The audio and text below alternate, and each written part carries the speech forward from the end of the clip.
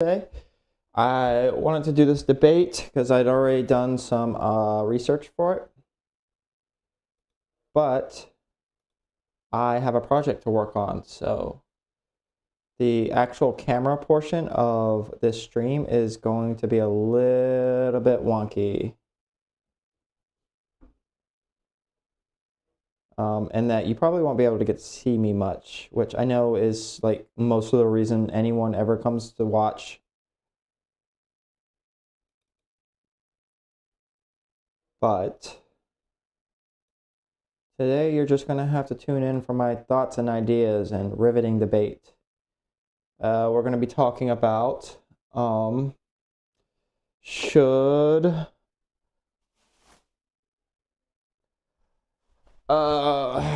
goodness gracious, what is it? What is the fucking topic? Should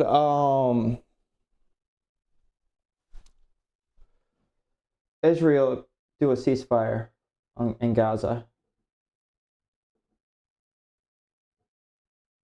All right, I think that's a good spot. All right, so what I'm working on today is actually just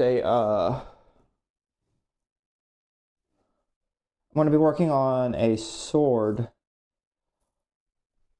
a LARPing sword, while I debate these people, which it's going to make getting to my sources hard. I'll have to get up and down in order to read my sources, and then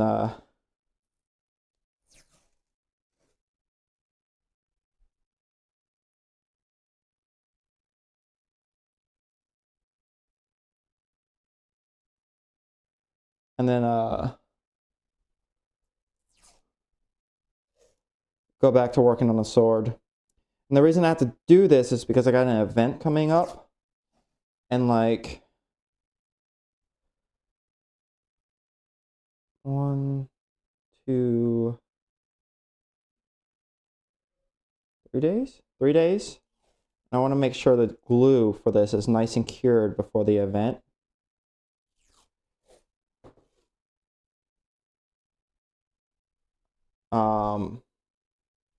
I do want to get these done before the event because it ensures that I'll have a sword to play with.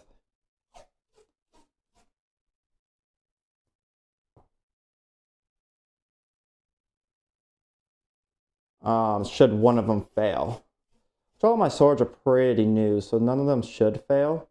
But every time I go to one of these events, they come up with something to complain about.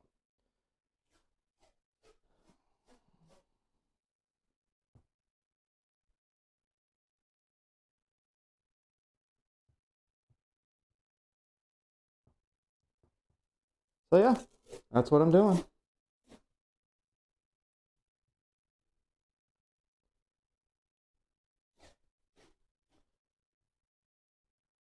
In about, I'll give it 10 minutes, I'm going to unmute the Discord that I'm currently in so that we can listen to whatever the hell it is they're talking about over there.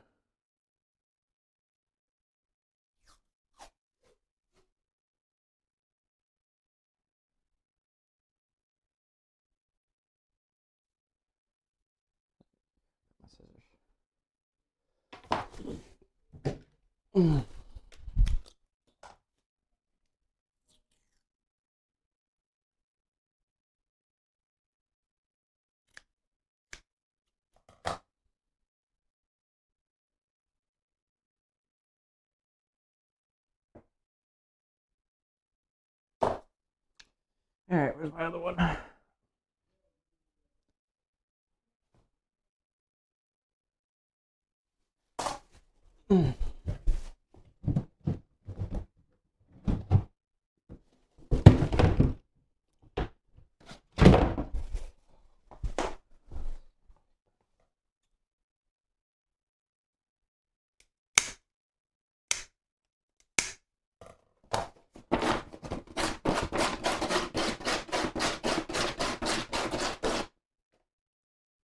There we go. I should have sandpapered the other one.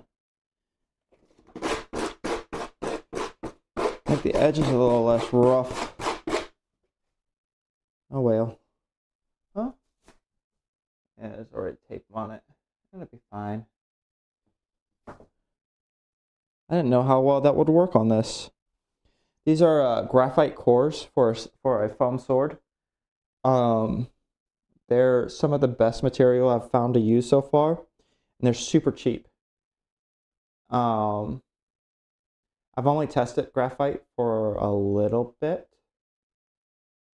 like maybe a month or two. But they're light, and they seem to hold up pretty well. So, and like I said, they're cheap. This is actually a golf club handle, which doesn't sound cheap, but you go to Goodwill and you can get them for like $4. And you just cut the golf club head off, and you've got a core for a sword.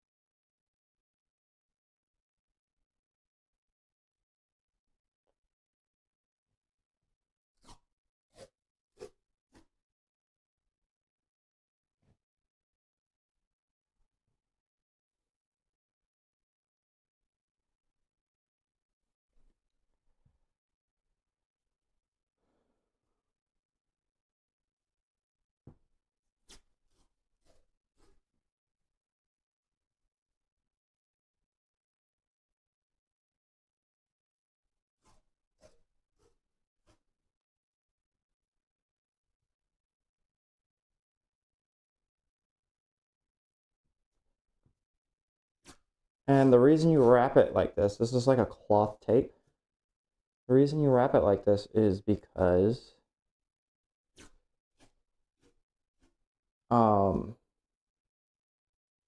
it's supposed to make the core a little bit stronger. And this kind of tape doesn't really add much weight, so that's a good thing.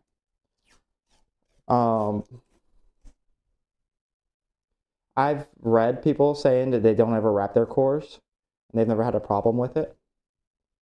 But when I first learned how to do this, I learned to wrap the cores, so I've always done it.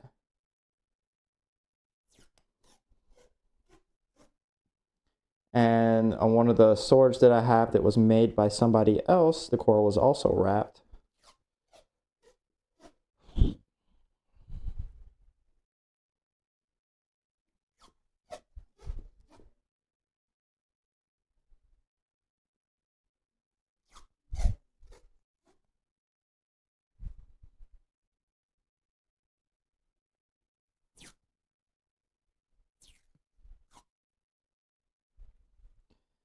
One of these tapes cost like $3, and it was able to completely wrap 3 cores. I do need a little bit more for later on in the project, but, you know, that's pretty good. All right.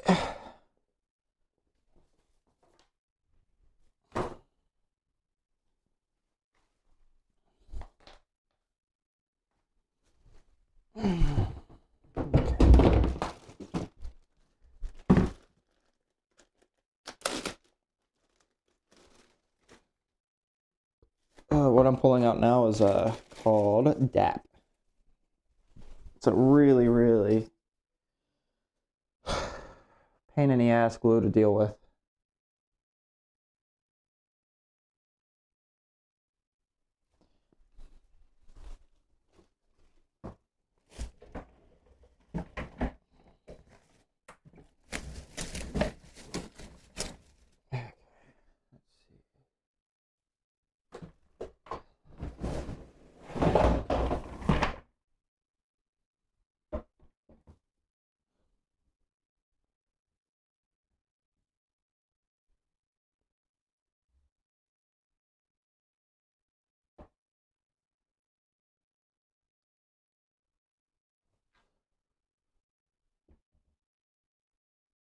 Okay, that works.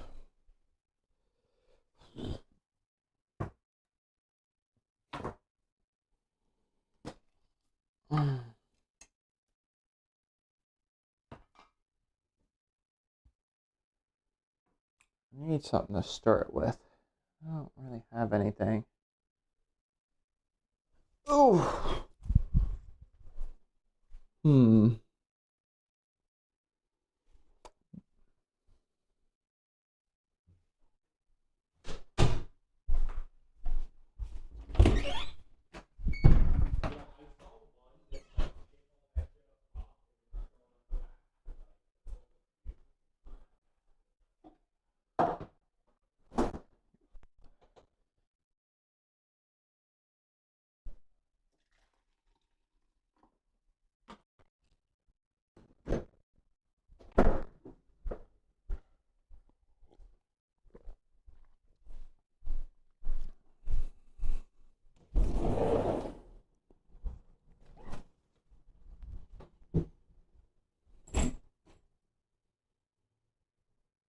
Throw it away. Fuck that thing.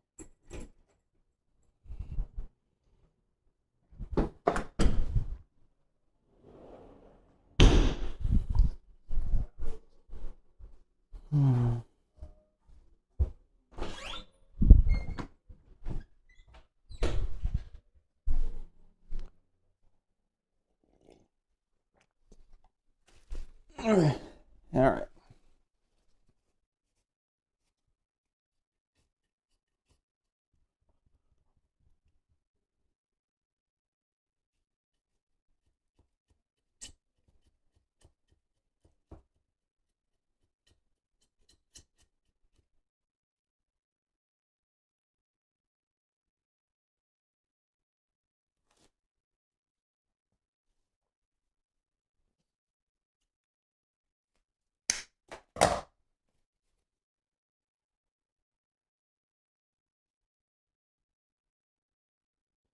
It's just a piece of foam that I messed up the routing on.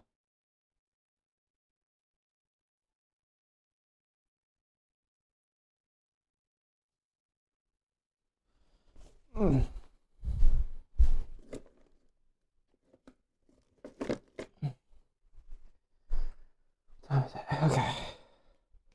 2 more minutes and I'll go into the Discord.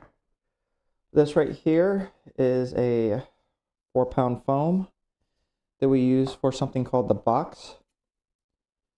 Kind of like the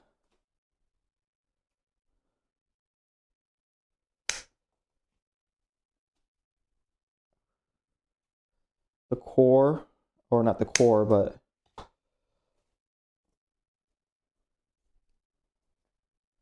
when it comes to the foam, it's kind of like the core of the foam. It's on the inside.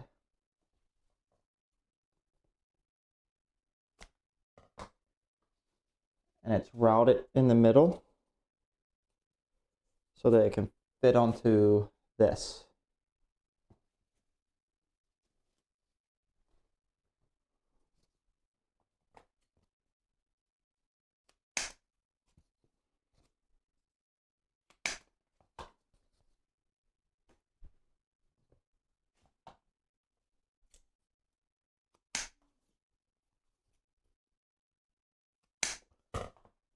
Alrighty.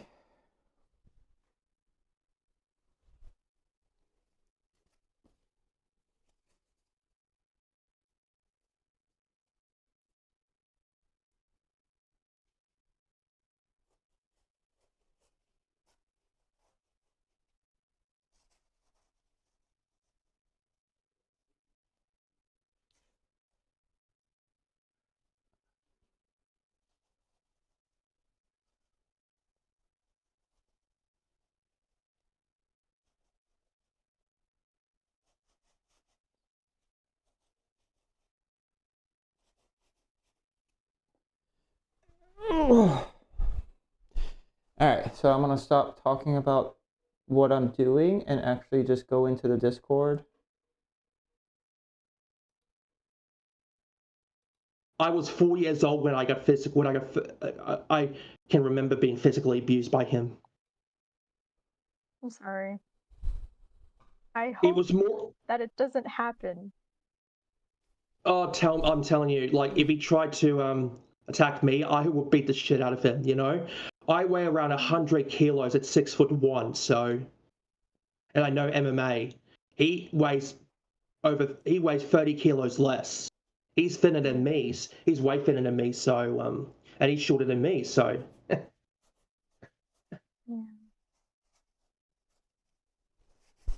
And you know, so, and speaking of family, you know, like, when my uncle was in Maitland jail, he was living next to Ivan Milat. I don't know what that is. I'm sorry. Ivan Milat, Australia's worst serial killer. Oh, that's scary. When I was in high school, Avril Lavigne signed my titty. Now you're mine. You're Go ahead. In case you don't know who Ivan Milat is, I'll give you one thing: the backpacker murder. He's the one that made me go sleep in my parents' bed when I was a bit old for that, because my sister read all those stories to me, and it just traumatized. Spoopy. I was like 9, and she read them to me. That was bad. That was me. How many victims? Well, Okay. he's officially responsible for 7, but police believe he's responsible for more than 30 murders. Oh, those are baby numbers. Who's doing the sound effects? That's your man, Keg. Oh my god, that is so freaking hilarious. No. Well, Avril Lavigne has millions of victims, but Oh my goodness. most of them survived. Yeah, I'm still here, and I love her. Yeah, she signed my titty in high school. She came to my high school for a concert. Isn't she Canadian? Yes. You know what is so? I'll tell you this funny story. You know, have you ever heard of Vegan Teacher? I'm glad you can. Yes. Oh my god. I hate her. I'm fucked in. I'll tell you this. I pranked her with a cameo by giving her a shout out to a serial killer, Ivan Milat. Oh, that's bad. Oh my god. Yeah, I gave her a shout out to a serial killer.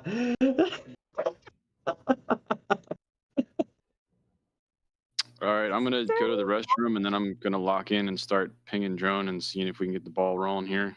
If anyone has to go to the restroom, now is the time. I'll see you shortly. I wear a diaper. We're good. Yeah. To be honest, was the most hilarious thing I have ever done. Like, that was so hilarious. Oh my god. That's terrible. It's happened before, you know, like getting people who hate. Like, there was this time in which the wife of Joe Exotic, the tiger guy, she gave a shout out to pedophiles Jimmy Savile and Rolf Harris. Oh my god, no.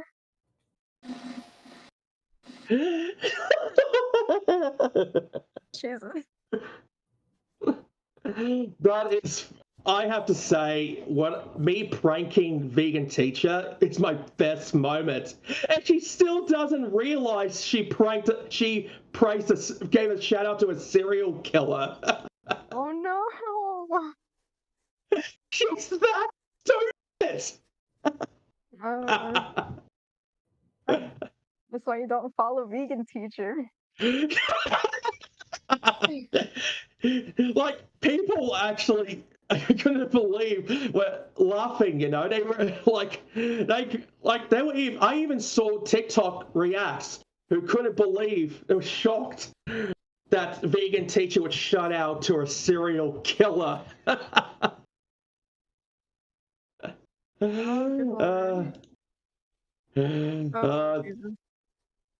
That's what happens when you give secret.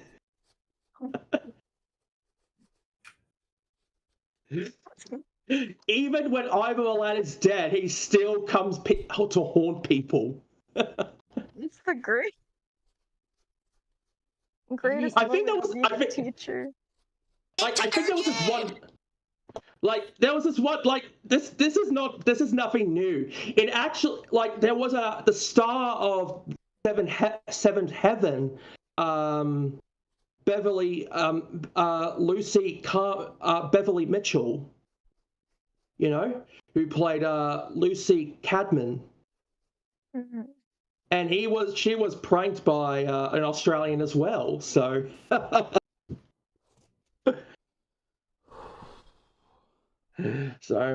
I just have to say that is just my favorite moment ever. You can't All beat right. that. That's pretty good. Welcome to the party, Dan. It's good to have you. You're first for us in this group. This is the tailgate party, but we'll have introductions here pretty soon. You're welcome to share whatever you want, though. Now is a open discussion. What's up, everybody? Dan the Keg Man. Okay, I just said he was that talking is the whole time. I forgot I was on push to talk. okay. Oh. That is going to be a good. I have to say that is a good voice. The deep voice. What he's trying to say is you should do Pixar movies because they need help. I've been told don't. on more than one occasion I should be a voice actor, There you go. Well, I am going to be or at the very least actor on the radio. Well, to be honest, I am going to be an actor and voiceover artist. You know. How are you going with that, dude? Oh, it's building up over time. You know, I'm waiting for patience. You know, when I was at an independent film festival, I actually got to meet a woman who's part of SAG-AFTRA. You know, an actor from SAG-AFTRA, and she's a Trump supporter.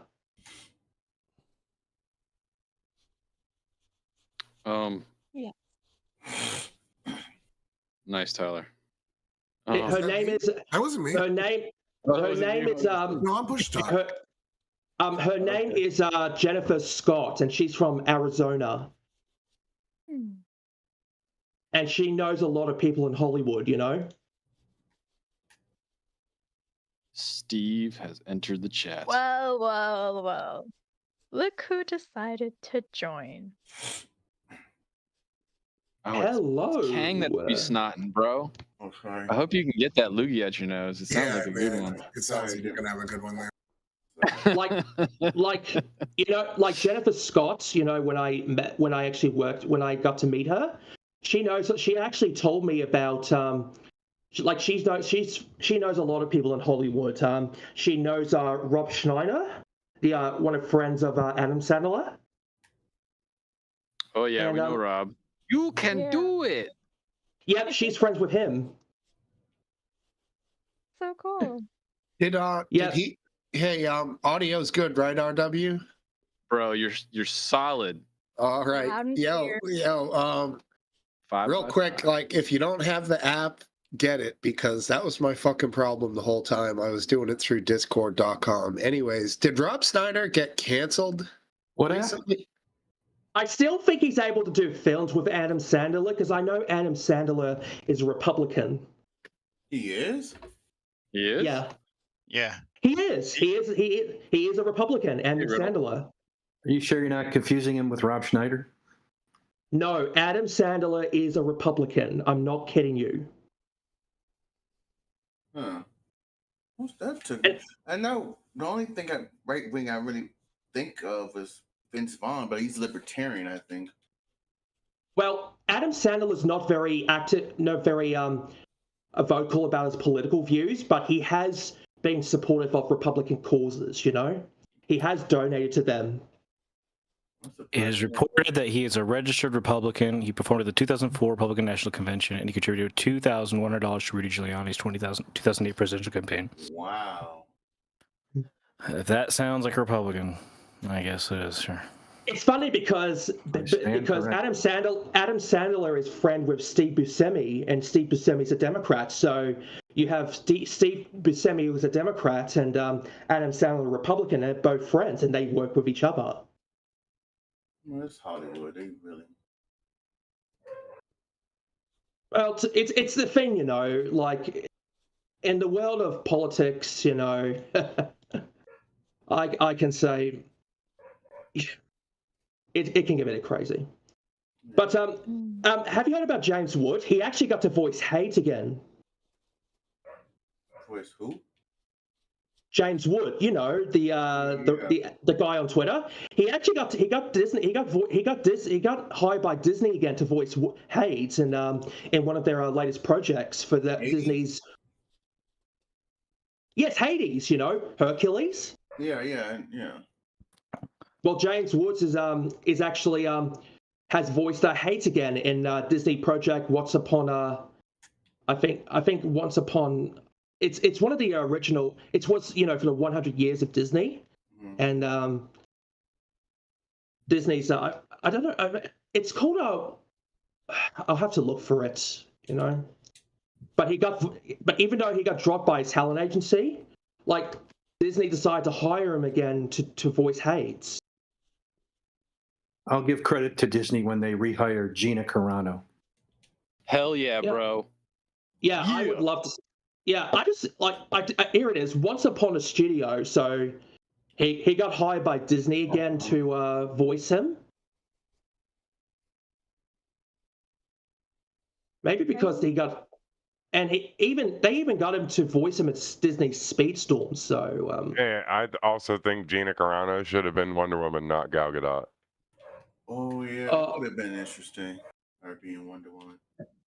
It's funny because interesting's one word for it. They wouldn't have put her in that big of a movie with her talent. Hey, Last Dance, check it out, dude. Oh, kind of messing up. To me, can I just say, you know, in regards to I didn't know you're such a fan of W. Like when I met Jennifer Scott at one of the independent film festivals, you know, it wasn't minor one, but there was a good amount of films there, you know, that's promoting independent films. Like, she told me that she didn't like how SAG-AFTRA is run.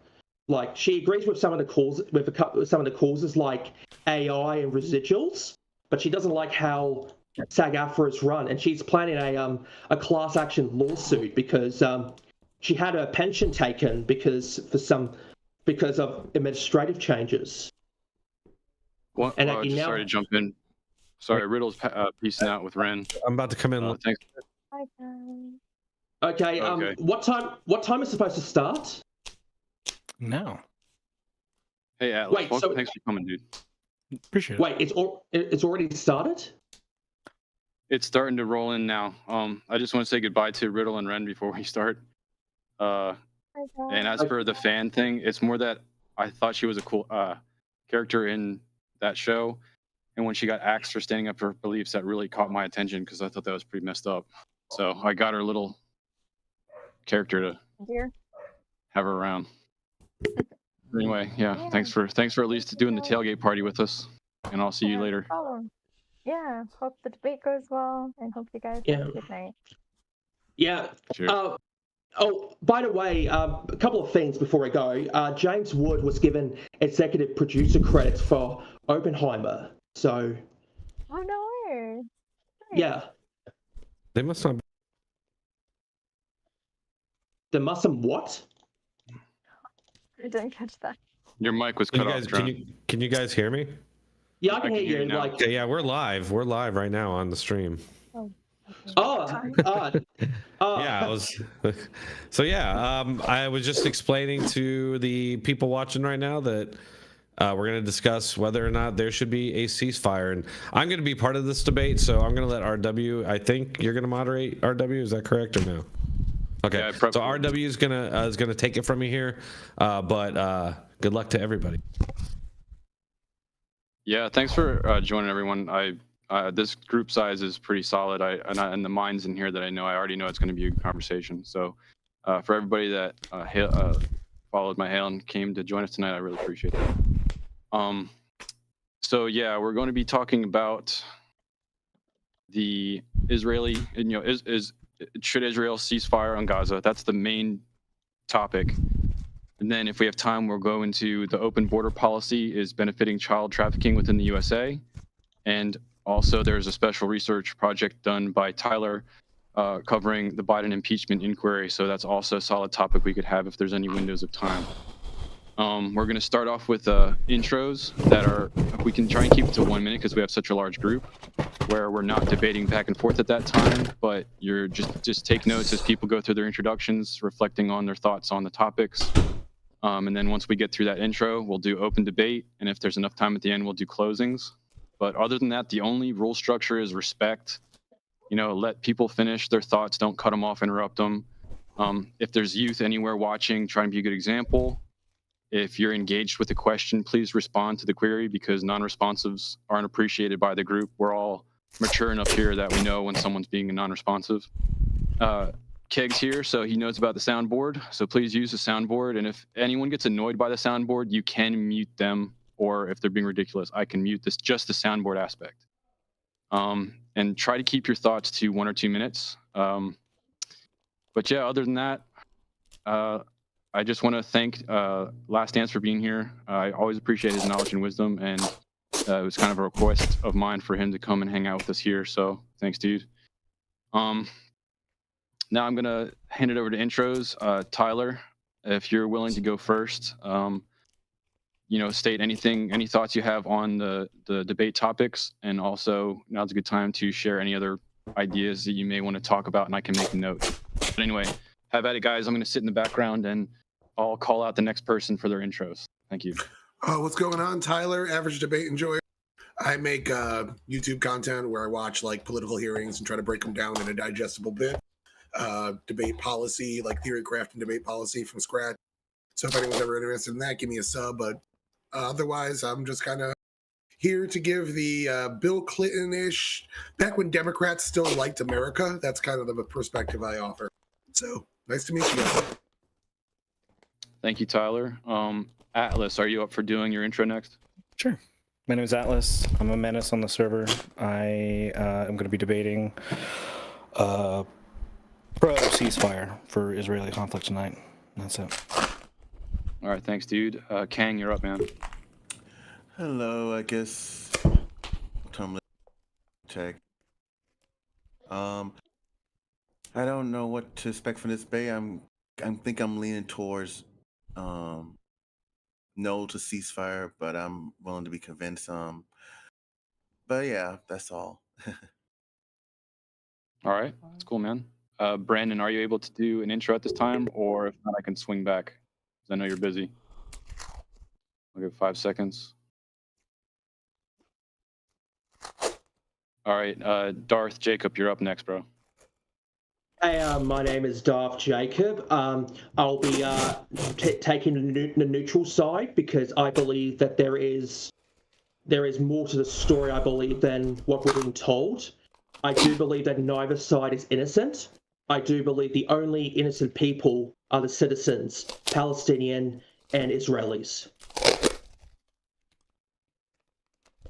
All right, thank you. Drone Tech, do you want to repeat your stance on your intro now for the group, because none of them here would have heard that? Yeah, everybody knows who I am, but I am I'm anti ceasefire, and essentially throughout the last at least 25 years, and I know before that, basically we've had the same exact cycle occurring where Arab nations use these people called Palestinians to attack Israel in an effort to wipe them out, and Israel has no choice at this point. Like, we've seen this over and over and over and over, and the other side, I think, has been thoroughly debunked at this point, and Israel should be allowed to finish the war. And that's my stance. Okay, thank you. Keg, man, you're up. Everybody should know me. Admin. I don't really have it. I'm just observing, to be honest. So that's cool. Glad to have you here, man. I know you're a busy guy. Yep, thank you. Last Dance, dude, you got the mic. Hey, how's everybody doing? Originally, I was anti-ceasefire. Now I'm not so sure. It's not a very useful position for a debate. I'm kind of waffling, but I think I favor no ceasefire, because I think Hamas has to be eliminated, not just punched in the nose. But on the other hand, it's such a humanitarian disaster, it's going to get worse, that I just can't ignore the humanitarian aspects of it. And I don't really have an opinion on the sex trafficking of children due to weak border controls, because I don't really know whether that's a problem. So I'll have to let others voice their opinions on that. Okay. Thank you, dude. So I'll go next. I don't really have much dog in the fight for the first argument. I think it's just terrible when, civilians are getting wrecked on any side for any reason. So I'll kind of sit back and let you guys talk about that on an intellectual level. I prepared information more on child trafficking with the open border situation. So I probably might get a little more into stuff there. But yeah, that's all I really have. Steve, you're up last, dude. Go ahead, man. You're muted at the moment. Oh, sorry. And after you, we'll do Dank Brandon because he's back. Yeah, in all honesty, I'm like probably in the same camp. And one thought of drone tech, I don't want a ceasefire because I do think this death cult needs to be eliminated. But I'm at my wit's end with seeing them pull little kids out of rubble in their onesie, fucking dead, So, like, yeah, probably the same thing that Last Dance is thinking, We don't want to see that, and it's happening, so we have to see that. So the result of eliminating them seems to be killing a lot of innocent people in the process. That's problematic for me, so yeah. There's a duality there, that it's hard to rationalize. I don't like to see the people being killed, but I know they can no longer exist. Hamas has to go. And I'm definitely interested in exploring what you said about human trafficking. I did read a little bit about what Kennedy said about it when he visited the border, and it's certainly possible. Those people will traffic anything that they can to make money on. They do not care if it's alive. So yeah, it's interesting subject matter. Thanks, Steve. Well put, man. Brandon, you want your chance to do your intro, dude? Yeah. Can everybody hear me? Yeah, you're doing good, man. I hear you. All right. All right. So,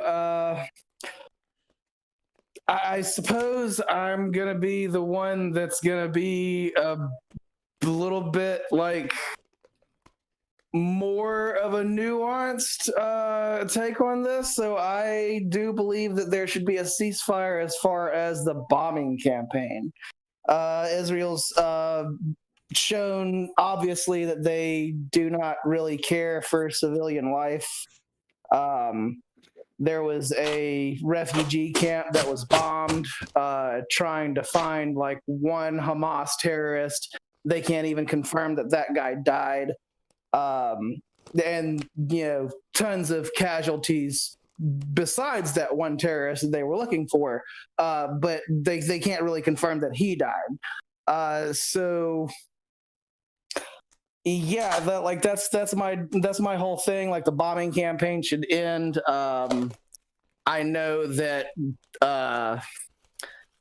Israel has like some kind of like special ops unit that we have trained that they can like send in, even if they're going to like run a bombing campaign where they're bombing like empty buildings while they're running their special unit in. There should be like boots on the ground, Israeli boots on the ground, looking for people, not just a wishy-washy bombing campaign. There's not just civilian Palestinians that are in the way of the bombing campaign, but there's also the hostages. Then they don't really seem that concerned about whether or not they get the hostages back alive either. So yeah, that's kind of my stance on it. I suppose I'm done for now. Sorry, 1 second. Ashley, you're just in time for an introduction. Are you familiar with the content? No. Tell me what the topic is. So, what is your stance on a ceasefire in Israel, Gaza? Any stance you may have on child trafficking since the open border policy, and the last one that we may get time to go into is the Biden impeachment inquiry. First off, a ceasefire would be lovely, but I figure that that's a pipe dream after war since the dawn of recorded history. Number two, I find child trafficking and anything having to do with it vomitously abhorrent. I don't even like women who put their little girls' pageant pictures online. And what was the third one? The impeachment of Biden. Oh, well, we haven't gotten to that. Sorry, yet, I'm pushing the wrong. Yeah, we haven't got to that yet. It's the inquiry of Biden impeachment. Well, honestly, I haven't seen much media, even non-traditional media, on it. So I'm very undereducated about it. I got you. Don't worry. Okay. All right. So we're gonna. That was good intros, everyone. Solid intros. We're gonna go into open debate now. Just do your best to be respectful. And Wait, let I don't people get an finish their intro? thought. Oh, sorry. Yeah. I crossed your name and I didn't. I'm sorry, dude. Go for it. Am I not on the screen? No, you're on the screen, but someone else was talking. I crossed your name out like a pro. Oh, Yeah, I got it, okay. right, folks. Have a good show. Later. Be safe, bro. Kick. Thanks for chilling. All right, so when you brought up this topic, I asked the Discord what a ceasefire was, and I didn't really get an answer, which is kind of strange. If we're going to be like talking about something, we should at least know what we're talking about. But How about a ceasefire of artillery? Of artillery? Okay. Well, when I looked up, what I looked up, what quote unquote my Hamas supporting side believed. Biden says that we need a pause. Biden calls Hamas a terrorist group, and what he means by a pause is simply he wants to be able to stop the fighting in order to get humanitarian supplies in. Let's see. The U.S. ambassadors have completely turned down a proposal for what I guess you would call a traditional ceasefire in favor of a much more light kind of, they call it a humanitarian pause or something like that, which is similar to what Biden wants to do. So it doesn't really seem like there's a lot of people on my side of the aisle that wants like the fighting to stop or wants Israel to stop defending themselves or anything like that.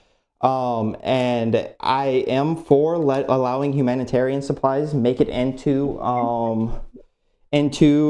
Gaza. And I am for the Israel's being able to do what they need to do in order to get their hostages back, if that is what they want to do. But I am not for like indiscriminate bombings of civilian places, even if Hamas is hiding amongst those places. Okay, well, we should just start then from there because You're open now. Yeah. Yeah, I mean, I would say if what you just said is the case, then it's impossible to bomb Hamas because that's the only places they are is where the civilians are.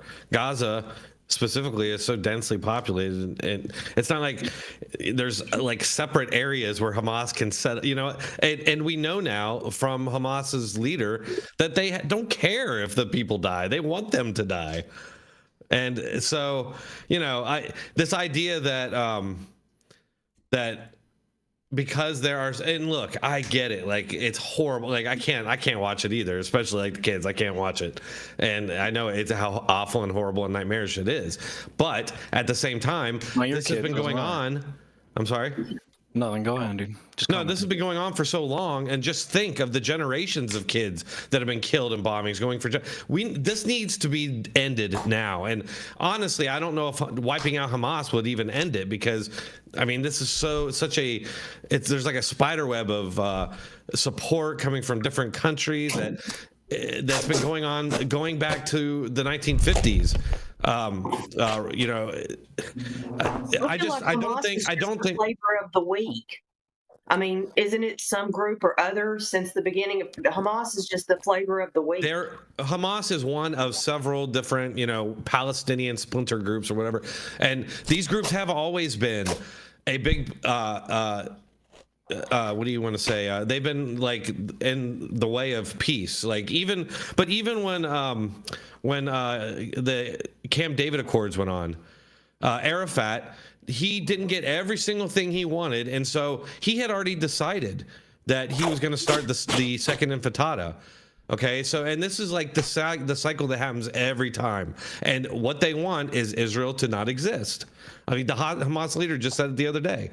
Like, that's the only ceasefire conditions they would accept. So, like, this is going to be total war. There's no other option. We are ready for political negotiations for a two-state solution with Jerusalem as the capital of Palestine, Haniyeh said during his address, adding a caveat that the process can only begin with the condition of a ceasefire and the opening of humanitarian corridors.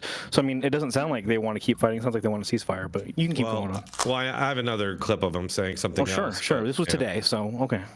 Okay. Well, we've heard, like I said, we've heard this many times, right? 3 p.m. I agree, but there's only one side that has a monopoly on the violence, right? We know Israel has a monopoly on the violence in the sense of their military aid that we give them, and in their own training and their own abilities. It is within their power to choose to stop the violence, and so the only question is, what does victory looks like? What does victory look like, right? That is the question that you have to ask them. What does victory look like? And is victory the glassing of Gaza? I hope not. They've already announced that the complete and utter elimination of Hamas from the face of the earth, or their unconditional surrender. Along with everyone around them. I get it. Cool. With their unconditional surrender. Yes, if they're using people as human shields, you don't get away from crime. And you shoot the kids too in front of them, right? Yes, So we pull. Let's pull to the. I gave to everybody in the chat for context, right? Let's look at the overall population density of Gaza. 41% between the ages of 0 to 14 years old. Right, almost half of everyone in that place is a child. You know what it is. You know what Gaza is, and the West Bank for that matter. It's just terror camp breeding ground, and they're just breeding soldiers to go and but the walls end their lives for this breeding ground. The walls were constructed by who? They're paying. What? They're paying. Iran is paying them to do it. But there's one thing we need to know, okay? If Hamas is getting rid of, there will be a power vacuum to be filled in by some other Palestinian group. So that's what I'm saying. They're just the flavor of the week. If you can nuclear just bomb Hamas because they're Palestinian doesn't mean they're evil, right? There are plenty of peaceful Palestinian groups in the area, like the Fatah, right? Which Did we wipe out the Nazis for the most part? All right, I'm glad it took us how long to get to a Nazi reference? Okay, cool. Well, they were literally allied with the Nazis. They were literally allied with the Nazis. Okay, wait a minute. What are you talking about? Palestinians, they were allied with the Nazis during World War II. Yeah, so the Catholic Church was allied with the Nazis. Guys, calm down, all right? All right, cooler heads prevail, all right? I'm cool. Let's just. I don't know how this is already heated. Look, all right, no more Nazis. All right, I think we should put a temporary pause on the Nazi reference, okay?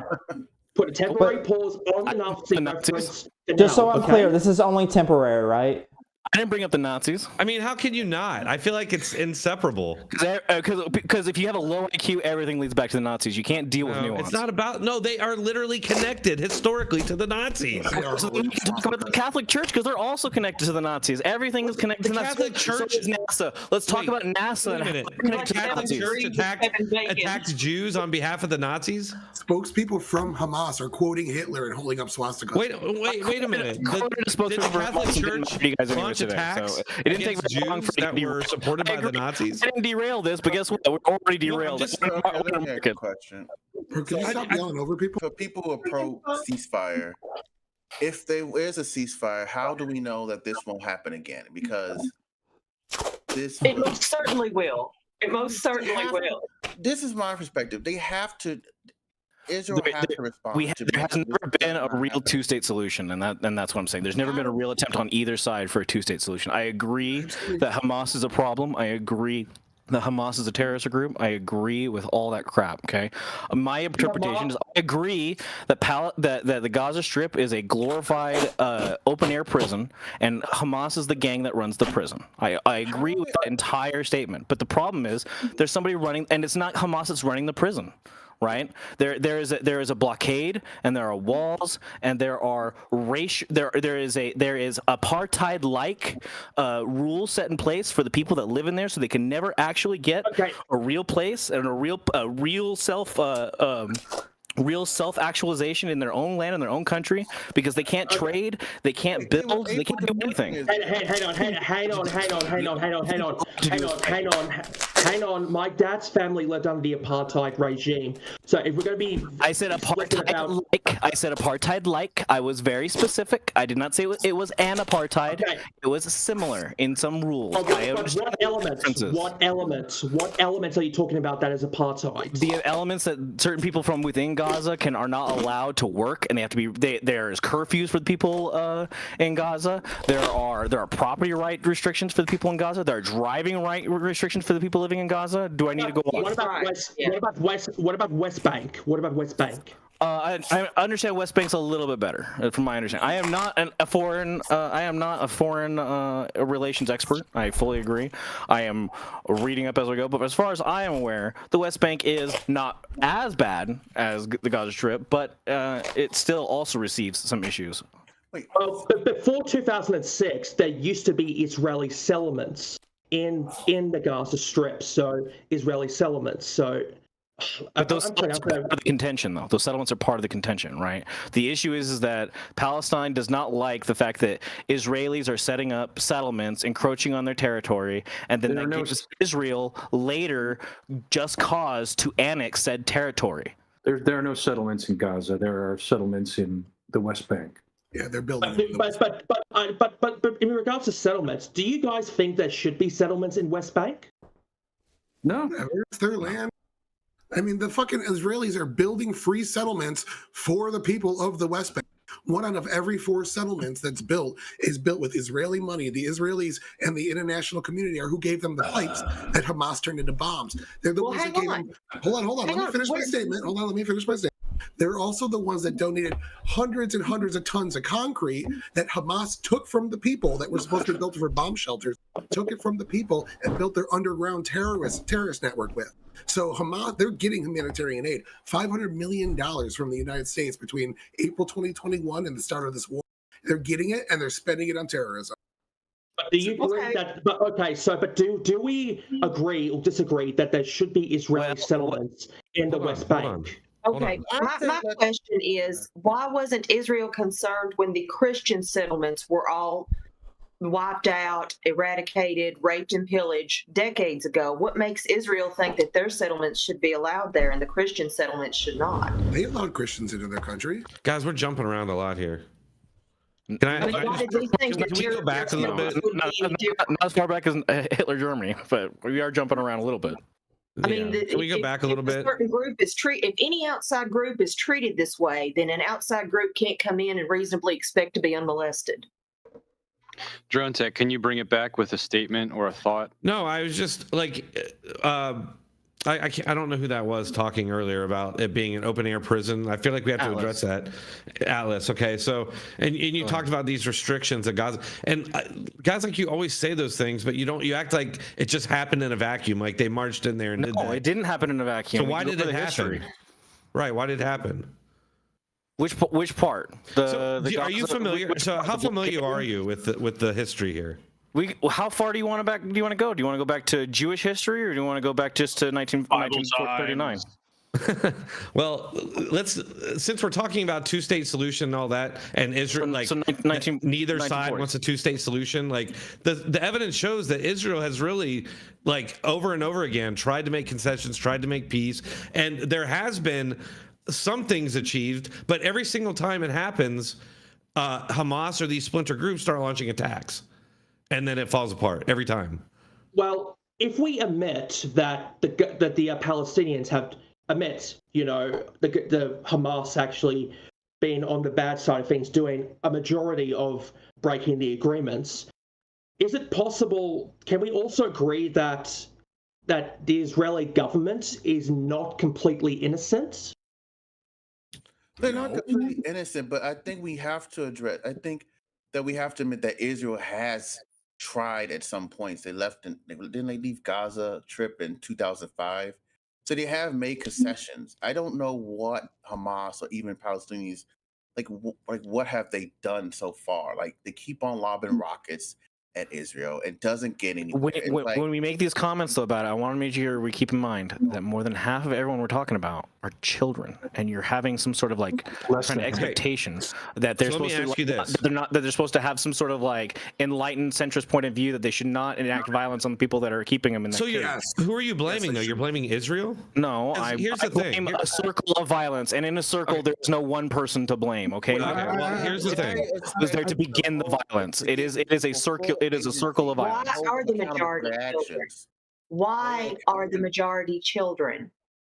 Why are they? Because if they get too old, they fight and die. Is what happens usually. You're correct. You're correct. But that doesn't excuse us to bomb a city. It doesn't excuse us to bomb because we know then they have the perfect military strategy. Atlas, correct? It's not a military strategy. It is a rebellion, and they are saying Hamas occupied territory. But you're saying that since you're saying that these conditions exist, therefore Israel can't. But Israel has the monopoly of violence, and they are thus like obligated. No, they don't. Yes, That's they do. ridiculous thing to Yes, say. No, Atlas, they do Okay. not have no. They attacked Israel. They started this war. But what do you think I mean by that monopoly of violence? What do you think I mean by that? They can try to avoid civilians. I applaud them. You know, I if they can try to avoid civilian deaths, that's on them. Yes, but here's the Hamas started a thing. war with a much superior military. To own up to what they have done. But here's the thing that we don't know. That's what I'm saying. All right, guys, you need to reset to try and let people finish their thoughts because there's no conversation. Sorry, it's just that I tried to I think. Is there any way we could try and organize who can go first and then next? You know. Try and learn to join into a conversation at the right times and gain your ability in that. I don't want to. We'll do that if we need to, but yeah. Because when I try, because when there's a bit of break in there, I try to put something in, but I don't want to sound like I was interrupting because when I do try, just let other people get in there. Please go ahead. I need to do the same. All right, my turn. Yes, sir. Go ahead. Okay, but here's the thing. The reason why the war started, and here's what we know. At the start, the Israeli government had a massive intelligence failure. It was one of the biggest intelligence blunders in decades. They had all the intelligence power, and yet they couldn't even detect that sort of attack. So why was that a big of a failure? That should have been prevented in the first place. So you're saying like why did 9/11 happen? I mean, like there are obviously intelligent failures. I do not believe I'm an atheist, so I do not believe in the world of mysticism, right? So I believe there is an explanation for everything, right? I understand the intelligence failures that happened in 2001. I understand the intelligence failures that happened this year. Just because there's an intelligence failure does not change what I mean by a monopoly of violence. And until I can explain that, explain that? Sure, I will gladly explain that, right? So kind of like how the United States had a monopoly of violence in Iraq, right? It was contested, sure, for about a week, and then the United States led an occupation into Iraq for a long time. Okay, now there are plenty of soldiers and people who fought against the United States during that war, right? And those people we could say are terrorists, but they are people who are legitimately fighting for their country, right? And so what we need to do in order to minimize the violence in general is to give as few people reasons to retaliate as possible. And when you bomb indiscriminately homes and kids and families, let me just do a little thought experiment for everybody, right? If I'm a child and my mom and my dad and my brother and my sister were all murdered by an oppressive occupation, I'm pretty sure my next job is going to be fighting against that occupation. We need to participate as little in that process, in that cycle, as possible. Thus, But that doesn't excuse the fact that Israeli had a massive intelligence failure. This should have been picked up. Mossad is one of the most powerful intelligence agencies in the world. They are human in my world, so they're allowed to make mistakes. And Hamas took advantage of those failures. And I already called Hamas a gang. I don't know why. I'm not defending Hamas in this group. I am saying we must understand the circle of violence and understand how to stop the circle from turning. In this case, the circle of violence can only stop once you completely remove the other side's ability to make war against you, because that's what Palestinian people are dedicated to Israel's extermination. I got a question. Can I ask a question? So the goal is to completely eliminate Hamas. How many Palestinian civilians to one Hamas soldier or operative are you willing to sacrifice in that endeavor? I mean, as he wants as many as possible. I'm going to take that. I don't want it, but I understand that that's all that's going to work here. Like give me some kind of ratio. Otherwise, you're just stretching this out. You all have no offense, but you all Atlas have stretched this shit out over decades now, and so you have decades of people dying. Okay, I did that. All right, that's all I'm saying is that maybe this war needs to be allowed to be finished. Let me answer this question directly. As many as it takes, because as every time that Hamas is held accountable for their actions, they're going to put children. Then get comfortable pulling then seeing onesies come out of a rubble. Goes on the Israeli side too. If they let this continue. Yeah, it's not Israel's fault, and none of those deaths are on Israel's hands. They're on Gaza's hands. They're on Hamas's hands. That's who it's for. But can you also admit that doesn't excuse Israel's intelligence failures? You admit that doesn't excuse Israel's intelligence failures. Okay, Think of all those Israelis who grew up during the Second Intifada, seeing their disemboweled friends and stuff, blown up friends from suicide bombings.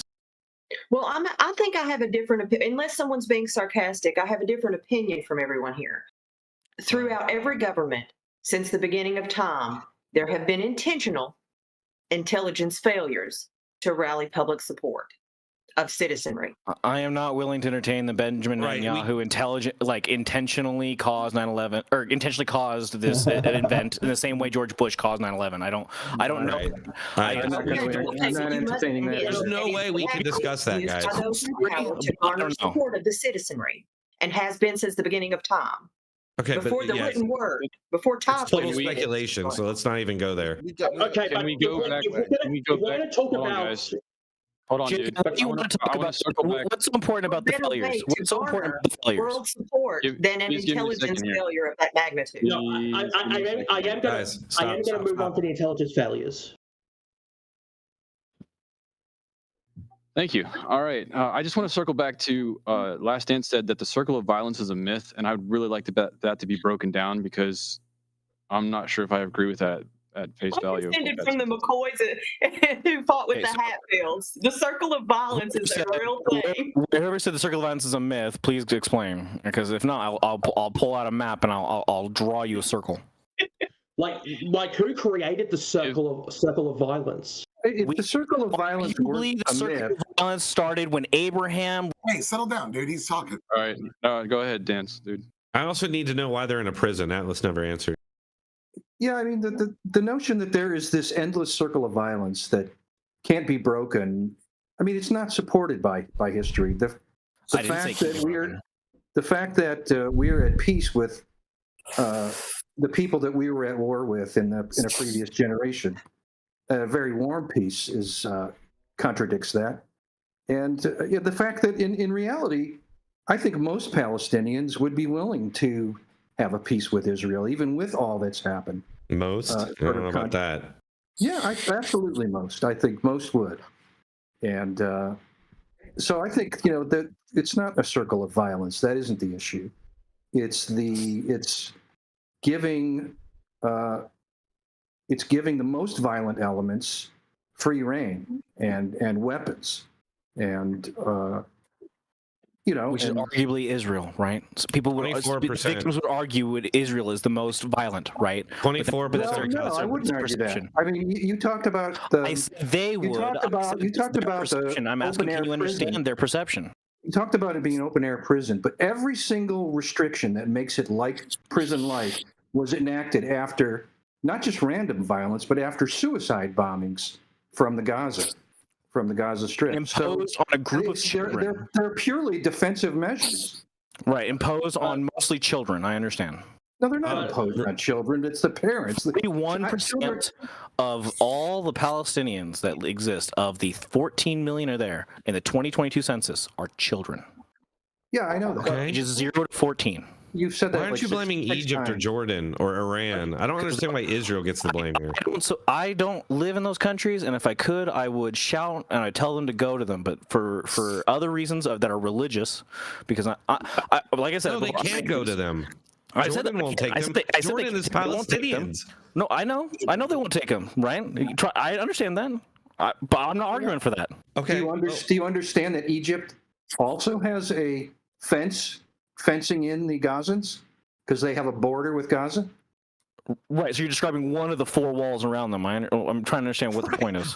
Why does nobody want Palestinians and everyone wants to build walls around them? If there wasn't one wall, they could get all the aid and fuel and water. Maybe the problem lies with Palestinians. Maybe. I am not here to broker the religious disputes between the Jordanians and the Egyptians and the Palestinians. If it were me, they're all human. They should all be comfortable living in a nice place elsewhere. But for some reason, all these people want to live in the same little grid in the same square because they all have the same holy sites in the same spot. No, right? but you're here to just. I'm here to advocate for a ceasefire. You're here to mislead about the issue because you're suggesting that Israel has a monopoly of violence. They do have that their closure of the Gaza Strip is wrong, but Egypt has also closed the Gaza Strip. So how do you explain that? How does that jive with your theory? It doesn't. It does jive with my theory. But Egypt, Jordan, and Syria are not what I would consider liberal democracies, and thus I have criticisms for each of them in their own category. But if you want to talk about each one of those, we could. But I feel like that's getting away from the topic. Hey, can I just interject? Why didn't you know that Gaza was a liberal democracy? Obviously. Well, how did I miss this? Wait, Gaza's not a liberal democracy. Hop in real quick since I've been sitting patiently. Real quick, 24% of Palestinians support a two-state solution, down from 59% in 2012. I would like to say, this is going to be very, very general. Why doesn't everybody stay out of it and defend America? This is one of our allies. It's that simple, dude. Let them do their shit. I have my own other opinions, but at the end of the day, we can talk about the border. Let them do their shit, and you. As a functioning democracy, we want to spread democracy in the Middle East. Yeah, not even that. Like America is stronger. Because I was being facetious. Well, mate, money doesn't grow. Backed by a terrorist state, then we should. I'm being very, very vague. But at the end of the day, that's how I feel. And yeah, I'll hop in with some more stuff. But I just want to let you guys deal with that for a second. Can I just say, in regards to, here's the thing. We are in a bit of an economic crisis. So if we keep sending money to Israel, it's going to drain our taxpayer pockets. Money doesn't grow from the tree, okay? And You're saying we, like Americans? Because you're Australia. Are you saying this as an Australian? Sorry. I'm trying to say your money doesn't grow far from the trees. Money doesn't grow on trees. So, are we be able to afford this? If this war goes on for longer, are we able to afford it? Yes. Wait, does that even... Wait. Yeah. No. So hold on. We're not. For people who don't understand how we send foreign aid, okay, we send our surplus, right? If you've worked in a fast food restaurant, look, you understand that that's not true. That's not true. Stop it. Just stop. That is true. We are sending surplus. But we are also funding the operation of Ukrainian's government. Yes, to a degree it is true. We're sending money to both sides. It's money. It's not. They don't get a card and get an Amazon card and start buying stuff off of Amazon. We send $1. So we do an audit, and that audit has a dollar amount, and that dollar amount is what's reported. But what they receive are goods and services that are supplied from like Lockheed Martin and weapons and all the other crap. That's right? Part of it. You need to be looking. Atlas, you need to be reading the bills that go through. Do you understand that we are funding the operation? A proprietary item. I know you can reading the bills that go through. What are you saying? That's free? We're literally paying. We're literally paying the salaries of politicians in Ukraine, dude. Yeah. You need to be looking at the bills that go through. I want you to send me a link, John. Bills that go through. I just don't believe you. I'm sorry. You're bringing up half truths and pretending like that's the whole story. About 40%. I can continue to critique what I'm saying. Shut up and let me finish my sentence. Shut up and let me finish my sentence. You're saying half truths. You can go look at the bills that we've passed. You can go look at what's actually been sent. We're sending about $40 to $50 billion in liquid money to Ukraine with nothing attached to it. We don't even know what the money's going to. A lot of it's speculated to be going to corruption. I want to see a link in this chat room now. Go, man, I'm not gonna do your work. I'm working on it. I'm working on it. I was told last time I provided, right? And this time I'm asking, right? I even gave a link for the statistics that I'm using tonight. I didn't tell you shit. I thought it would be respectful to the group in order for me to provide my sources, right? Unlike everybody else here. Atlas, that is the standard. I read the bill. Some people We always post links. We always post sources. But, yeah, he's got it. I'll tell you. We always do. I'm working on it. I'm not affiliated with these guys. I'm a Wait, solo are we talking practitioner. about Ukraine now? Oh, Tyler, you're part of the family, buddy. Come on, man. It's okay. I just would like to be a menace. I'm sorry if I'm coming off heated. I appreciate everyone letting me in here, but I do like everyone being good opposition. I do like everyone looking at me like I'm a monster, so I appreciate that. No, I just you're great opposition. I'm just asking for you to let people finish their conversations more, because some people can't do. Some people can multitask their thoughts, other people can't, and it's not fair to them. I saw you mute me. You have my full permission to mute me if I'm too much.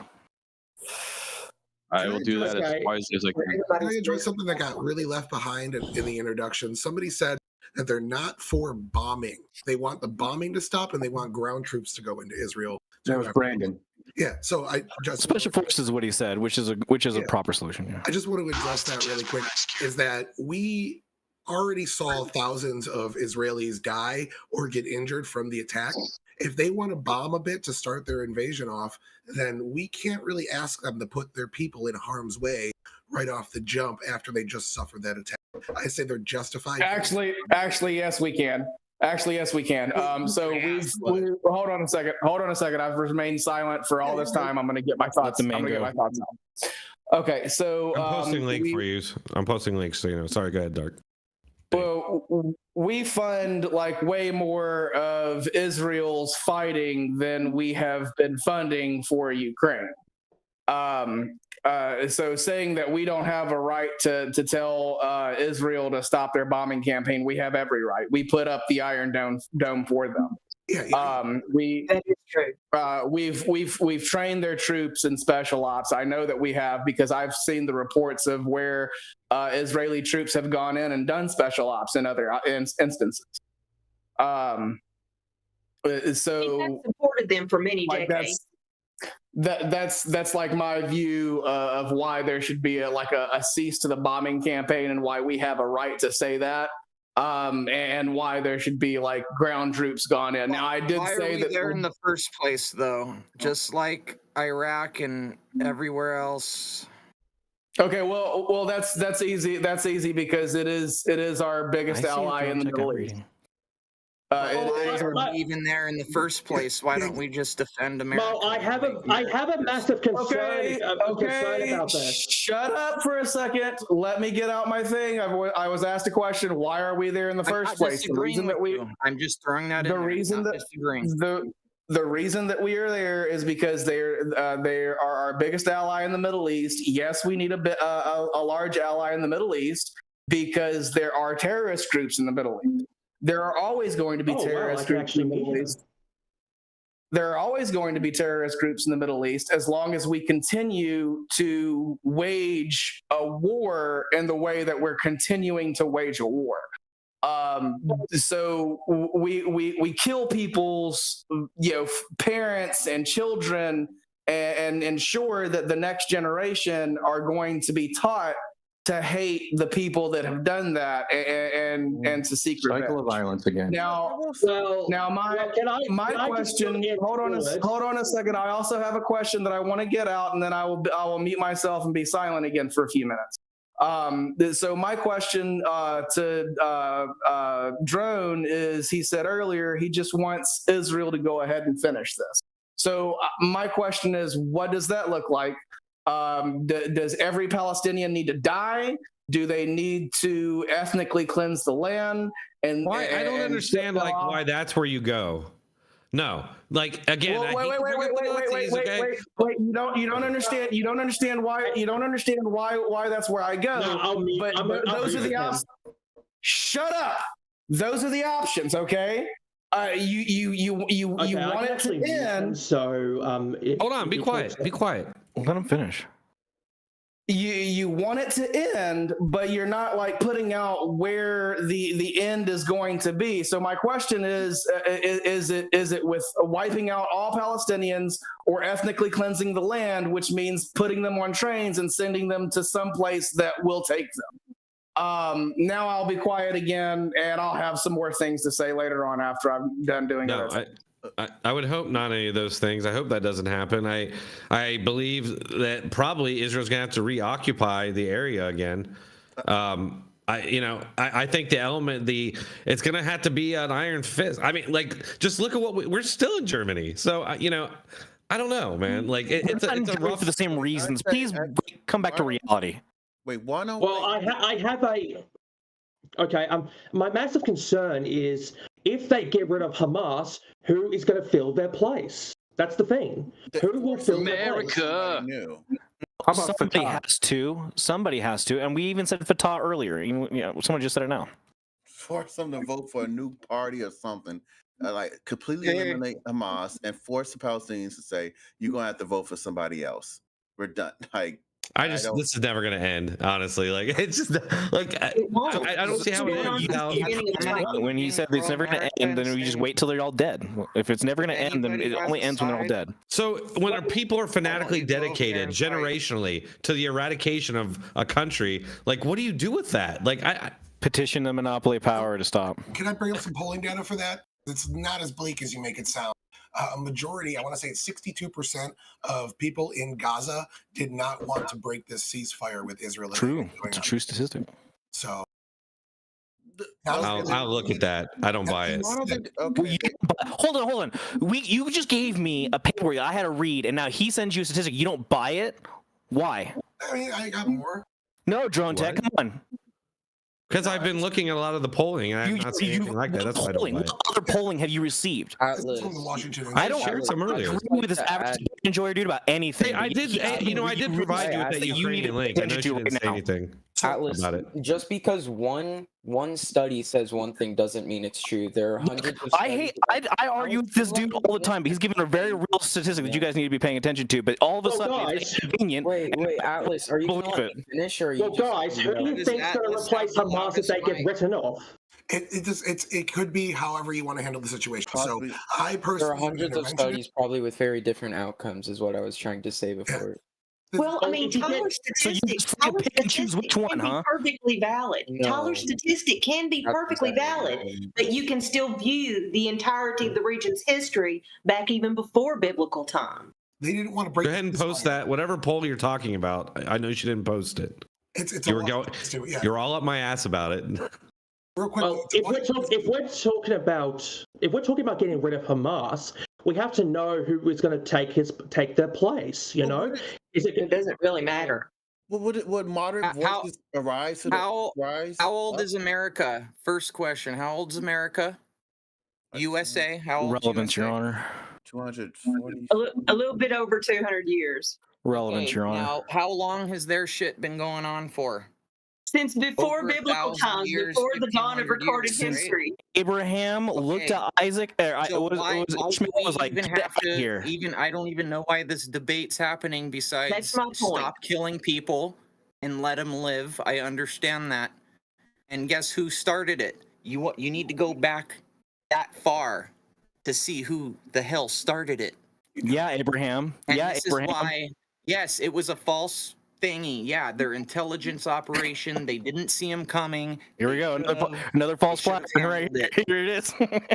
Well, governments have actually been involved in bad operations for thousands of years. How old's America? How many people live here in America right now? Why do we even need to give them any money? Relevance, Your Honor. Give them anything. The reason why America is kind of the way it is because we have strong allies around the world that we do trade with, and we have like Israel alliances with, like Israel and most of Europe. Strong military. You know, okay, well, like why is everybody ignoring the fact to that some extent? But what do they give us in return? It looks like America's giving everybody else everything, and we get wait a second, dude. Wait a second. We have a lot of Western allies who are actually voting against Israel. Okay. Now, Israel does provide us with a lot of intelligence in the region, which is why I said that they are a very needed ally in the region. I agree, but look, why do we even need to be involved? That's what Because I'm we have getting at. been. We have been. We are picking up the pieces from history. It's part of the problem. Okay. Now, my other thing is I did answer your question. I told you we're involved. We're involved because people prior to us, before you and I were alive, were involved in this conflict, and we live in the United States. Why did we first get into it? Why did we first get into it? It's not like and Israel. I apologize. Okay. Stop with all the religious fucking nonsense. It doesn't mean anything to what we're actually talking about right now. I disagree. There's lots of relevance to this conversation. Now the question that's going on. Well, You know that religion is the basis for this entire conflict. Exactly. Thank you. It is, and it always has been. I will say, I will like to ask. I don't even know why. Like, why does the whole Muslim world has to get involved? I mean, especially like I know they're probably concerned with how I said, but I don't. I'm surprised that Muslims don't get on China for the rumors of what's going on with Uyghurs Muslim there. Look, I said earlier that we have both religions, all these religions have lots of holy sites all over this one small condensed area, and they all want to settle on their very special piece of land. Okay, I may not agree with those reasons, right? But there are various and there are many, and it's part of what somebody said. What doesn't exist? The circle of violence, right? And I just say that Israel right now has the power to stop it, and they won't. Because I don't think the Palestinians are in control of their own situation right now. In the same way, prisoners are in control of their own situation. Can we get liberal clock in? He hasn't spoken. Paragliding into Go ahead. Somebody else. Guys, can we get liberal clock, please? The only thing I wanted to say is that there was somebody asking why are we involved. It's my understanding that Israel is like one of our #1 allies in the region, which is probably pretty important considering how many groups of people hate us as America in that region. They like give us intelligence and shit, and also I think that their scientific community is pretty robust. So having them like as allies, look at most Nobel prizes. They're all. No, I understand having buddies and everything, but it's how could I say this? How do we have to be involved in a religious war that has been going on for thousands of years? Why are we even talking about that? We're talking about the ceasefire thing. Because that's what it all boils down to, dude. Have we changed subjects? No, it's still the same subject. No, it's the same thing. He's attaching the religious aspect to the political aspect heavily. Okay, check out all the wars. Was it what did it have to be involved with? Was it trade? Was it a religious war? Was it occupying territory and they got mad? And then what does that occupying territory? Is there a D all the above? Is there a D or all the above option?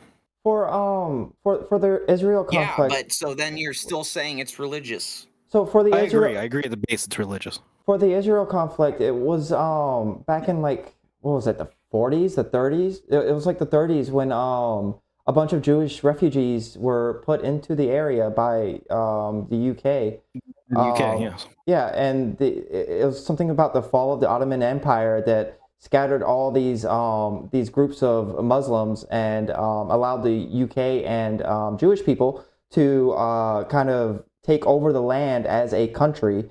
The surrounding Muslim communities did not like that, understandably, honestly, back then. And they tried to attack Israel, but they lost badly. So Israel was able to pick up more land. Because America. Yeah, with Western backing, obviously. It was a multi-country effort. It was a multi-country Very effort. little It wasn't Western just backing, by the way.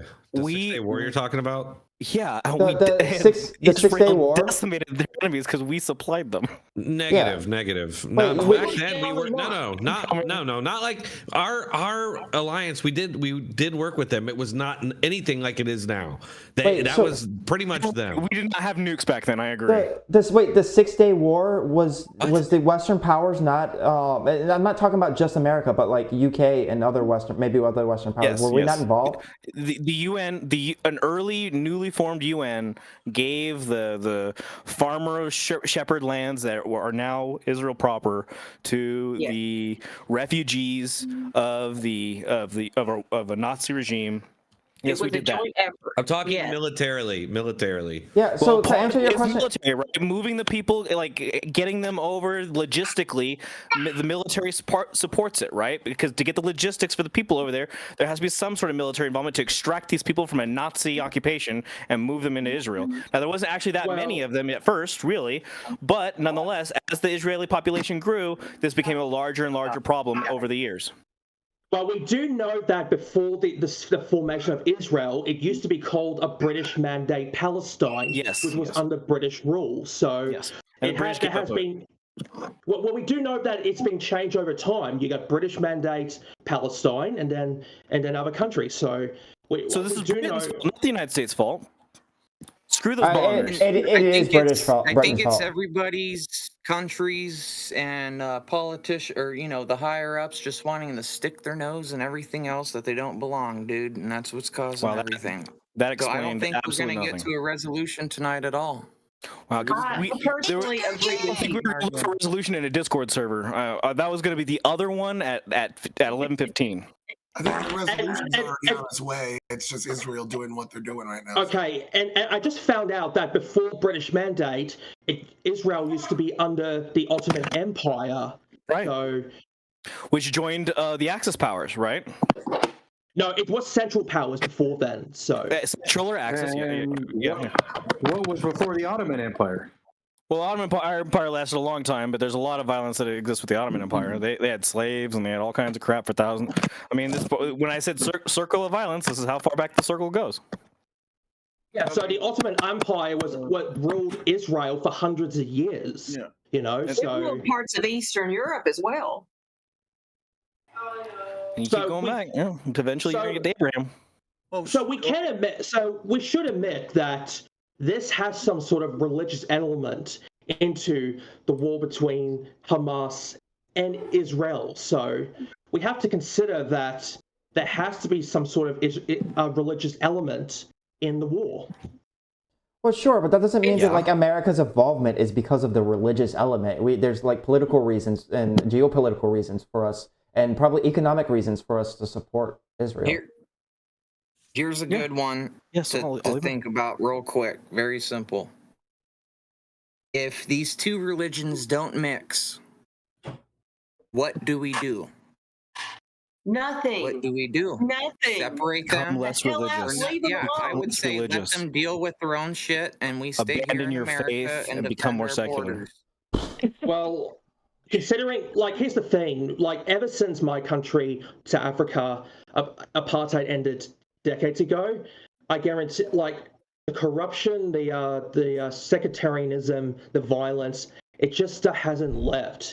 It's an institutionalized mindset because you can get rid of the organization, but the mindset you have to change. So, hey, Doobie, real quick, can you explain? So it sounds like what you're saying is a ceasefire is your mindset for America, but do you have a No, I'm not saying ceasefire at all. I say let them do whatever the hell they want, and we stay over here and mind our own business. But that's what I said. So America doing a ceasefire by not being involved whatsoever, but on their front, you're more than happy. Because then how could we be involved at all if we're not? I know okay, look. I'm going to go back. I don't know your guys' names. I'm not here that often. Yes, you guys have very good points, and I don't disagree with 100% of what you're saying. But, yes, we have been involved over there. Do I want to be involved? Do you want to be involved? Do you have any personal matter in it? No, you do not. As an American, you do not. It's not just that. How many places have Americans been involved where they shouldn't be? There are Americans that do that have. one place. There's many different pies we've had our fingers in. And then that why do people come to America? I'll shut up right after this. Why do people come to America? Welfare. For freedom, right? 5G. For freedom of religion and prosecution and everything. For welfare. Now they brought it here, dude. We don't need that here. So let them go over there. You guys go over there and fight if you're for one side or the other. Go over there and fight, because here is America. I think all you guys forgot about that. I think it's really bad This foreign is for policy. I think hold on, everybody. hold on. And we I all think need it's to really come together in America. I think The it's really topic bad. of the debate, what's going on over there, though. I think it's really bad foreign policy for us to just abandon our allies, and it would make it way harder for us to get allies in the future.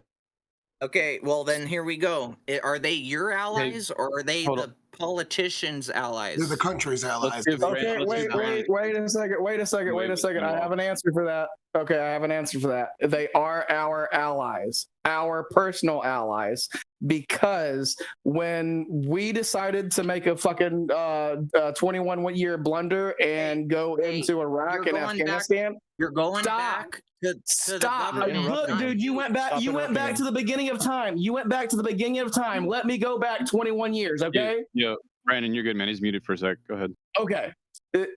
Now, when we decided to go into our 21-year blunder and go into the Middle East because we were attacked, Israel was right there beside us, along with Ukraine. Now, I personally do not think that we should show the weakness that we would turn tail and run from an ally that fought in the trenches with us when we were attacked. But that does not mean that I am okay with them making the same mistake that we did, going into another 21-year blunder that we are going to partially pay for, both with money and with blood. I'm done. No, he's got valid points on that. You He's got made a valid good point, points. dude. Not hating. Not hating. I want to add one more I think it's weak-minded to abandon our allies. Because our allies aren't just there for military, they're there for economic reasons. We get $18 billion worth of exports every single year from Israel, from integrated circuits, refined petroleum, medical instruments, other measuring instruments that have to do with other fundamental industries. We rely on Israel in terms of economy, and they provide us.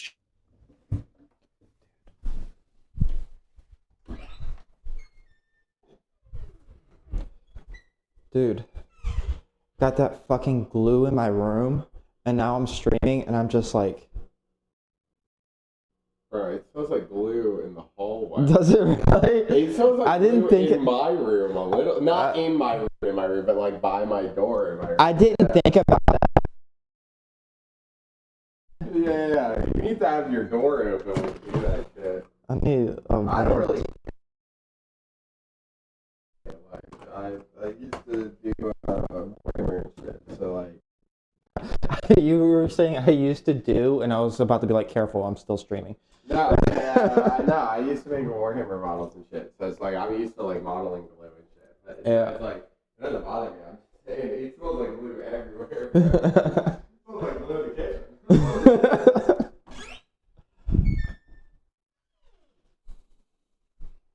Oh. They have amazing people, but I think that they're in the wrong here because ever since the conflict between, the Gaza Strip and Israel, they haven't given an opportunity for civilians to flee the area. And so essentially what they're doing is they're bombing the shit out of Palestine, out of the Gaza Strip, and civilians are being killed. The terrorists that Israel is quote unquote trying to kill aren't being killed because they have the most sophisticated underground tunnel networks, and the missiles aren't powerful enough to reach those tunnel networks, which means that it's a waste of time. I think they're trying to eradicate the Palestinian people, and Hamas is just going to be an asset because let's be real here. The United States has funded Hamas. They funded Hamas. I'm pretty sure they funded the Taliban in the Middle East, and they're using this as assets as an excuse because then Hamas is going to come, like they can come to the southern border. We have an open border, right? They can come to the southern border. They can cause some terrorist attack here, and they're going to be like, oh, look what Hamas did. And so we're going to send 2,000 Marines and we're going to send warships to the Middle East to go do some shit as an excuse, right? So I think it's pretty much a shit show, and Israel they know what they're doing. It's all pre-planned. They planned for this. They're trying to take us into World War III, and so it's honestly a major distraction. Well, There's text like and miss 5 where we were million. talking There's about like 5 million the lack of- Palestinians, by the way. 5 The million. So text 5 and miss million. where we were talking about the failure of intelligence, the intelligence failure. He missed that part. I don't think he was in here yet. Yeah. But I don't think they're genociding Palestinians, though. I think even that's. intelligence. I mean, Israel has one of the most sophisticated intelligence agencies in the world. I can say it's almost competitive to our own intelligence agency. So I don't understand how they wouldn't be aware that Hamas would attack. I mean, it's imminent. There's well, that's what I think. Texan, I just want to let you know, man, they're not going to wipe out Palestinians. There's they are wiping them out. What are you talking about? No, that's ridiculous. In the West Bank and Gaza, there's 5.35 million Palestinians. Oh, I agree. There will definitely be some remainders after the bombing. Sure, why not? I agree. Why not? I mean, are these people really Palestinians? No, I'm just saying. I mean, well, my main concern about the bombings by Israel is that the Hamas is going to use this for propaganda purposes. Because after all, they already did with the hospital bombing. Yeah, but you gotta make sure that you don't give any advantages to Hamas. So any killing of civilians. Hamas has full advantage. Like they're not even killing Hamas. Nothing's happening to them. The only thing that's happening right now as we speak are civilians dying. That's the only thing that's definitely hitting Hamas. Yeah, and Hamas will use the civilians' death for their own purpose. So, and Israel needs to figure out a plan to stop them from using that propaganda. Well, Israel already figured out a plan. They garnered world support during the Hamas attacks, so now they can go do what they like. Texan, do you realize this has been going on for a long time, this cycle, where Israel stops, Hamas attacks, or Fatah, or whatever it is, going back to the 80s at least, and they attack, there's a ceasefire, there's a peace, that Israel gives concessions, they get a peace, then they get attacked again, then the international community says, Israel, you have to stop, you're killing civilians. They stop, they pull out of Gaza, right? And then what happens?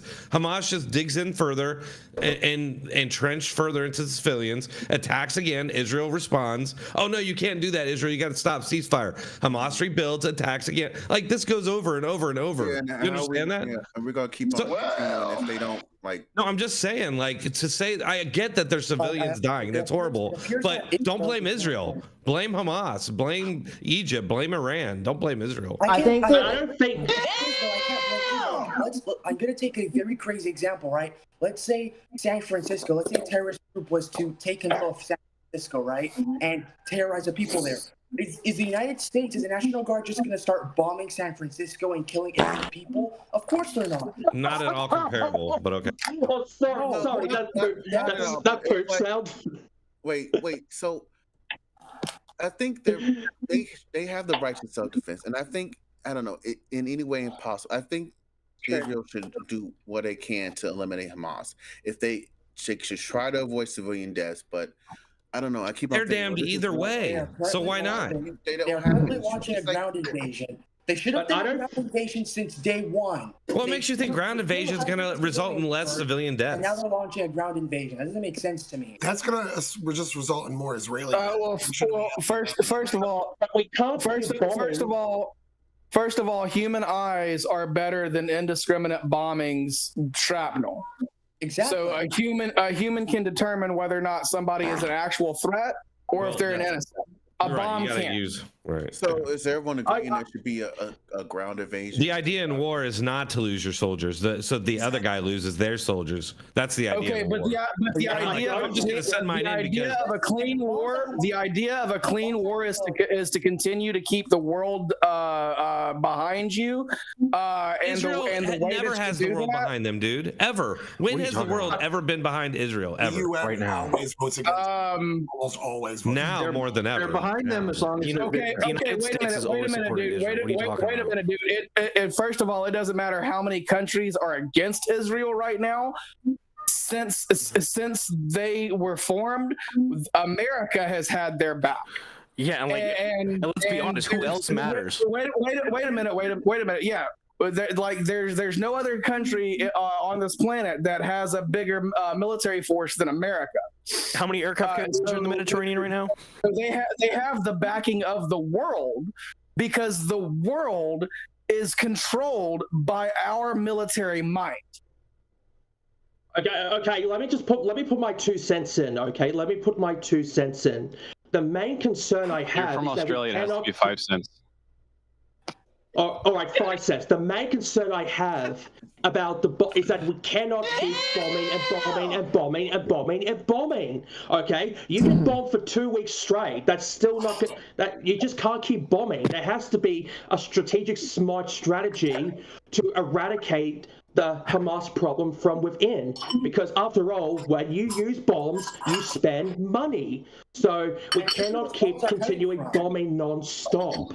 So, hang on, I've got a question real quick. I want to know why there's a world full of adults and we can't act like one. I'm not saying the chat. I'm saying war and everything else. I have a question. I have a question. Who here supports a ground invasion? Me. Well, I've already partially. my hand if fish. Well, I'm raising my hand too. You guys can't see it. Yeah. I think that the ground invasion. I don't give a fuck. I think the ground invasion okay. would probably be more precise than like a bombing campaign. Okay, I can see that point. But which of you in support of the ground invasion will be drafted? Wait a minute. Wait a second, dude. Yeah, The idea. I don't appreciate I've the already mobile said. signaling. I won't point out my own credentials and what I do in my real life, but I don't think somebody needs to be willing to go into a draft in order He's to have willing an to put opinion. his money where his mouth is. Texan is. He can have an How opinion. many of you have a son that will be drafted? Ashley. No, we're not. Ashley. Guys, if- I've actually if we don't checked. want other- I checked. Guys. I checked guys, some guys, info. guys, stop for a second, please. Try and let people finish their thoughts. Yeah. It's getting chaotic. So Atlas was making a thought, and I picked on him for interrupting people, so I'm going to defend him now too. Okay. All I'm saying is, don't go get on somebody else's case saying like they have to get drafted in order to have an opinion about something else. They can have an opinion about something else without wanting to get drafted. Of course. But like if you have like Texan, for instance, he's willing to put his money where his mouth is. He's got actual skin in the game. He's in support of this, and he may be drafted. I have my morals beyond. You don't know how much skin I have in the game, and that's not really relevant, right? In the end of the day, recognize where we're at, though. We're in a forum on Discord. You know what I mean? No one hears. Unless it has a recruitment symbol over it. I already served. I'm too old But now. I'm just saying that. Wait, what's the question? There's a lot of people that support ideas. I can't like serve women. for Israel. Well, like for instance, about a ground invasion. Was the question about a ground invasion by Israel, and now you're juxtaposition us being drafted for that? Doesn't make any sense. Yeah, that's what I'm saying. Yeah, we're not going to draft you for that. What the fuck is right? I think that's all. It's just a question, though. Oh, is that what you think? You don't think we'll be drafted for an Israeli or Ukrainian war? You want somebody else to go die for your opinions. Ma'am, luckily for you, you have a very large reservist force, volunteer force that is very important to the United States military. Wait, do you think get drafted? Real quick, do y'all think Hey that? guys, just to let you know, there's already an invasion of the Gaza Strip. Yeah, do y'all think? It's already going on. So what do you mean? Like, Oh, yeah, wait, hold on. Do y'all think? Are you going to die in this war? People think that us as Americans, if Israel would be like, yeah, we're not doing the ground invasion, we're gonna be like, no, you got to do it. Like when you asked if we would support it, I thought you meant like, would we like balk at the idea of Israel having a ground invasion? But like, On a personal level, a on-foot invasion involves more loss of life than bombings or drones. is that true? I don't think that's true. No, much less. It depends. It depends. You would need to go to like war school and go over like the soldiers and what's going on. Like, it doesn't matter. You're not concentrated. Yeah, it's not the same. But what is the effectiveness of the bombings? It's been going on for weeks. Very effective. I'm trying to jump in about this for a while. The indiscriminate bombing point, that just is not reality. They're not just carpet bombing all of Gaza. They have sanction zones telling people to go, and Hamas is preventing safe zones within the Yes, they cell. are. Yes, they are. They are indiscriminately bombing. Go on. No, there's no dumb bomb. Hold on, let me finish talking, guys. Hold on. They are not indiscriminately bombing. They release the bombing that they're doing. We have it all documented. On top of Yes, that, they audit it. Israel is held to the strictest standard. They drop papers over little areas that they're about to bomb 48 hours before they do. They call people. There's dozens of recorded. Hold on. There's dozens of recorded phone calls because I've listened to them. They're all on the internet. They're on the internet. Hold on.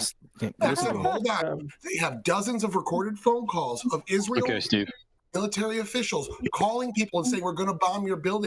And the people in Gaza saying, I want you to kill me so I can die as a martyr for the cause. So they're not indiscriminately bombing. A lot of these people are putting themselves in harm's way. We already have the documentation. Iran will pay your family 5 figures if you die for the cause, and it ends up being some big story. That's not true. But let's talk. Just because some person. But can I ask that when you give these when you put pamphlets out 48 hours, like if you put out 48 hours pamphlets, is that a disadvantage because now we know? Yes. No. Yes. Hamas gets out and they often don't it is a disadvantage. Yes, it's a huge disadvantage. Give Texan a chance. He does have a soft mic. Go ahead, Tex. No, I was going to say that. No, what he's saying is not true. Israel is indiscriminately bombing. You go online, people are even live streaming this. There are people live streaming this on social media of the utter destruction and tragedies that are happening. Okay. Israel's bombing all over the place. Don't pay attention. No, you don't understand. That's not indiscriminate. They're hitting targets, and they're direct targets, and they are guided bombs. They're not dumb bombs. And they also do something called roof knocking, where they drop these dumb bombs first. Not dumb bombs. They're not explosive, and they land and they shake the building, and they let everybody know that it's going to get hit, and so everybody leaves. Then they hit it. I acknowledge everything that Drone Tech you just said. You still recognize, even after all those points, people still die, right? There's still absolutely. It's war. Why are no other wars in this world held to the standard, like Syria? No, I just want to make sure Syria's been going on forever. Like, well, I just want to put forward like my main concern. Hold on, guys. I'm starting to mute some mics. Yeah, we're getting to people with strong mics are literally just talking over other people. I need you guys to respect. I know you just please don't make me do my job. I want to be lazy. I'm going to unmute the mics. Let's just be respectful.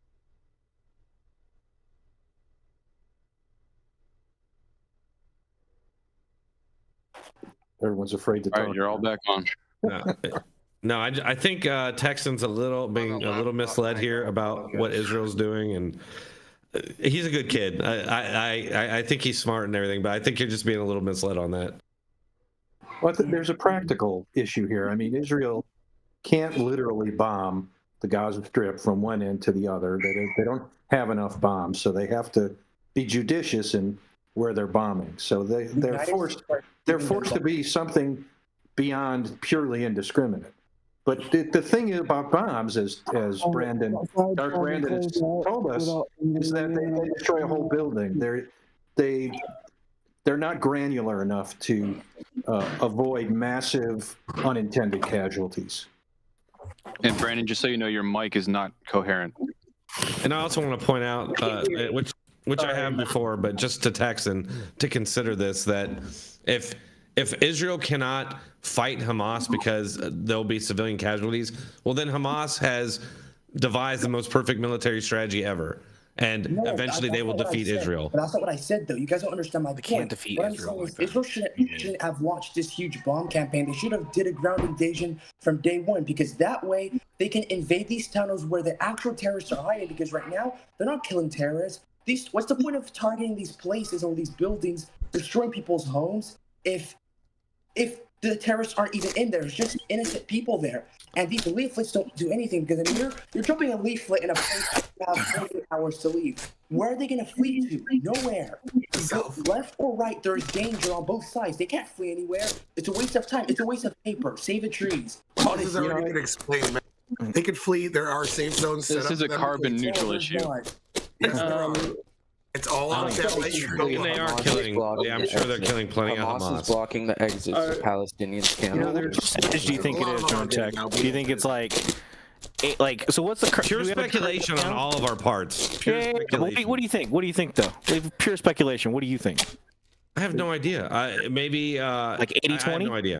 There's probably a lot of civilians dying for every Hamas. Okay. So my only argument is Hamas wouldn't have it any other way, right? No. There are options that can be made, and we have not yet to discuss them.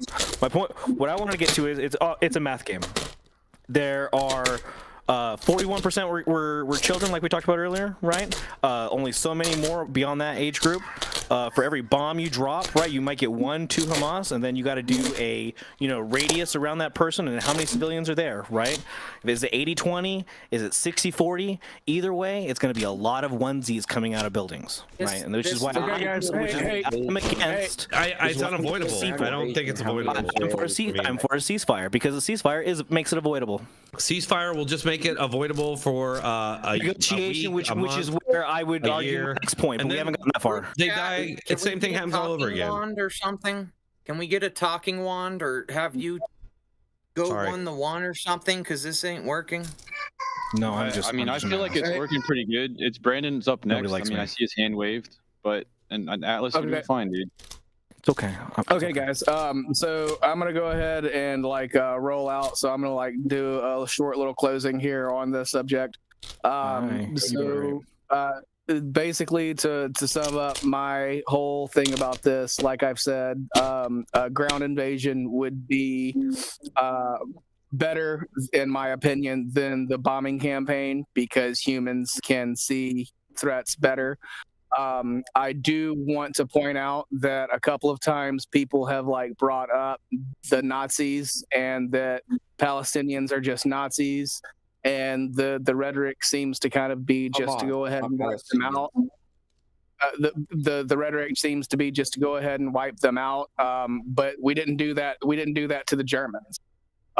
So we rooted out the Nazis, but we kept the Germans around. Now granted, we still have military bases in Germany, but that's no longer to keep them in check. That's because they're an ally of ours. There's no reason to keep them in check because we didn't allow them to have a military. But to your point, Brendan, when we took out Hitler, I don't know if Last Dance can help me on this one or not, but I was there. Their leader the destruction of their leader was what destroyed that movement, right? After that, it fell out. Whereas, can we destroy Hamas's leadership, or is that whole concept not even possible? No, but you can destroy Hamas's entire reason to be able to recruit. That would take generations, though. That would take generations. You start. Okay. This is me closing out. I'm about to leave, so I'm gonna make my last point, and then I'm gonna be gone. Take care, man. In order to stop terrorism, you don't just kill the fathers and the sons of the people that you believe may be terrorists, because you a lot of times get innocent people. Those innocent people, the survivors, then decide that they want to get retribution, and that continues the cycle. The only way to stop this is to try and work out a peace. The people that have tried to make peace for years on both sides have been eliminated, as in the Israelis killed their people that were trying to make peace, and the Palestinians killed their people that were trying to make peace. So there are factions that don't want peace, but we need to try and make sure that there is a peace. That's my whole point on this, and I'm gone. Good night. Amen, brother. Yeah. That is the most rational take. That's a rational take. He was factual. I don't think he's correct on a lot of stuff he said, but okay. I mean, he said that the people who want peace on both sides, the Israeli took. What's he talking about? Ariel Sharon and talking about Yitzhak Rabin being assassinated. Just like a 3-year ceasefire. All right, I gotta get going soon. So I want to make data. I gotta get going, so I want to make a closing. So is that all right? Go ahead, man. All right. So basically, to sum it up, this has been going on for decades. We all know that the longer the war goes on, the thousands, like thousands of years. So, yeah, well, whenever you put it, the current formation has been going on for decades, and we all know. And right now, the longer the bombings go on, the less end in sight. So the fact is, we have to be very smart and strategic on what is causing this in the first place. In my opinion, there has to be a thought-out strategic plan to try and put a long-term solution for Israel and Palestine, because we cannot just bomb our way out of it, because hey, like if they're gonna fight over the anthill, let them fight over. I thought it was his last comment. Shh, quiet. Yeah, like I'm still going. Okay, I'm still going. Just finish, buddy. You got it. Like the fact is, you may be able to get rid of the infrastructure. We may be able to get rid of the leadership, but the one thing that actually keeps it going is the ideology, the mindset. So it's important we have to look at the mindset of what makes them think, what makes them feel, what makes them believe. This is the reason why the war, we have to figure out a long-term solution. Bombing is just a short-term. We need the long-term, and that's what I can say. All right, thanks for joining tonight, dude. Agreed. No problem, guys. It's very hectic, but and very passionate, but it was fun, it was very fun. I think we are going to wrap it up, this portion in the stream, RW. All right. We can keep debating other topics, but I'm going to wrap the stream because I'm just like wasted. Not alcohol, just the kids destroy me every day. Yeah. Anyway, I got to get going. I'll see you later. All right, guys. Bye, guys. Take care. I'm not sure if we really reached a consensus. What's up, Go man? ahead, dude. You had a new kid lately, right? Or are they just the fourth one. She's 6 months old now, but yeah. Yeah, I remember. Right. I was just curious. That's all. And the kid's been having nightmares from horror movie month. Good job, Dad. Not good. Can't sympathize with you there, man. I'm surprised how many people were on both sides tonight. I thought that there would be a lot more people that wanted to see the eradication of terrorism and that type of front, but I appreciate that both sides of the mindset came here tonight and shared their thoughts. And I hope that when it came to the main debate topic, everybody enjoyed that experience, even though there was a bit lively at times. I didn't want to step in, and I don't know if you guys have any final thoughts you want to say. I mean, now's the time, and then I'm happy to move into more topics or do something else. Well, I feel that, of course, we all want the eradication of terrorism, but I also feel like that's like asking for world peace or to end world hunger. I don't think it's possible. I don't think it's an achievable goal. I think the achievable aspect is Gaza being absorbed by Israel and pushing out that. So a one-state solution? You think a one-state solution? I mean, in this, yeah. But then all it's going to do is push the war to a different border. Yes. So what about a two-state solution, which is what the government currently is advocating for? What do you think about that? That's where Gaza runs itself well, and there's no more problem. It may not be Gaza. It could be the West Bank. It could be other lands. It would have to be negotiated. There have been various versions that have been broached. Even the horrendous, most recent Trump one. When was that, in 2019? That garbage one. Hamas said today that if they took control of Jerusalem, they would be advocating for a two-state solution. Yeah. So. I don't know. So to me, what pops into my mind are two things. When they say peace, peace, then comes sudden destruction is one. And the other one is a house divided against itself cannot stand. So, I mean, I like the idea of multiple countries run by multiple people and everybody getting along, but it just seems that... Where do you draw the line, though, right? So, like, you could say that about Israel. You could say that about Jordan. That's its neighbor, or Egypt. It's its other neighbor. I want you guys to try to do one thing. Try to localize this. If you literally, I don't know where you guys live, if you're in the boonies like I used to live, or somewhat in the city like I do now. If you had beef with your neighbors, how would you settle it? So what I'm getting at is, if my neighbor is a zombie, I'm going to shoot him in the face. Has nothing to do with me over there in that country. I'm going to defend my house, my city, in my country first before In that order, yeah. anything In that order. else. In that order, correct. Yeah. I mean, I appreciate that. And when your neighbor comes to you and does something to you, depending on the level of that thing, you'll respond in kind, eye for an eye type, I'm guessing, correct? Well, it depends what happens. I'm a very nice person, dude. So yeah, it depends on the person. That's why it's a nuanced debate. When it comes to literally what's happening in Israel with the ceasefire with Gaza. So what I'm it saying makes is more that your sense. neighborhood. But like that's not the conversation topic.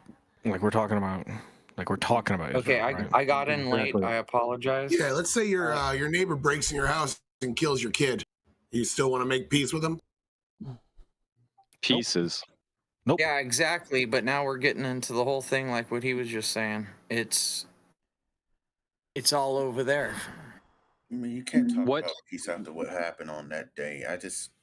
Peace is gonna last. There is no such thing as peace when it comes to Hamas. Their final goal is to kill all Jews. It's very apparent. Oh yeah. Here's a good subject to bring up. Okay, so in their religion, if you're not with them, you're an infidel, and infidels can be lied to gain your success. I'll pick a fight with everybody. Here, I'll pick a fight with everybody. In their own words, so I'm almost done, like 20 seconds. In their own words, if you're not with them, you're against them, they get to lie to you, deceive you, and kill you. Yeah. So why? That's one of the only, or if not the only prominent religion in the world that says that. No, they're not. They're not. Who else does Who says actually? lie? Who says lie? Of Israel, if you're a goyim, then you don't deserve the other rights as the same. You don't deserve the same rights as the other Jews. You're a goy, and you can be used, enslaved. Okay, well then there's two. So why do we need? There are more than just two. But my point is that if they're gonna be lying, to everybody that's not them, then they're lying to everybody else. So why should we believe anything they say? Well, then you'd be punishing the entire population of the Palestinians that live in Gaza for the acts of a few, and that's exactly, that's a crime. dude. It's just like America too. It's not everybody agrees with everything else. That's why we have votes that obviously don't work. But like I said from the beginning, I think we all agree that Hamas should be eliminated somehow, right? We're all disagreeing on how the fire should be put out, right? Look, let's put it this way: Hamas is almost like the IRS or the FBI for America. No, they're not. No, they're not. I'm not even going to allow that comparison. I'm just going to disagree with you that far. No, they're not. It's so stupid. No. The IRS and the FBI are legitimate organizations in the United States that are voted upon by their people. I cannot believe you. I'm sorry. I got upset. Okay. Hey, Tucker, I don't know if you're still on. Sorry I missed your message. I'm doing well. Just in this very boring debate. Had to do some research for another debate that I thought we were going to be having, and I don't know if we're going to have. But I'm also making swords, so it's all good. What you want to, because just like any irregular force, once their defeat is inevitable, they'll simply flee and mold into the regular population. Right. So the only people you can eliminate are the ones who come out to shoot at you. Right, I agree that Hamas is so amorphous now that every time you stamp it out like a fire, right, small forms of it pop up elsewhere, and there's no way to really way to actually put out the grease fire without robbing it from oxygen. And I'm saying the whole situation is made because of the lack of economic opportunities that were given to the Palestinians in general through the laws like the. Why couldn't I be allowed to say that? Their religion. I'm sorry. I was agreeing with you. I apologize. I was agreeing with you. I apologize. Okay. So Last Dance is bowing out. Let's just give him the chance to finish his thoughts, guys, please. No, he's right. That there has to be something beyond there has to be a goal beyond the elimination of Hamas. There has to be something like an economic plan for what's left. There has to be a greater plan than just a military plan. Basically, what Atlas was saying, really. And to build, I think that was our failure from Iraq, right? Like, wasn't that like the biggest thing? Is like we never had a plan. We went in there to once we knocked them over, but there was no real plan afterwards to reestablish, and that was kind of like the long drawn out conflict. But we tried to reestablish Afghanistan, and that didn't work out very well. No, rebuilding a nation, it is difficult, and I don't think it should be. Oftentimes, the goal isn't to rebuild or stabilize. The goal is to destabilize. The actual goal is to destabilize, not to repair or put in another system. Destabilize and control. What's being destabilized? I don't agree with you. Yeah, go ahead. Yes, answer his question. Yeah, there's nothing being destabilized in Gaza. It was already as unstable as it could be. Right.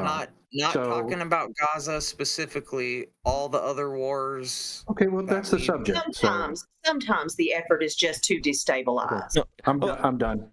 Thank you. You're welcome. Thanks for chilling with us tonight, Dan. Appreciate it, dude. I'll jump in for my final thought on the subject if no one else has got it. I will as well after you. Yeah, so Israel has the right to defend itself is the line that's being pushed around, but people aren't really digging into that much to kind of define what it means. They are not obligated to send in foot soldiers from their own country to die because it would be a little cleaner. It's not their obligation to kill off their own people because the bomb dropping might get a few more civilian casualties and not bomb dropping. They're not obligated. They didn't ask to be attacked. They were attacked violently, and this is their response. They get to do it however they want. Now, I was saying this, the guy left I was talking to, but I was saying this to him. We do actually have the right to ask for them not to do the bombing. I'm not saying that we don't have the ability, and that's kind of what he was debating. Correct. I'm saying we don't have the moral right to do it because we weren't attacked. They were. I mean, they could just tell us, hey, go fuck yourself. We're going to do whatever we want.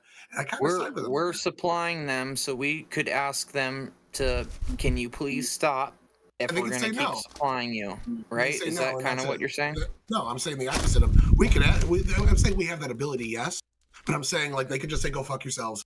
And that we're just... Oh, no, yeah. That's and then we could stop supplying them. Maybe, but we're not going to. We're not going to, but that would be an option. There are too many people who want to supply them. That will not happen. Yeah. Well, as far as what we can do after, we already have this model in place, and people really don't like the idea of nation building because it has failed a few times in the past. But we have a lot of successes on the books as well, like Germany. Yeah, a few times. Yeah, Germany, Japan, South Korea, and there's a lot more. But those are the big three that people point to when they talk to intervention and success stories. So if we went into Gaza or Israel went into Gaza, they really actually built up this infrastructure. Built up all this shit. Like, they're already building. The international community has given Gaza power, water, food, bomb shelters, and Gaza, Hamas has almost stolen all of it. They're talking about how they don't have fuel right now, and they're sitting on hundreds and hundreds of gallons of fuel underground that they just aren't sharing with their people. They're saving it for their war reserves. So if we could go in there and give them humanitarian aid like it's being called for, they're not going to get that. It's all going to go to the leadership, Hamas, that has a 70% approval rating inside Gaza. What you need to do is remove Hamas from the head, and then you need to go at the people funding them, which is Iran. Iran funds Hezbollah that's attacking Israel from the north. They fund Hamas that's attacking Israel from the south. They fund other countries in the area that are attacking Israel, causing problems in Iraq and Syria as well. Iran is the problem here. Iran is closely allied with Russia. So if we hurt Russia and Ukraine, we're also by proxy hurting Iran in the Middle East, and we're also by proxy hurting China, who's making moves right now against the Philippines and Taiwan. These conflicts are all related to a degree, and I applaud Biden's speech saying that like 2 weeks ago, where he brought all that out and brought the border into it as well. I thought that speech was probably the best one he gave of his presidency. So I think we already have the plan in place. We already have the future in place. All these things have already been kind of talked out, sussed out, and are moving forward with or without us. But it's kind of important for us to acknowledge, like, a lot of the things people have been calling for in this chat are already being done and have been done. So, I mean, like, they're good solutions because that's what we're doing. That's all I got. It's the first time I've heard someone say that Biden had a good speech, so I just want to call that out. What? I mean, I don't hang out in that Clearly, you're not crowds. watching. He's got great zingers. I am not. That he knows I can't of? do it. For the most part, Oh, he's man. lost. He's Are great. you aware of those zingers? Probably not, but it doesn't That he change how knows funny they are. Doesn't change how funny they are. What we do? I don't know what you. Okay. Do you guys want to move into a different topic, or like how much time do you guys want to hang out yet? Well, let's all take a moment to I'm waiting recognize. to change topics. If we're not, I'm Take a gonna moment peace out. to recognize that Cluck got has plenty been of time. stroking a pole of some kind this entire time. What the hell are you doing, It man? looks like he spins fire. I thought you I'm, guys were about to um, go into the border, and I just don't have anything on that for you. So Yeah, that's all right. Could I just say one last thing and then I'll leave as well? I have to go. Who is that? Go ahead, Ford. Oh, okay. I don't know. I mean, Tyler kind of summed literally everything I had to say, so that was pretty cool. Thanks, man. sorry. Yeah, I think bombing is easily the best option we have at the moment. I don't think, honestly, we should fund either side just because of the poor decision making we've made for the past few years. I think most of our money should go to America to help come back from those poor decisions. Right. Hamas, it'll never go away. It's like the KKK. It's not the group can go away. We can eliminate the group.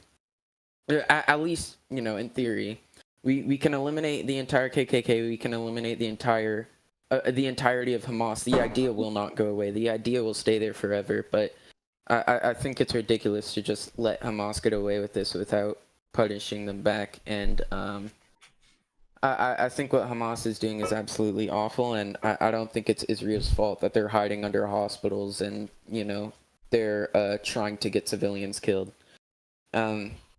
Yeah, I'm gonna go. You're the best thing I heard all night, dude. Thanks. All right, bye, everyone. All right. Have a good night, Thanks, y'all. Thanks for hanging with the group again. See y'all. Later. All right, so here's what we're gonna do. Hey Steve, you there, dude? You're muted, but I'm curious if you could do me like you could shred guitar for like a minute and a half for the group while I set up for the next topic. While you do that, I'm going to jump into a call with my girlfriend for a little bit, and when you jump onto the third topic, if you make it there, shoot me a ping. I'll jump back in. You got it, buddy. Thanks for chilling tonight. It's a little late for shredding. I could play some dulcet acoustic tones, but Dude, that's not shredding for me, man. Play No some elevator jazz. music. I mean, Where'd we he just, go? Just bring us over to the other side, dude, with a little song. all right. I'm going to take a short break. Yeah, thank you. I'm gonna prep for notes, and then we're gonna move into the border crisis relation to child trafficking. Can we talk during this intermission or no? Um, Interpersonally. I wanted to say hi to Biz King. I have questions for him. You enjoying the clan? You having a good time? I didn't read it. I'm gonna do it again. I gotta my schedule. Yeah. I have to do another raid. Yeah, probably if they do something tomorrow, I gotta. No, I just want to make sure you're having a good time. I don't know. I heard Bungie's laying off a lot of people. Yeah, it's a sad time, but nonetheless, that's kind of why I'm saying, hey, thanks for playing, thanks for hanging, because I'm getting vibes like it's Sony's trying to can it. Oh damn, they can't get. They won't. I don't think they can, but like I said, I'm getting vibes. Like I said, I don't know if it's true or not. They get rid of Destiny. Yeah, why would you keep like they can't? They just got a new voice actor for Zavala, and they But why would you get rid of the musicians, like the whole musical crew, right? Like that seems so weird. Yeah. Hey guys, real quick, I'm gonna take a little break. I'll be right back before the next one. But do any of you guys have back surgery? No, I don't have any back surgery. Okay, I need back surgery really bad. I was just trying to get some pointers on how to recover and stuff, dude. So I'm getting in very soon. I was just throwing it out there. I'll be right back in a couple minutes.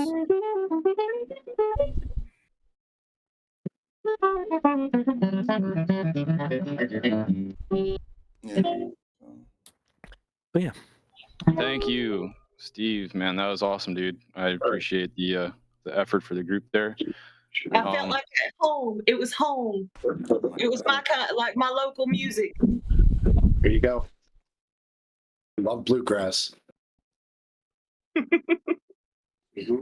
So the topic is, let me just read it.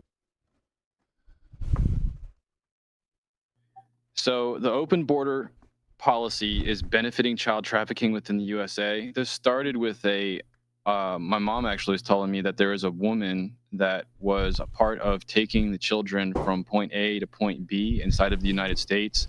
And after a while, she started to flag the scenarios, and then she became a whistleblower to say that these children are actually being trafficked. They're not actually ending up in a good situation. So I started to dig into as many articles as I could find on the situation, and I couldn't find a lot besides her whistleblowing on that, besides a couple articles. For example, the human trafficking operation run by the Mexican drug cartels has become so profitable that there have recently been more than 300 assassinations just 25 miles on the other side of the border in the fight to control of the booming trafficking business. That had to do with when RFK Jr. went down to the border to figure out what was going on. And he said after coming to Yuma to get a grasp of chaotic situation at the border, he came to understand that the open border policy is just a way of funding a multi-billion-dollar drug and human trafficking operation for the Mexican drug cartels. It goes into aspects of Planned Parenthood and how they're not flagging child trafficking sex workers. They're just helping them to deal with pregnancies, but they're not actually putting them through the system, even after they were reported on by these people that went in and recorded it. And the Planned Parenthood said, "We'll fix this problem." They haven't fixed the problem. So the children, I mean, these kids are suffering. I was talking with Tyler earlier, and they come to the border, and then the child separation policy takes away the child from the parents, quote unquote, as the parents go to court.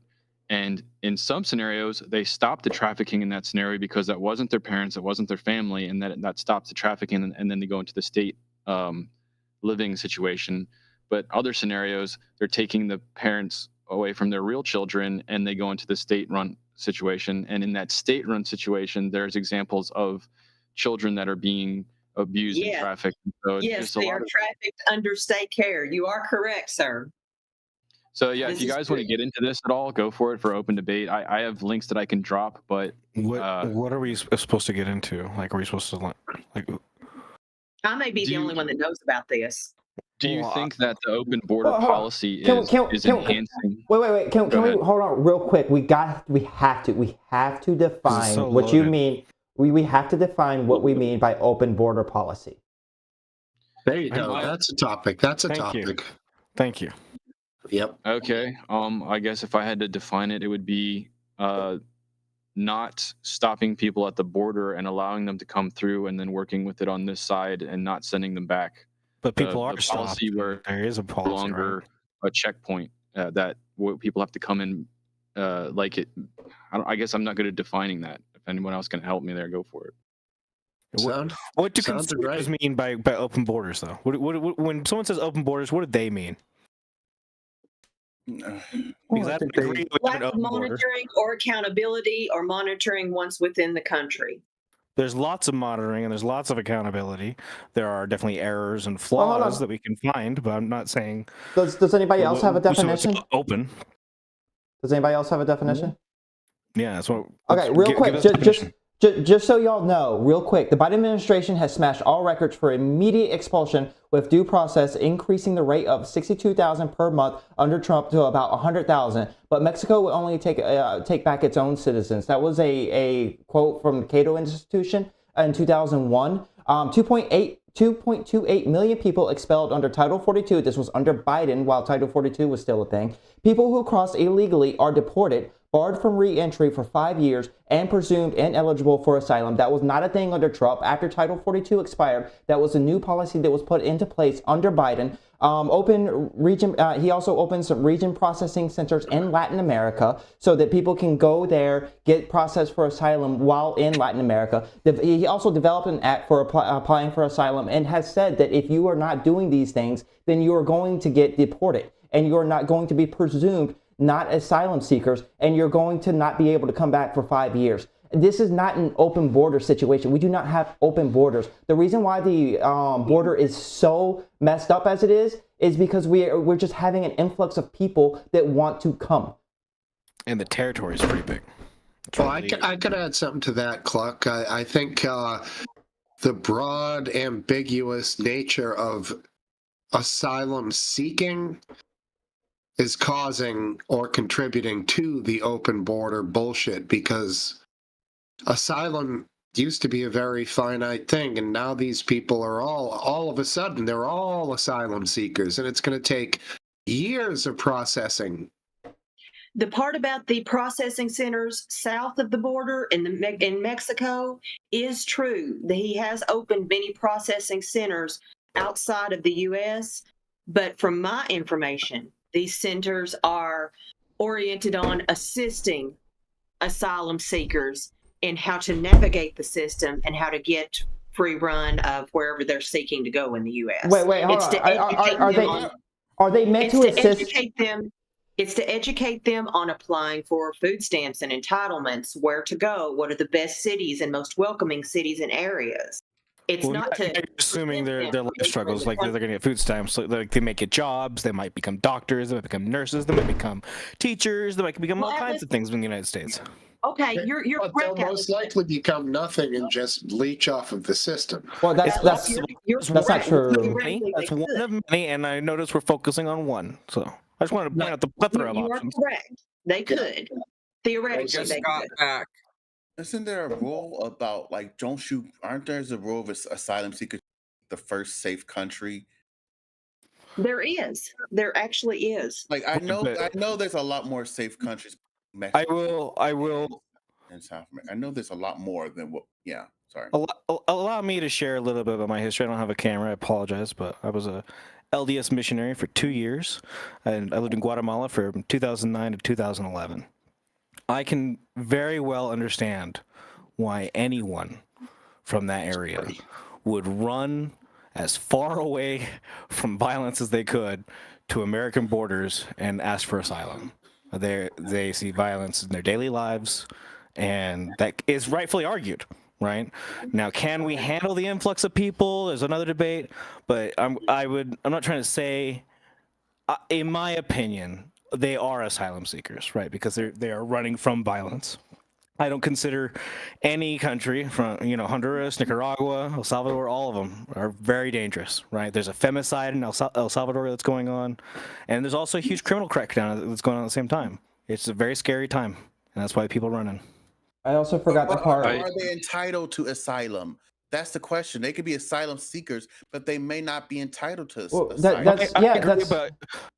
That's what the process is Statue for. of Liberty, right? You would look at the process, right? Give us you're tired, you're hungry, you're poor, and when they go to, they can fill out an asylum form and they can request to come in the United States and they can become a contributing citizen. I fully believe that all these people can come and should be citizens. They're hardworking people. I don't see why there's a problem in accepting these people.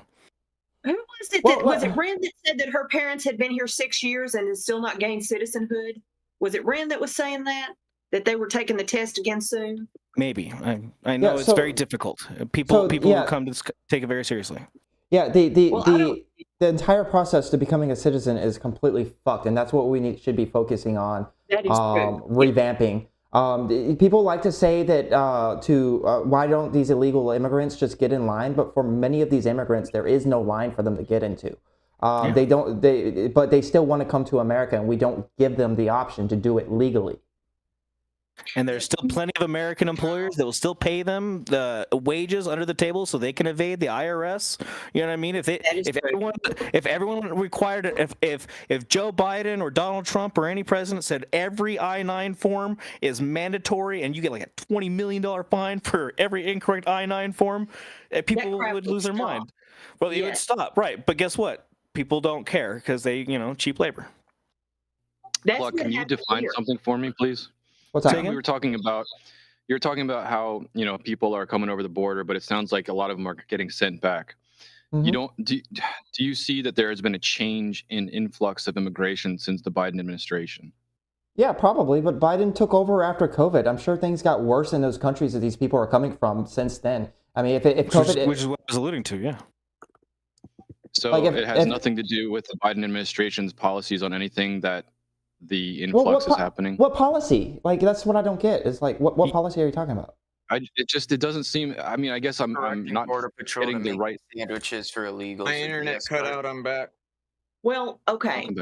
Let's lay aside the Biden policies and recognize that there are NGOs in in Mexico and other South American countries recruiting and grouping these individuals to come here and facilitating their transportation. Yeah, trafficking does happen. Yes, we agree. Seemed to have picked up recently, right? We agree it's a crime because of the influx of people. In my head, I associate the influx of people from the violence, right? Because there's a higher uptake in violence. There's more people running. Because that larger wave of people running, there's going to be a higher rate of trafficking. And it's just it's not a matter of Biden didn't make a policy more enticing so people could come. It's just. It's like the tide.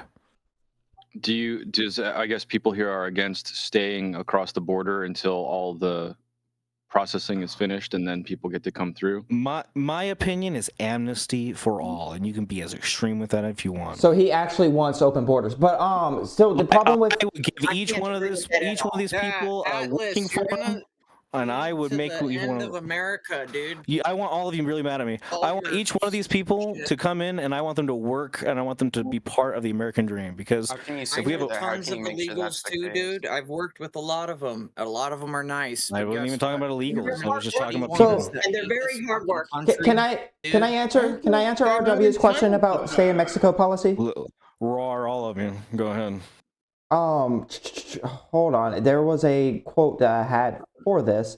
Under Trump, 700K were returned to Mexico, where they were often preyed upon by criminal gangs. 1,500 were kidnapped, raped, abused after being returned to Mexico. So if this topic is actually about trafficking and sex trafficking and such, it seems like the return to Mexico policy is probably one of the worst policies we could have. Okay, do you want your wife and kids to get raped, dude? We have a fucking wall that we're supposed to fucking have around this whole country. American citizens don't get because you guys literally, especially Atlas, want the destruction of this fucking country, dude.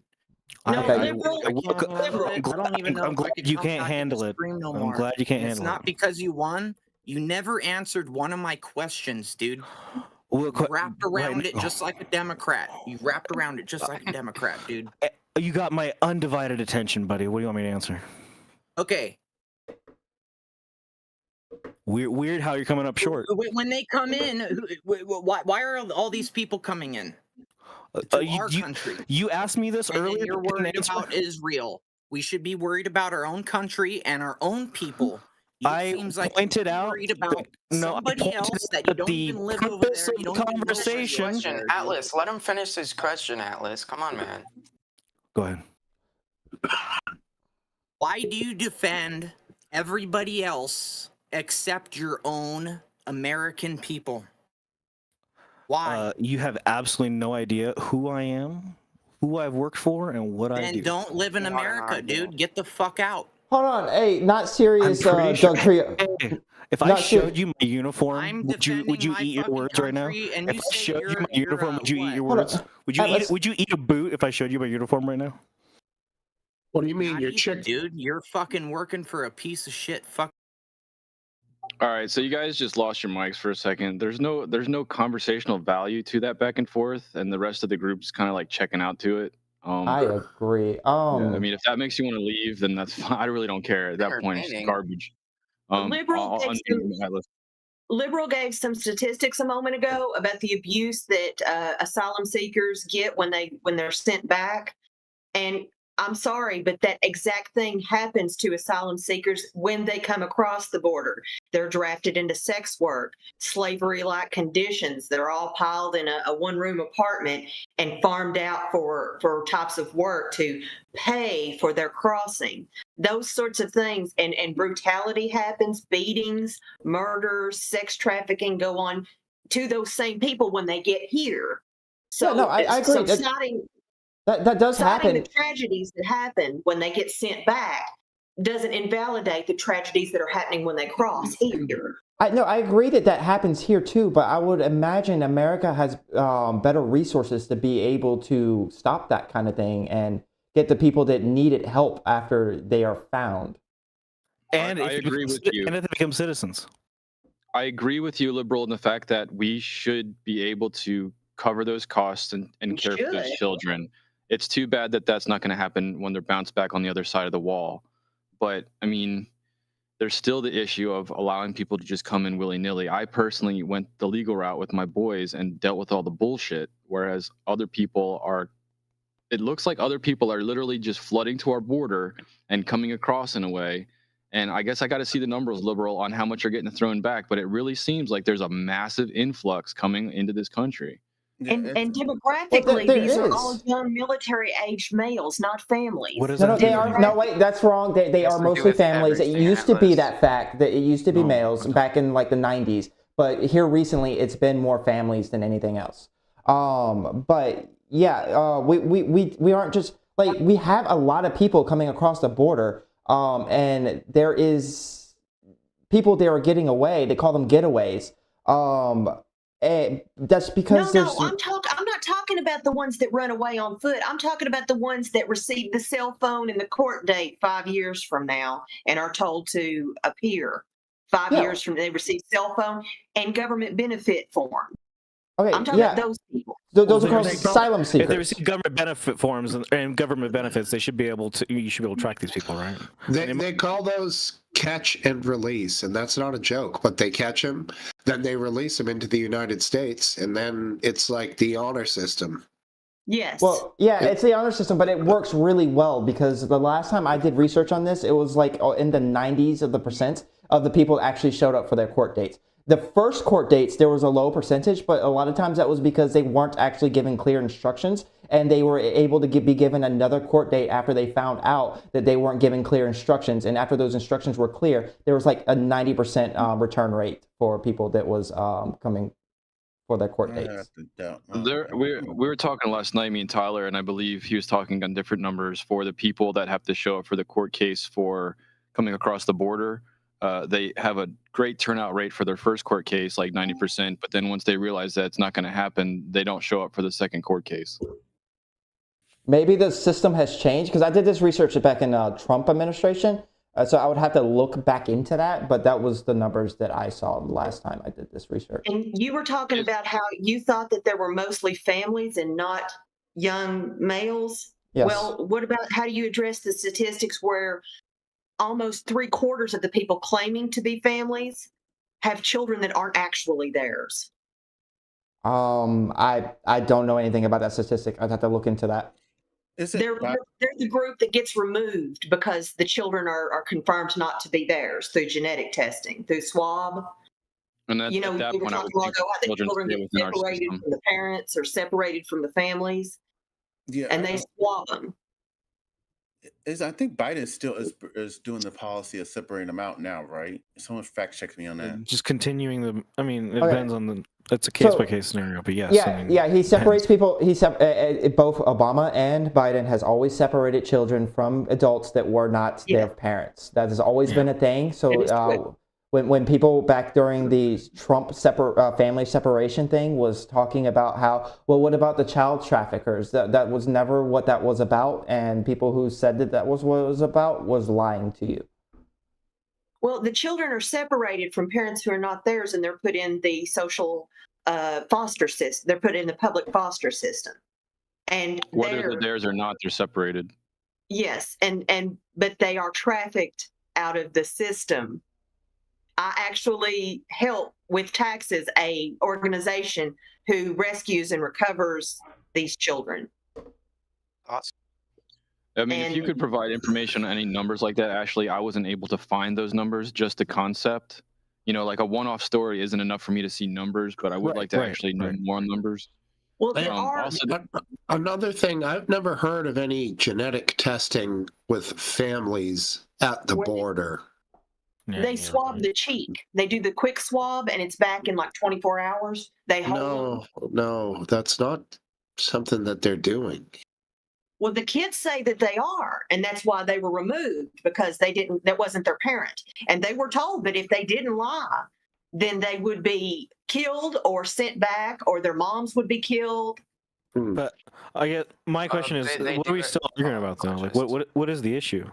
Like, where originally we started this debate asking like, what is open borders, and then we kind of are getting more specific into, you know, the trafficking part. But where's the point of contention that we need to discuss? The issue of having undocumented people living in our country. No, I mean, I can try and drop links for you. Okay, so it's hard to pinpoint. Here's the situation around DNA testing, and this was one thing that I criticized Biden about. And that, yes, it did used to be until May 31st, 2023. They used to DNA test people, families at the border. I think they should continue doing that. I don't know why he stopped, but as many as 30% of children DNA tests were found not to be related to the illegal immigrants posing as their family members. So that's the percentage of children. I had a different percentage. It was 3/4. It was a little over 3/4. It was like 76 or 77%. Or this looks more like looks more like 1/3. And my understanding is that oftentimes traffickers, people who are trying to smuggle people over the border, will pair adults up with children, not to like sex traffic them, although that does happen. But just because families whether they're trafficked for sex or not isn't really the argument. It's being trafficked, period. Well, yeah, a lot of the traffic situations, the most mild ones, are just people posing as families because they have a better chance of getting through customs like that. It seems that from what I was looking at, the sex aspect isn't the high one. The labor, the free labor aspect of trafficking people is more what it's after, and it's not through kidnapping. It's more from phishing these kids on social media. But, you know, I don't know how all that works. I will be revisiting this as time goes on because I'm just finding stories here and there that don't seem to add up on our side of the border. You know, like when the Department of Homeland Security pulls people off of investigating child trafficking to make sandwiches. I know that's an explosive statement that went out, but the fact that it simply happened is strange. For any reason, yes. For any reason, not just making sandwiches, but yeah, they do that. Right. It's just it's an explosive example of why. And it makes me question why. And as I look into stuff, there's more questions that happen. And so I work for a prison, and I could write the headline, unit manager pulled off of watching criminals in order to make sandwiches because she was charged with hitting the Employee Appreciation Month. Like, I mean, I don't really... the closest that we've gotten so far to understanding what happened there is Holly asked the official, I can't remember his name right now, a direct question on that subject, and it was skirted around. So there hasn't been a deeper explanation of what that truly means. Well, there's people that are arguing that they weren't doing anything, so they could have gone and done something like that and got busy, but it doesn't sound right. Something doesn't seem right. Well, no, it's the general rule. This is coming from my uncle. My uncle works for Homeland Virginia. It's the general rule that it is an open border. I'm sorry. It just is. They don't really care about who's coming in. They don't. But you need to define that because we just been describing examples on how it's not. So. Yeah, but they don't vet them properly. And when they were told they were not to be looked at, and then when they asked, okay, well, what about terroristic threats? What about these people coming? What about non-Hispanics who are coming across speaking Arab or Chinese? They told them to also that was not a priority, that homegrown terrorism was the priority of naturalized citizens. That's what they were told as a policy. Right, but again, we're trying, like, part of what Cluck, I think, and I are getting at is where is, you say there's an open border, and then we point to policies where it seems like the administrations of the past three, from Obama to now, have been kind of keeping the same policy, with some minor variations on family separation and DNA testing or not, as technology changes. But, like, all about we don't policies. It's not just the fact that they're there. But they are being enforced, and all we can No, get they all. aren't. That's very so good to know. Atlas, Look, we can problem of people bust to the point where you can find stories, and that's what RW is saying is he can find stories and one-offs, and you know he can get a lot more questions. One-offs, it's hundreds of thousands of illegals. Well, I was listening to RW kind of articulate part of the problem, right? He was saying like he wasn't able to find, you know, like there's a discrepancy here on what the facts are, right? We originally had this was from like 3 hours of research though, so don't give me too much credit. We're all amateurs. I'm not holding anyone to it. I'm pointing out the division between it, right? Okay, but let's, for the sake of argument, yes, there are policies. Okay, so and those policies are obeyed.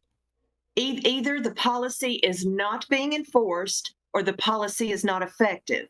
You can't have it both ways. There's also actually it's effective to a percentage, so right? that the federal and the state government are warring with each other, like in Texas, where the state government goes in and puts in razor wire, and then the federal government says, no, that's our job to protect the border, and then destroys it. And then later you have Biden coming back in, and funny enough, waiving environmental laws so they can build a section of wall. I don't know why they did that. I guess it was a nasty spot, but there's this like two sides to the war where states are trying to be like, we want to enforce this border, and the federals are coming out and be like, I find that stuff beautiful. I find that stuff beautiful. It shows how weak the actual federal government is when it comes to, you know what I mean? It's checks and balances in the system is what I see it. I mean, I know it's a problem, but it highlights, the federal government is not all powerful all the time, and it is kind of wishy-washy sometimes. Yeah, mistakes are made. Things happen. That's the original issue. Either the policies are not being enforced or the policies are not effective. I think we think they're effective to a percentage is what I would phrase. Well, it's effective enough. It's not enough.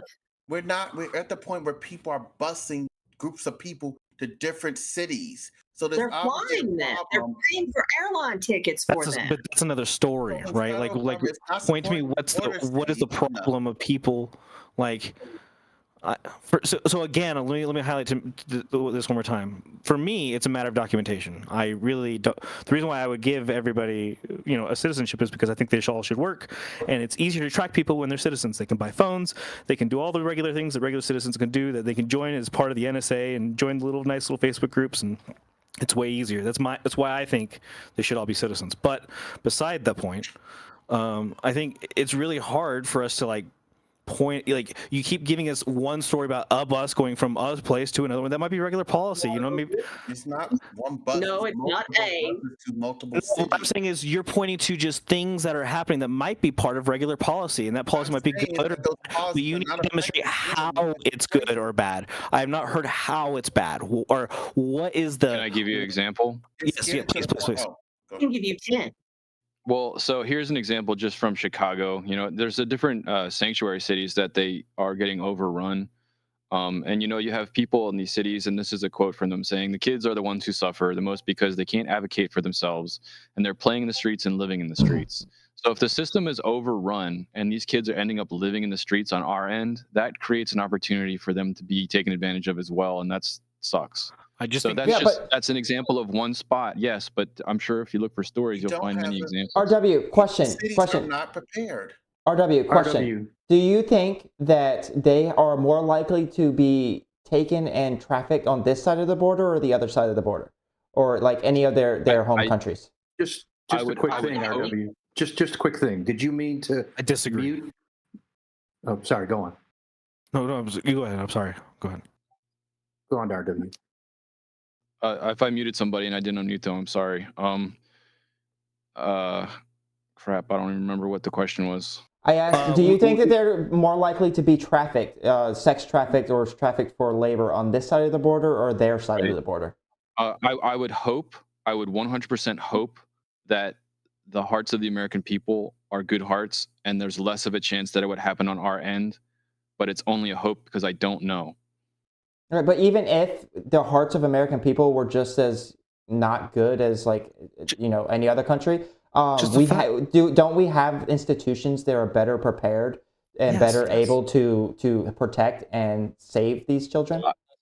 I believe that we're set up to be that way, but as I'm digging into examples in those facilities and setups, there are still bad actors. So even in those facilities, there's people that are being preyed upon. I just don't know how deep Of course, that rabbit hole what goes. do you think the percentage is here compared to some place like Venezuela or these I other don't places? know how to answer that question. I honestly don't know how to answer that question. This is kind of why I brought up where I lived earlier, right? Because I lived 2 years in Guatemala. Is my personal experience, right? Saying just my opinion. Living from here and living from there, just a 2-year gap.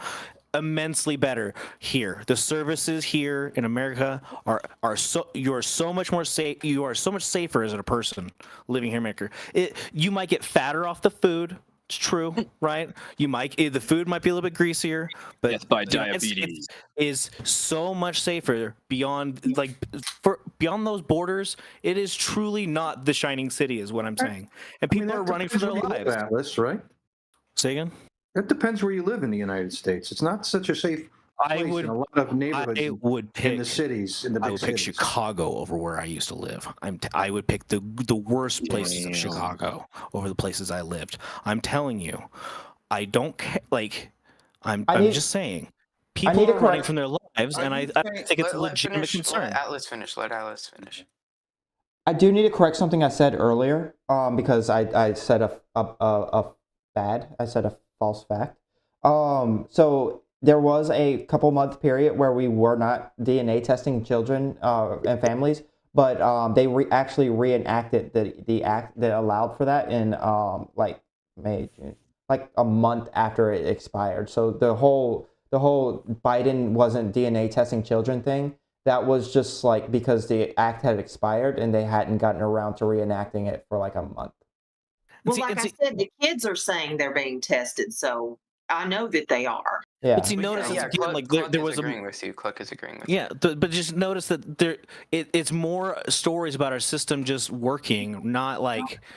I understand there are failures that happen. I understand that there are bad actors that happen. But like in our system, the only reason why you're aware that these things are happening is because we audit our own stuff. We audit our own people, and then there are news reports about the crimes that happen, and we have a freedom of press, and you know what I mean. At the same time, Atlas, it seems like it's freelance reporters that are going in like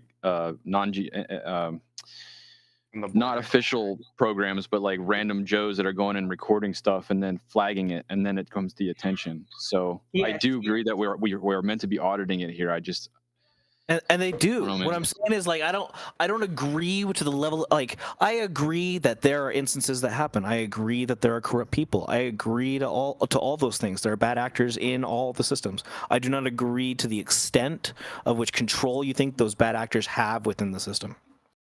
Minus one exception. Atlas is correct in saying a lot of people that live in the U.S. and in westernized countries don't realize that even our homeless have a much better deal than middle classes of other countries. He is correct in that. The quality of life here and in other westernized countries is much better than anywhere else, and it's much safer than the other places. So he is correct in saying that. Yeah, that is true. But asylum is a different. That's a different measure. It's like it's government. If you're fleeing war or if you're fleeing a oppressive government, it's not just that. If you continue to operate in this manner, we are going to be on par with those other countries. It won't take but a generation, maybe less. We're going to suffer those same issues if we continue on this path. Why do you think that? We're going to be like that. There will be no asylum anymore. Why do you think that? Well, okay. Number one, look at the sanctuary areas, cities, states, what have you. What kind of crime do they experience compared to the rest of the U.S.? You talk about like big cities? Well, because, whatever it be, a state, a city, a municipality, a county, whatever you want to. Cities in general typically have higher crime because they are cities. If you are going to look at populations, so illegal immigrants, migrants in general, legal or illegal, and I know you're going to do they broke the law when they came in here thing, but besides that, they do not commit crime any more at any more of a higher rate than American citizens. With that said, well, okay, but you've taken the crime and violence tact. I'm talking about economic. Okay, let me give you an example. In the 90s, I used to supplement my income as a agricultural worker, and this means working in burley, tobacco, and picking tomatoes, doing agricultural work, dealing with livestock and plants, right? Mm-hmm. So in the 90s, we had a huge influx of migrant workers. These were not necessarily illegals. Most of them did have their green card. However, they were willing to accept under minimum wage. And that put a huge, it didn't me personally, because I have a point of pride about it, but that put a huge portion of our county's local born migrant, or not migrant workers, agricultural workers on food stamps and entitlements because they were not hired anymore because they demanded higher wages. The migrants coming in were willing to work for a third of what we were. And therefore, we were all left and not asked back to pick crops.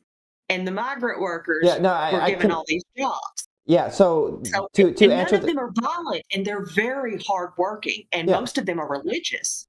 Can I answer this then? So typically speaking, migrants are good for the economy overall. Yes, if you let a bunch of unskilled labor into the country, then that's probably going to drop the wages of a certain sector of the American economy. For everyone else, it's good. And my answer to that would be actually what it's considered a minimum standard of living for all working people, so that companies can't take advantage of workers that are willing to work under a certain amount. It might be good for the economy, but I don't think it's good for the low and middle class. You just said that, yeah, you knew that the lower class was suffering, but that was okay because it was good for everyone else. The second point is that these jobs that these migrants are taking, even like poor Americans aren't wanting anymore. That's why we have Oh, yes, yeah, we do. Okay, yes, no. we do. Wait, why do we have such a huge? Why do we have such a huge worker shortage on all of these low-skilled jobs?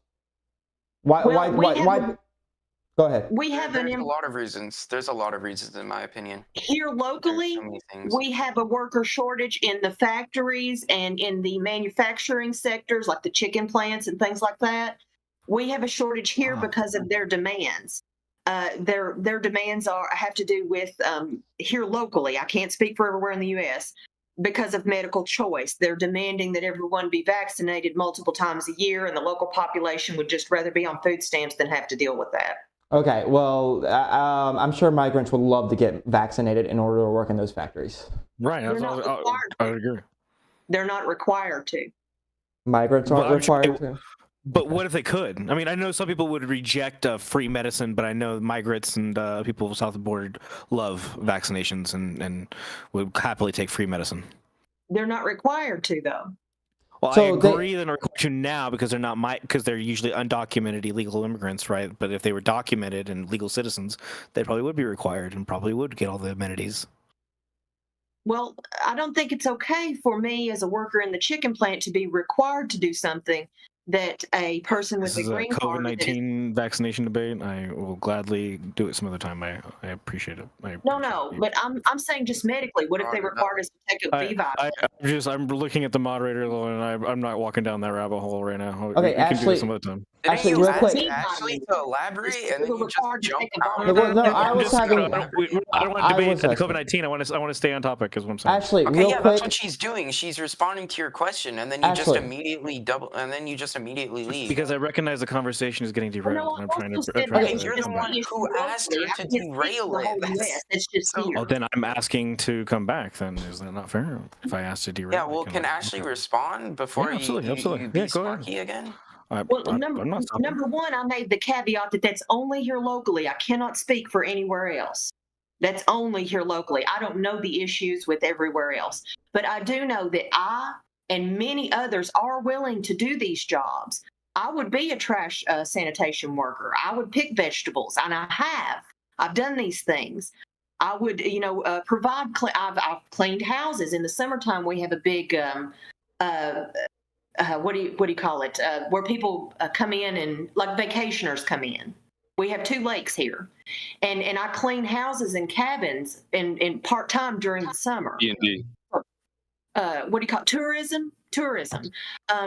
We are willing to do these jobs. There are many of us, but we don't think that it should be legal to pay someone under the board less than us who are getting minimum wage and they take these jobs. Actually, yes, we are willing to. There are many that are willing to. Actually, there are not enough people like you that are willing to take these jobs to fill these jobs. That's why there's a shortage. I think the argument also, liberal, for your point, is that they're not willing to take those jobs for that amount of pay. That's true.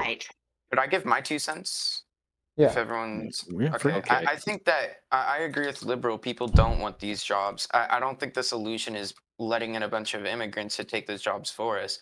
Honestly, you guys might think this is an extreme idea, but I think if you're leeching off of your parents' money and you don't have an actually job that's beneficial to society, then you should be deported like all of the illegal Mexicans that are entering this country. I don't think you have any place in our society.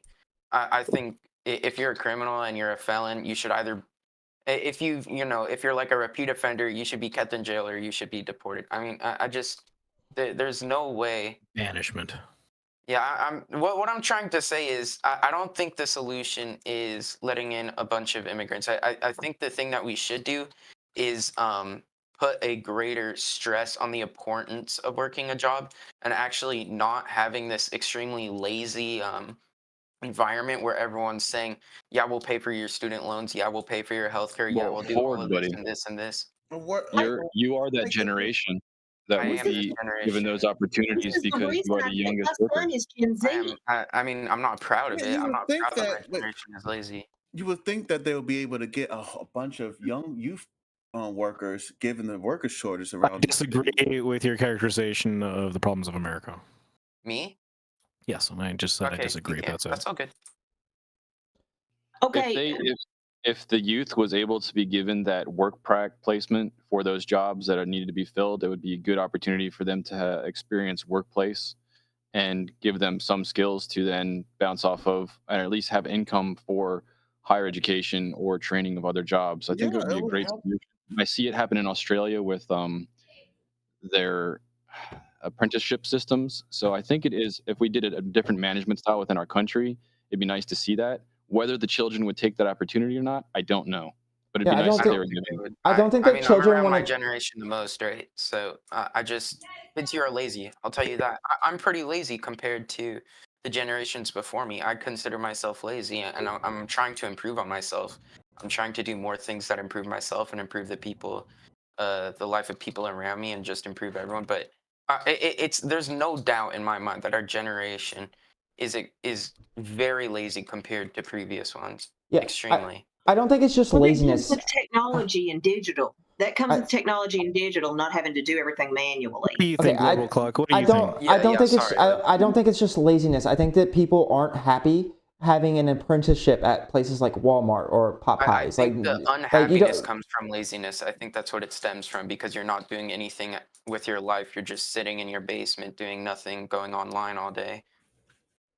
Well, and they don't. Where laziness stems from. They don't know the pride that comes with accomplishment, though. I mean, when I'm able to do something I've never done, I feel like God for a little while. I just feel like we're just making broad characterizations of people. I don't feel like we're really addressing. That's true. Yeah, everyone is different, but compared to previous generations, again, there is no doubt that we're lazier. I mean, it's based on an average of this generation compared to average. I don't think that people that don't want to work at Popeyes are as lazy. I think that they have better aspirations for themselves. Okay, I think that's what's going on. While achieving those aspirations, how do they provide while working, while getting there? Exactly. We are living in a time in America where society provides these opportunities more so than I think ever before. Look, so you're saying people don't want to work at Popeyes because they want to work at a more prestigious place where they can make more money. That's called laziness. It's more money. It's more meaningful. Hold on a second. I went to school so that I can get a $44,000 a year job. Like, it's not always just about more money. Some people want to do something besides serve chicken to people. Okay, then they can Right. do I that, wouldn't but put you have Popeyes to on serve a chicken in order necessity to list get of. up in society. I mean, I want some Popeyes. But you want to mandate somebody to work at Popeyes, right? Rather than allowing somebody to freely make a not choice to eventually exclusively work at. Popeyes. I want you to work in construction. I want you to work in the fast food industry, anywhere that gets you a start. And you should do that in high school. As soon as you can work, you should be working. But something that youth needs to understand, and this is something that I learned, like I started in Arby's. Arby's was not a fun place to work, but I learned how a workplace works. And I also learned that if you're noticed as a good worker, someone that comes and buys a sandwich from Arby's will notice that. And if they have a job opportunity, they might give it to you. So networking, It's a ladder. You can't just expect everything all at once. No, it's a job. Look, So- I think any. Well, go ahead. No, you go ahead, Base. I've been talking a lot. No, I just say any opportunity that we can provide for people, I think is good. I don't think it's a matter of people being lazy. I think I don't know. I think it's a very various issues. I don't think the answer is just bringing in a bunch of people just all the time. I don't think that's a sustainable. I don't think that's a sustainable. What's the right word? I could give you an example why. No. Base King, why not? Why not, dude? We have a shortage. If some guy doesn't want to do it, there is a limit to what we can bring in. but I don't think you can make that assessment. You know what I mean? Atlas, if you're gonna ask him to answer the question, dude, at least let him answer, man. I apologize. I am actively listening. I'm rebutting to exactly what he's saying. I'm saying Everybody cannot come here. I'm sorry. There's got to be a limit. We have politics. We have Democrats. I think last election all raised their hands for welfare for people who are undocumented. Some people even want to create have free health care. There's we having these debates, and yet people want to bring in more people. So I'm thinking, no, there has to be a limit, and you have to give the country time to integrate these. Look at what happened in Europe. They don't like.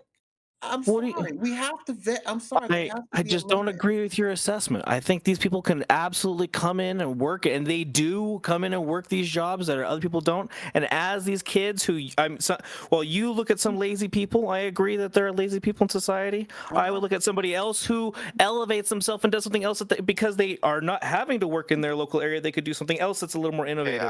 And there's also a question of are we taking the best and brightest of every country? And is there I think there's also a question of are we? I think I just believe in freedom, dude. I think they should just freely be able to move, and if they feel desire to come and work in America, that's freedom. And then them freely coming to work there, them freely building a home. I agree. Okay. Give every single one of them work forms. I agree with you. Before we go into open conversation, yeah, welfare. I don't know. Before we go to open conversation, I just want to get some feedback from Last Dance and Steve. I know that when we started the topic for child trafficking, you guys were not really knowledgeable on that subject, and I'm curious if there's any value gained from this conversation tonight or not, or if it was like a no event. I can talk about trafficking all day long. Personally, for me, I didn't gain a lot with regards to that. But the immigration side of this conversation, is intriguing to me. Yeah, that makes me happy. The open border thing, like whatever you guys want to call it, I mean, Kang's onto something there. We're hemorrhaging money in all directions. Free college, bring in everybody that you want, fucking purge money out to foreign countries for their wars. Do all of this, send, money goes, devalue the dollar, the fucking prices are unbelievable, interest rates are out of control. They give away all this money during the fucking pandemic to everybody. Obviously, there's major detrimental effects to this careless fucking tossing around of trillions of dollars. Sorry. I mean, come on. I think that's fairly obvious, and we're talking about one aspect of it. But when you compound all of the things here, we're talking about way too much frivolous ridiculousness, man. I just want to add to that, and it's going to take time for say they do get sentenced, it's going to take some time to, recoup that money. Of course. I mean, 40% of the circulating money, and we're talking digital and dollars, not just physical money, but digital as well. 40% of the money supply has come into being in the last 2 years. That's outrageous. It's historically unparalleled. Nothing good economically will happen because of that. They're retracting that now. They're taking money out of the supply now.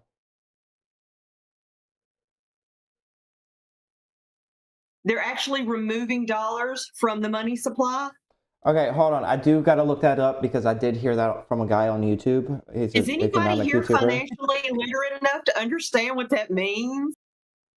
Well, I know Dude, that I'm pretty broke, so I don't. I know Jerome Powell said yesterday, I believe, they were not going to raise the Fed, and today the Dow was up like a humongous amount. So, I mean, that's a He great already knew that he response. wasn't going to do that. He's trying to give people a break before Christmas, before the holidays. So, When there's a 7.5% interest rate on a house, that means for every 100,000 you're borrowing, that's $7,500 a year, so like say you get a mortgage for 400 grand, you're talking an extra $30,000 a year in interest on top of that. You break that down, that's going to be like $2,500 a month interest. That's why I believe That's why I believe in agencies like the Consumer Protections Bureau. You know what I mean, where they can protect consumers from from price gouging like that. It's unbelievable, man. Like people used to pay $2,500 for a house. Now you'd be lucky to pay $2,500 in interest. I mean, I know that's not exactly true, but well, no, it's on a more basic level. You're working a job and you bring in an income, and a portion of your income goes to your mortgage or rent. If that portion goes up, housing becomes unaffordable in your budget, and you either have to take another job, or you lose your housing. And on top of that, it makes ownership completely unaffordable for the middle class, let alone the lower class. Mm-hmm. That's the kicker, is ownership right now is ridiculous. It's non-existent. I know people who could afford a $500,000 home, but they could only afford that. Then you compound the fucking interest on top of it, and they're paying out what would be in a low interest time. They're paying out the value of a $700,000 loan in that time period, even with the down payment, of course. But it's crazy, man. I think one of the issues that we had as a country was that during the good times, we still had incredibly low interest rates, and that probably shouldn't have been a thing. I'm not going to pretend to be an economist, but that's just something that I've heard, that like during good times, you should have interest rates at least a little bit high. And then bad times, you're supposed to lower it. But during our booming times, the end of Obama and during Trump's administration, they never raised interest rates. Well, you're right. There should have been a more substantial interest rate in the good time, but do you understand how the fractional reserve lending works? Not really. Okay, let's say I put $1,000 in the bank. The bank can claim I've put $10,000 in and loan out that $10,000 on paper, legally. I want to do that. I don't think. And collect interest on that non-existent money from every person that they've loaned it out to. They collect interest on not. So if people stop debting, the entire financial system collapses. Well, it's a now, good thing do you we're in a debt understand why crisis. we have uncontrolled immigration? What? They need more debtors. I don't think that we have a problem with debtors. Like we have a unprecedented debt crisis where we have too many people in debt right now. You're correct. Yes. Yes. Well, you're going to be ready for the Great Reset. It'll clear the board right across the board, and everybody can start over from zero. Yay! I think that's people wish for that. I think people who talk about it wish for it. That's that Klaus guy, right? What's his name? Yeah. The World Economic Forum. Klaus and Schwab and Soros. You all will them. eat the bugs. Hey Alice, I got an immigration question for you. Because you and I, we align a lot on immigration, but I do want to know. All right, so you want to allow anybody to come in and apply for citizenship. I would assume there would be a background check to make sure they're not terrorists or whatever. So it's going to be some sort of modern, there would be an agency that would come with it. I know my conservative people wouldn't like that, but some sort of agency, it would be quick, and background checks, it works, and follow-ups works. If these people are coming, many of them are going to be poor people that are going to need some kind of kickstart in order to survive in America. Do you support giving them welfare, and do you support kicking them off of welfare and deporting them should they not make it, like get a job and be able to take care of themselves? No, Get a haircut. I think. What would your policy around that be? I think when they become citizens, they receive all the amenities of a citizen. So, if they become broke or homeless, they receive food stamps like any other broke or homeless person in America. Okay. So I mean, you see what I'm saying? Like I'm just trying to accelerate the process between. That's not a financially feasible model. You can't. I consider labor a force of bringing in income, and so do many companies. I am not an expert, but when there's labor shortage, I just see the only thing that these people need is a language barrier, and if you can speak Spanish, it's not very difficult. I mean, if you're like the world can exist with lots of people in it. I mean, our neighbor Canada, they have English and French speaking. I mean, it's not even difficult. In my interpretation of this isn't difficult. It's we don't care enough about the problem until it's going to really boil over again, like other problems. Well, this myth of a labor shortage, I'm not sure what sector the labor shortage is supposed to be in, because from all the news articles I've been seeing. Didn't you just talk about chicken, your factories and the chickens and stuff in your local area? Now I know that's your local area. I get that, but but everywhere. Well, according to all the news articles I've been seeing, the tech sector actually is the worst, but across sectors, from automotives manufacturing to tech work to food processing to goods and services of any kind, there have been massive layoffs in the hundreds of thousands. Somebody Google recent tech layoffs and see what that says. No, the tech sector has been laying off, but like other sectors have not. Like when I believe the system fluctuates. When certain industries do layoffs, other industries pick people up. I believe in people freely moving between countries and immigrating to the places that they desire, because we in America have the best services. We have the best agencies to protect our citizens. This is why we don't have the problems like they do down there. And I just think the faster that happens, the better. Well, this is a globalist collectivist opinion, and it would work if we all had the same values and we all had the same goals in life. It would work. As we were talking the other day, and I said communism works in a commune where everybody has the same religion and the same family goal. Did say nothing about communism. I just said everything about she's talking about fast immigration. No, I'm talking about how in a small localized area, having communism, having a commune does work, and they take care of their elderly, or if a woman's husband dies, they help support the family and children. It works in a small demographic where all the life goals are the same and all the family values are the same, or perhaps religion, if there is one, is the same, or lack of religion. Those concepts work in small demographics and small communities. But when you're talking about worldwide, there's too much differentiation. If we all had the same currency and the same family goals and the same life goals and the same opinions, yes, what you're talking about could work.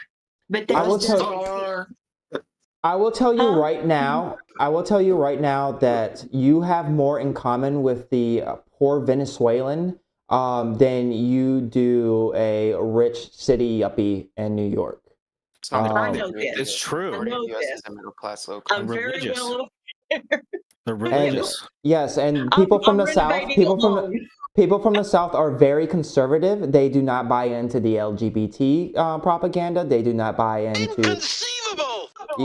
So like Google if Latinx. Google if that. See they what hated that, if Yeah, Republicans they hate if Republicans were to just like stop with the whole fear mongering around Hispanics, they would probably win the Hispanic vote. You already It's not see just like Hispanics; it's illegal immigrants that are coming in. well, it's mostly the Hispanics. Like It is. That doesn't mean we're targeting. Well, that's the way. But spend that's a broad term because Cubans will say. so this immigration topic just came went from immigration to talking about how different cultures through Ashley talking about how people who are the same can work in a commune or some shit. So it always comes down to that when we are talking about immigration with conservatives. Well, even without religion, I said the same life goals and the same family goal, the same, the same opinions about living life in general, not just religion. You Which is could why have I a don't- commune that has I don't- no religion. You could have an atheist commune. If they all have similar goals and values, that's cool. Why can't we just if you believe all that, then why is it so unbelievable that we can't assimilate that population? Well, do you not admire diversity? I do. That's why I'm asking to incorporate it. Not so much a diversity, but if we have Controversial. Not at all. Oh yeah, let's go, Smoke Steve. You and me. Okay, No, so but- diversity doesn't hold on a exist second, in a though. vacuum. When certain different diverse cultures are exposed One at to a each time, other, please. when different diverse cultures are exposed to each other, there are a few outcomes that may happen. One is assimilated into the other peacefully, or one is taken over forcefully. Are you saying that? If you do this, there will be no more diversity by hook or by crook, by peacefulness or by war. There will be no diversity. There'll be no difference. America is. I just believe in America, I guess, more than you do. Yeah, we do have 200 years of experience of bringing in immigrants and assimilation, how that works. So some assimilate and then some will not. But to that well, point, we kind of it's a big swap meet is the way it really turns out. We have so much ability and so many slots that we can fill at a certain period of time, and we have so much finance to be able to do that. And I believe that if we absorb more than we can care for, we're creating more problems than help. Well, I also worry about that. The beautiful thing. Politics. My rebuttal to that would be I look at that force as an influx of people as a strength, not a hindrance. Yeah, the beautiful thing is. Go ahead. Keep going. I'm sorry. I don't mean to. The beautiful thing is that the economy isn't it isn't a stagnant thing. As we get more people in, the economy can grow with it as long as we're putting those people to productive work. It's not a zero-sum game. Zero sum. That's the word. Thank you. I agree in the ability to put people to work in a system to improve the system. As long as we can facilitate them quickly enough, I can understand that. But there's also the housing issue where there's nowhere for these people to stay at a certain point, it seems. And at that point, that seems to be a problem. That is true. I think that one of the things that the federal government, that Biden is really failing on, is taking these people and putting them in places that can actually handle taking them. Like New York is being overrun right now. We probably shouldn't be still sending people to New York. Did Eric Adams get arrested or something tonight? Did anyone hear about that? He did. His chief or something got arrested. There's something going on there. But I don't think anyway, the mayor was the mayor arrested?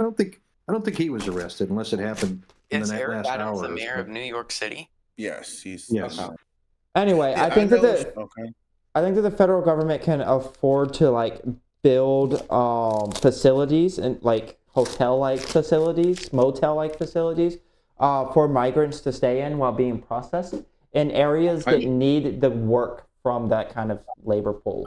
The American government is build those facilities, if you they're would be actually able to homeless build if those, you operated like them. if they were actually going to build those facilities and not just throw the federal problem on the state, I can appreciate that. But when they're sending it into a state and saying, this is your problem now, you have to deal with it, when the state's like, we didn't want this policy to begin with. Yeah, people are really the federal government should be doing more to take care of the migrants. I think we for should sure. focus more on the people who are already here, who are already homeless. I think we can do both. We are fucking America, and we can. The federal government can't stick its thumb We up are its fucking America. own hands. Oh wait, what did you mean by that? We are fucking America, and we are amazing. We can do it all. America, fuck you. I mean, I just bloody fuck you. Sorry. Yeah, anyone who's seen that video, those two Indian guys yelling at each other, fucking hilarious. Oh, come on. I am not familiar with ladies yelling at each other. The granny. ceasefire, Cluck. What? Or did you move, Cluck? Did I move? Yeah, your room looks different. He turned on the light. Yeah, he's building weapons. He's actually amassing for a war. Earlier, I thought he was re-gripping golf clubs. I'm like, what the fuck is this guy doing over there? They are Did you hear golf. what I said earlier? He's been stroking some kind of pole the whole time he's been on. They are golf clubs. That's why Ashley live streaming from Palestine.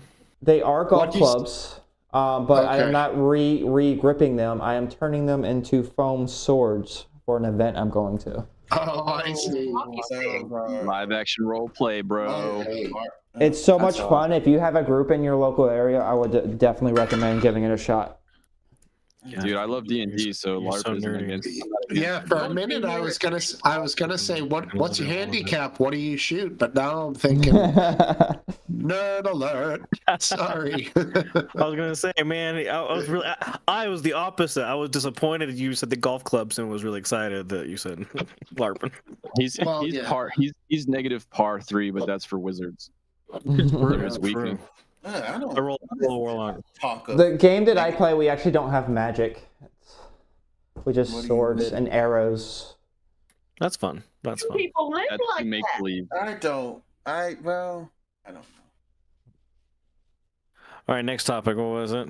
Oh, but The third topic we can't do. The third topic really because it was Tyler's, and he's getting nookie right now from his girlfriend, and she won't. She told him that's going to happen now, so he had to back away from the third topic. I was like, I understand. Booty call. To publish that. Have it on a schedule. He did it all for the I didn't ask you for those details. I was just like, I understand you're backing out. I get it. But you guys, it's open debate now. It's open discussion. So to Tyler, No, I'm going to go say get him, bye kid. in 3 minutes. Right? Use it or lose it. When he first said it, he was like, it's 2D time, so I gotta go. And I thought he was talking about his dog had to go out to go to the bathroom. I was like, dude, go ahead and do that. We'll still be here. And then he's like, it's 2D time and she's not letting me debate. And I was like, what? All right, wait, what? Is 2D for your girlfriend? Hopefully, we're talking about a girl right now. Okay, we're good. Oh, okay. Cool. Well, I am going to go. It's been great all. But Yeah, thanks for coming, Atlas. I hope you appreciated the experience, man. I enjoy being when I walk in the room. I hope you get the Elden Ring music as the boss music comes in, and I hope you all feel it. So I am the I main know that you can antagonist. actually set that up so that it plays when you join the chat. my ego would explode. You have to have nitro for that, RW. You do. You need to pay like every new sorry. Trust me, I Atlas. tried. Atlas, what state do you live in? I live in Utah currently. Oh, there ain't shit happening there. Never mind. No, I'm on different work. Where do you live, Cluck? Virginia. Say that one more time. Virginia. Oh, Virginia. There's not anything going on over there. What do you mean? We had a whole Nazi invasion in my town like When was 6 years ago. this? Jesus Christ, call the Marines, call the Army. You had Nazis Y'all invading? don't What remember the fuck? y'all don't remember Charlottesville? Yeah, y'all don't remember No. Charlottesville? Sure, unite the right. Yeah, Those Nazi invasion. idiots weren't Nazis. They were fucking retards. Excuse my language. Sorry, I didn't mean to say that word. For which word? Which word are we saying sorry for? Probably The R word. The R word. A hard R. Got it. No one's offended. Don't worry. But how could I be offending someone if I'm calling somebody that's a hated group that word? I mean, Well, I don't think actually actual retarded people want to like be compared to Nazis. Like, yeah, you're not. Some of them may, but some of them. I'm not sure. Good point. Good point. Misappropriation. You're not I got it. insulting Nazis. You're insulting the R people. Yeah. Well, yes. Thanks, King. I'm gonna say bye. You're my only audience here, really. I got no other fans other than you. I'll see you in rating sometime. I'll see you guys later. Wait, who's your only fan? Who's your only fan? What? Good talking to you. Biz King and I are clan. We play Destiny together. I mean, not Oh, actually. cool. Yeah. That's right. You and who? All right. Yeah. So I'll see you around. Base King. Yeah. Atlas, have a good one, dude. Oh yeah. See ya. What were the 3 topics supposed to be for tonight? The first topic was ceasefire in Gaza and Israel. Second one was does the border policy create more opportunity for child trafficking? That's paraphrasing. And the third one is just open inquiry to the Biden impeachment. But that was a topic that Tyler had prepared because he's been doing research for hours and hours on it, and he was ready to go. So on what? I'm supposed to be getting Biden impeachment inquiry. Oh, gotcha. I'm supposed to be getting a list of sources from Rob Noor, where he's done research on like Burisma and shit that I'm going to annotate. All right, is he giving that out early so that you can debate it in a future event? No, I just kind of want to see, because I think that Rob is one of the best debaters on the right, and I want to see where he's getting his talking points from, and that's pretty much the exercise. If you don't mind me asking, which one is Rob? Rob Noor. Was he here today? No, he doesn't hang out. Well, you ping him. Well, he's really busy. He's like a really busy man. He's got a. I don't know. I don't know what's the cutoff for new. I think Riddle is a really good debater. Riddle? Yeah, I think he's really good, genuinely. Yeah, Riddle's the man. I wish he would hang around. He run me through the ringer when I first joined the server. He does that to everyone. Don't worry. Debating. That to me. No, he just like interrogates you about everything. He does. Scary. I had to prove that I was a woman and that I actually had kids and that I lived where I said I did and I was a rural person. Though I don't know how you couldn't tell from the way that I talk. Yeah. But oh yeah, it was bad. I He does survived. it with everyone. Did it with me too. I didn't get grilled by him. Does that Ramon character still hang around this server? Who? Ramon. Oh, I haven't seen them. No. Don't know that one. I don't know who that is. I hadn't been a member long though. Truth be told, Ashley, I heard you like for a couple of weeks, right? Like then you finally joined on camera one night, and I was like, "Holy shit, that's what you look like!" Totally didn't expect that, and pleasantly surprised. So don't be acting shy. Do I need to get one of those filters that puts eyelashes and makeup and stuff on me?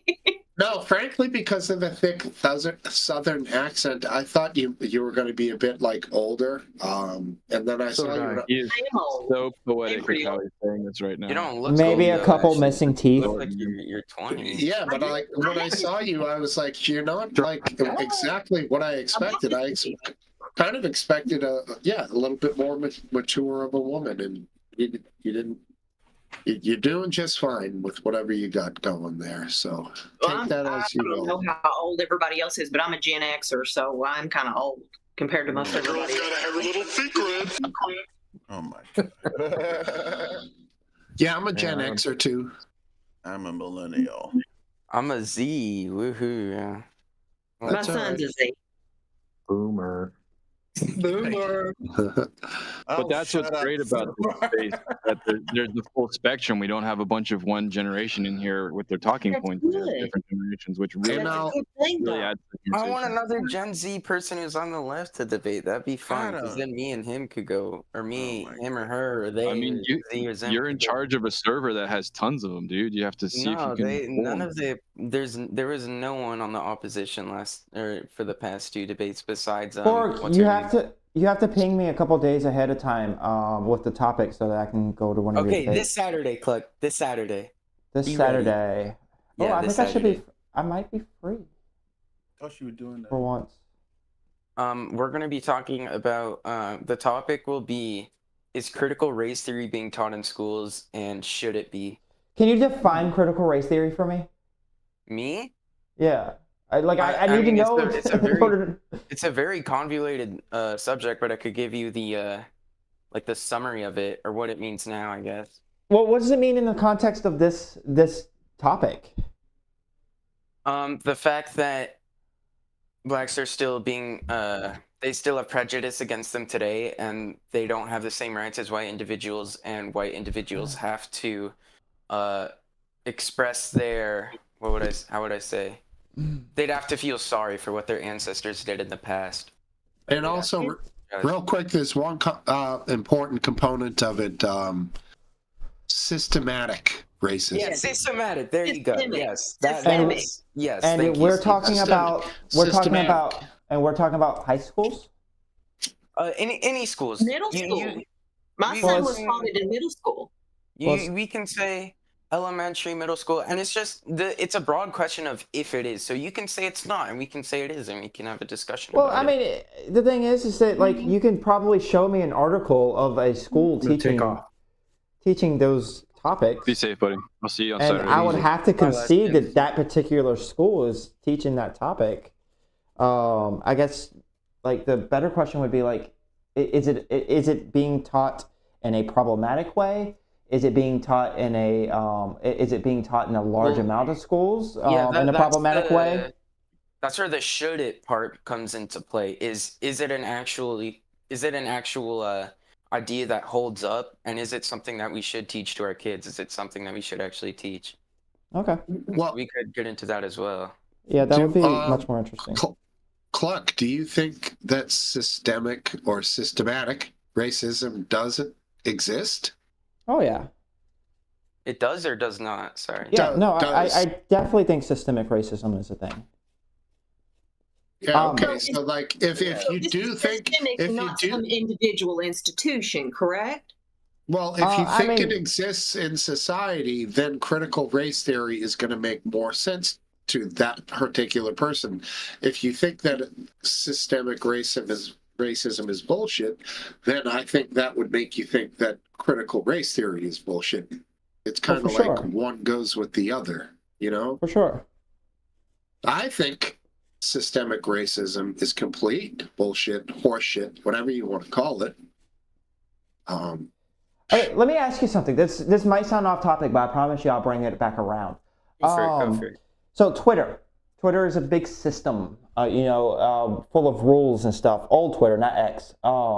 Okay, so we're talking about literally every system on the planet, including social media, because there definitely is racism on social media. Hold on a second. I don't have social media. I apologize. So there was a rule set on Twitter that said things like you can't be racist, or you can't spread certain types of conspiracy theories or spread misinformation and all that. And conservatives were being banned at a higher rate than liberals, even though Twitter didn't have any rules that said conservatives are not allowed. Do you think that that's like a systemic bias against conservatives in Twitter on that point?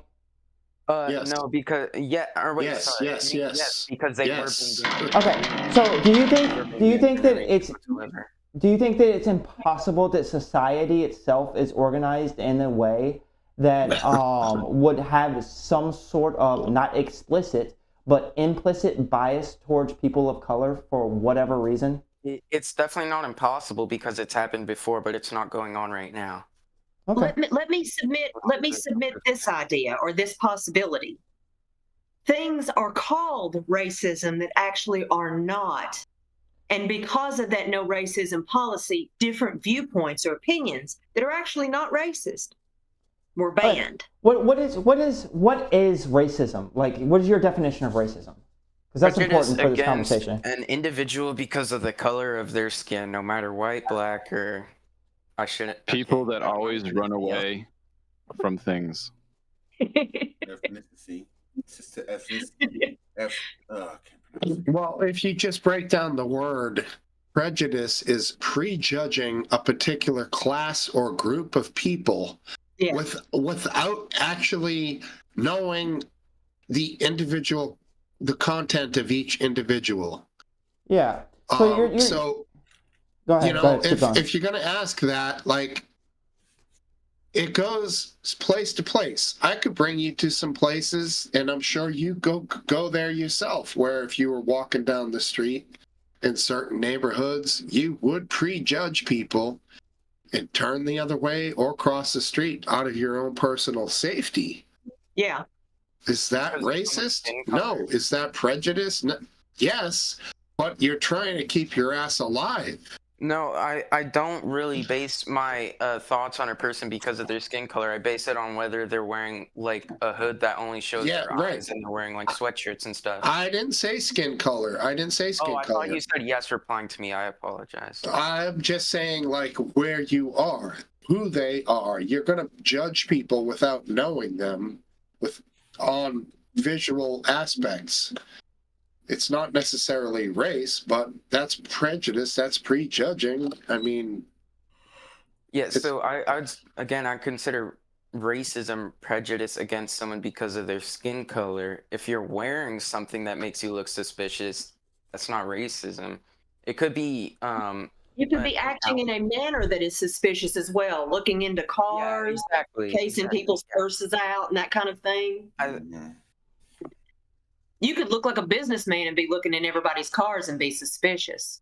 And unfortunately, what a lot of people on the left will say, and Cluck, you can tell me if you disagree with this, but what I see a lot of people saying is that because the outfits that you are suspicious of are so closely tied with a certain skin color, like black people, they usually do wear more black clothing. They usually do wear more hoods and stuff like that. And therefore, because it's more closely tied with them, it's inherently racist, and that would be an example of systematic racism because you've been trained to believe or something like that. Yeah, I mean, you could explain it better than me, probably, Cluck. So yeah, something like different hairstyles, like an afro, for a long time in this country was considered I don't discriminate or I don't have a prejudice. I think some are better than others, but it ain't a look. It's a feeling, man. I'm telling you, you just know with certain people. It's instinct. Feeling. Okay, well, what I'm saying is that like certain hairstyles, like an afro, used to be considered like unprofessional for a long time. They definitely in some places, it still are. But what is an afro? Do you know? Do you know how a black person gets an afro? Yeah, my daughter has kinky hair. I don't. I have to use ethnic products on my daughter's hair, so yes, I do know why. I know it's basically if a black person combs out their hair, it turns into an afro. Well, if you have like ethnic hair, yes. Okay, dude, I'd take out my hair. I think it's getting better. I think you look good with an afro, RW.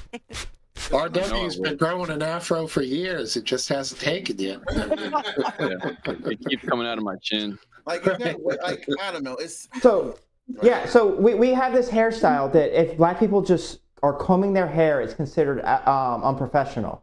But if a white person just combs their hair, no, a white person with an afro is equally unprofessional. Is that a true standard, Cluck? Well, no. Are afros considered? Well, I mean, Ferguson already given that point to me. Oh, I didn't know that was considered an unprofessional haircut as long as it's kept. No, I think they are. Not anymore. In certain jobs. It's not a disqualifier anymore. I don't think it's bad anymore. I think there are places that are still. I mean, when I got my job at the DOC, there was a guy that wasn't able to wear his hair the way he wanted it. I think it was dreadlocks or something. So. But like if you're doing like a mill and you're like spinning a mill and like someone has dreadlocks or like a 3-foot afro picked out, like even though it looks stellar, if that shit gets in the machine, they're dead, man. So Well, you probably also wouldn't. You probably also wouldn't hire a woman with long hair for that. Exactly. Work, yeah, right? That's right. They would have to have it safely back and all that. Bunch of long hair and So the idea of professionalism and afros not being professional, women with long hair, long combed out hair was considered professional, where if a black person, all they did was comb their hair, which turns their hair into an afro because that's the way their hair works. But you're saying that's not considered. wait, but you're saying should be illegal. How far away are you talking? Because obviously in the past we are much more racist than we are now, and I don't think that's This was probably like 2010s era. This was still a thing. Because in the 1970s there was a song called Signs. Has anybody heard this song? I have. Are the signs everywhere? 5-man acoustical jam or whatever. Yeah. Okay. Tesla covered it. The lyrics says, "Long-haired hippie people need not apply to this job." These aren't. We're not talking about afros. We're talking about people with long hair in general. Is it professional to pick out your pubic hairs like an afro? If you're doing porn, no, it's not. Yeah, I guess where I'm coming from here. I think braids are professional. That's a popular black haircut. I think those are fine. I don't see They haven't always been considered professional. Okay, well, yeah, but we're talking about the past. We're talking about the present right now, and if there's systematic oppression nowadays, because everyone here agrees. Everyone agrees that in the past there were laws against black people that were made. Well, these weren't laws. These were just policies these were policies that weren't Laws and explicitly policies, made. yeah, whatever you want to call it. Okay, but these were systematic oppression. These were policies that were a long not time ago. okay, but they were not meant to attack black people. It was just a outlook that America had that was anti-black while not being anti-black. No, you're talking about specific employers in small instances and single instances preferring not to do that. There's never been a government law about it, so therefore it's not systemic. Well, this isn't a single employer. This was like this was like the professional world. Now, if a company I'm going by your argument saying that critical race theory may be taught in 1 or 2 schools or several schools, but it's not systemic. By the same argument, you can't say that a certain employer's policy is systemic.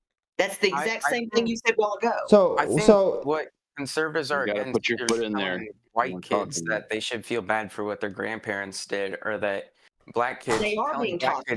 Or they're telling black kids you can't do as much as a white kid. I mean, that's not doing anything, really. Come on, that's not even true. I would actually love to see the lesson plan that actually says those things.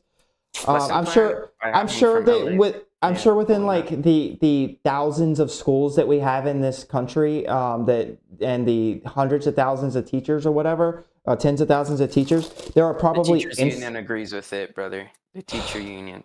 Okay, well, that would be really great for you to bring to the debate then. The statement that the teacher unions has made that says that white kids should feel bad for the sins of their grandfathers and that black kids can't That's learn. Summary, that's not exactly what they said, but... Okay, but I mean... Either way, I think he's right in bringing that forward as a link. Yeah, absolutely. I don't want to be rude, guys. I had a good night. I gotta lay down. My back's done. But thanks everybody for coming and chilling tonight. I really appreciate hanging out, and I think it was a good conversation. So cool. All right, have a good night. Have fun and hang out as long as you want, and enjoy each other. All right, we'll see you. In the same vein, liberal, you can't say that the thousands of corporations or the hundreds of thousands of hiring professionals, their choice is indicative of a systemic racism. So wait, of those hundreds of thousands of companies, if there was like 1, 2, 3, 4, maybe even just 50 of them, good night. Been a pleasure. 50 of those doing those things, and I would say, yeah, no, it's not indicative of a systemic problem. But that was my understanding, and I could be wrong. What was the professional world like? This was a common occurrence. Well, I've been alive since the 70s, and I've never heard of a case where an afro or ethnic hair was a disqualifier for employment. Yeah. I mean, you wouldn't. I have nowadays. I actually have. Yeah, like you wouldn't. That's called. You're gonna hate this. You're gonna really hate this, but it's what people in academics call white privilege. It's a thing we don't have to think about. Well, okay. For example, I got told by a doctor, a black doctor, a female black doctor, that I was a recipient of white privilege. She said that because of whites and because of my ancestors, that her father was the first one in their family to ever achieve a degree. And she told me that I benefited from my white privilege while her people were oppressed. So let me tell you this, and these are facts. This is not a story. My grandparents, my white grandparents, were sharecroppers. This woman informed me that I was lying, that never existed. White people were never sharecroppers. Not only were my white grandparents sharecroppers, a large part of our community, because it's impoverished, were sharecroppers back in that day, and most of them were white. There were black families here that were sharecroppers as well. None of my grandparents attended college. Her grandfather did. None of my parents attended college. Her parents and their siblings are all college educated. Yet somehow, even though her income and her level of education and her parents and her grandparents, even though their prosperity far exceeds that of my family, I am still somehow a recipient of my white privilege. So you sound, for one, it sounds like you have a bad doctor, and I hope you change them because that's a very unprofessional thing to talk about with your patient. This was my daughter's handicapped, and this was one of the professionals that provided care for her at a point. Well, we do not go there anymore. Yeah, regardless, that was a very unprofessional thing for them to talk about. But anyways, the idea of white privilege is that when all things are equal, if you take somebody who is white and if you take somebody who is black, just by the virtue of the color of your skin, there is probably going to be more barriers in front of the black person. So you're talking about your grandfather was a sharecropper, which probably put you on a back foot compared to a black person at the time that wasn't in the slavery or a sharecropper, maybe a black business owner at the time. If there was a black business owner at the time of your grandfather's time, then economically the black person is still probably going to benefit. But that same black person that's a business owner is probably going to do worse just by virtue of the color of their skin and the society they lived in than any given white business owner around them. Those obstacles don't come with skin color. They don't at all. So you're telling me that the issue of poverty, that the poverty of my ancestors is irrelevant because they were white, and that it doesn't matter that black families had better opportunities and have better economic success and outcome because they're black. The poverty and the issues of my ancestors don't matter. That is not what I'm saying. I am saying that the poverty that your ancestors experienced does matter, and it did hinder your ability to be successful. However, if you take somebody who is black from the time, who is just as impoverished, then they are probably going to have an even harder time than your ancestors and their descendants did getting ahead. Well, let's focus on the present, though, because we're focusing on the past. Nowadays, where does personal decision making and entitlement come in? Because as far as I know, and as far as I'm aware, there are no affirmative action programs for whites. So where does the personal accountability and a leg up come into that conversation? So affirmative action was a bad policy, not because it was trying to do something bad, but because it tried to do something good, but at a too late of a level. Affirmative action wasn't a very successful thing when it came to giving people a leg up that needed it. No, it's highly successful. It was, yeah. Asian kids were being kicked out of, or Asian kids couldn't get into schools when they had all of these insane degrees because there's a So you're telling me affirmative action was successful at bringing up the black community? Yeah. Well, affirmative action Sorry, is, wait, could you not finish a that, thing Cluck? anymore. I didn't hear you. Could you finish that? Affirmative action was successful at bringing up the black community? Bringing up the black community as a whole, not Yeah. necessarily. It was good at bringing more black students into college, yes, which was the whole point of it. It's not about bringing up the black community. That's It's impossible to guarantee equality of outcome. You can only guarantee equality of opportunity. So when Personal we were decision making plays a factor. So okay, but when we were talking about these systems, we aren't talking about individuals. We can go down to the individual level if you want, but we, generally speaking, we are talking about systems. So when we're talking about like affirmative action, did it work? We're talking about did it work for the community, not so much for the individual. It can affirmative action probably did benefit a lot of individual black people, but overall, it didn't really do much for the black community as a whole. But that boils down to their personal decision making, though. Who took advantage of that? Who took advantage of those? Okay, do you know what manpower is? Manpower? Yeah, it's a company. It's a company where you go and you. When I moved to the city, I applied to Manpower. They are a temp agency, but they cover everything from agricultural work to industrial jobs to office work and administrative duties, right? You go, you apply, they give you an aptitude test, and then they will place you in a job temporarily with hope of permanent employment, is what usually happens. I've dealt with temp agencies before. Okay, so when I moved to the city, I applied to Manpower. One of the many jobs they placed me with was we have a very, very liberal college not far from me, and it's called Berea College. I don't know if you've ever heard of it or not. But they placed me with a group there called the Appalachian Association, which provided grants and funding for underprivileged people, and people provided opportunities for people like single mothers or minorities and things like that. They fund rose and garnered funds to make more opportunities available for people. So I was hired there as a secretary doing administrative secretary work. I worked there for 6 months. Then they told me that, my term was up and that they had that new applicant that they were going to hire permanently and bring in. This lady was African American, but that was really irrelevant. I knew when I took that job that it was a temp job. So are you with me so far? Yeah, I hear you. Okay. So this lady worked for them 2 months. Oh, and I trained her. I trained her for 2 weeks before I left, on what I was doing and what her job responsibilities were. I trained her for what the job was. And I had no hard feelings because I knew when I took the job, it was a temp job, that I was not going to be hired permanently. So this black lady was there 2 months and then just stopped showing up for work without a call. They called me and asked me if I would be willing to come back.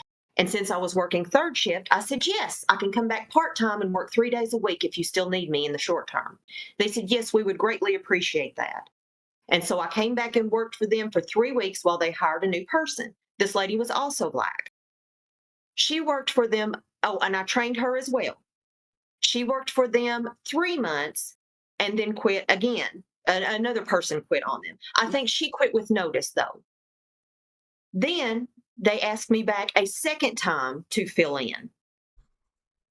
And I said, I'm sorry, the job that I have now under Manpower has a scheduling conflict and I can't do that. And I said, I've got a question. And Francis said, yeah, what is it? And I said, this may be offensive, but I don't understand why you didn't just hire me if I was doing the job adequately. You guys loved having me there. I had coffee for you every morning when you came in. I never missed any paperwork. I always filed everything on time. Why didn't you just keep me there permanently? And she said, well, we have to have an affirmative action hire or we'll be in violation. Violation of what? The law is saying that they have to have a certain percentage of people, that reflects the demographic. And these were old white ladies. All 7 of these ladies were old white ladies. They were boomer or older.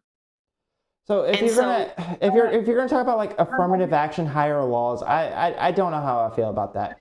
I would have to look into that.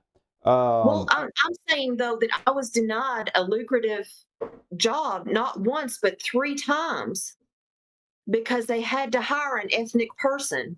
I don't know. They didn't explain whether she had to be African American or whether she could have been Hispanic, or in my opinion it should have been a male, because I mean it was a female dominated workspace. So in my opinion they would have been qualified for affirmative action and diversity by hiring a male to work in there of any color. But that's neither here nor there. So that job opportunity and those benefits and that long-term employment was denied to me 3 times because they were trying to meet affirmative action hire standards. These women had a wonderful opportunity for an awesome paying job with benefits that could have been turned into a career helping their own community, because that's what this company did. And all 3 of these women denied that opportunity when they were given it. They didn't value it, I should say. I don't think that there are affirmative action laws. I'm not seeing anything on here about that. I think it might have been a company policy. No, it's a law. Is it a law? Can you show it to me? It is. Yes, it's a federal law. It's a And it's not just federal with law? that, it's with loaning practices too. A bank has to carry a certain amount of minority and low income loans where they help them out and give them low interest rates. They're called HUD, or they used to be called HUD. I think it's like Fannie Mae or Freddie Mac or something now. They've got a different name now, but that's been instituted Wait, since the 70s. so is that law about minorities or is it about low income people? Minorities. Okay, you're gonna have to show me that one too. The name is Fannie Mae, and the newest one I think is called Freddie Mac. That's what the law is called, because you're naming the name of banks.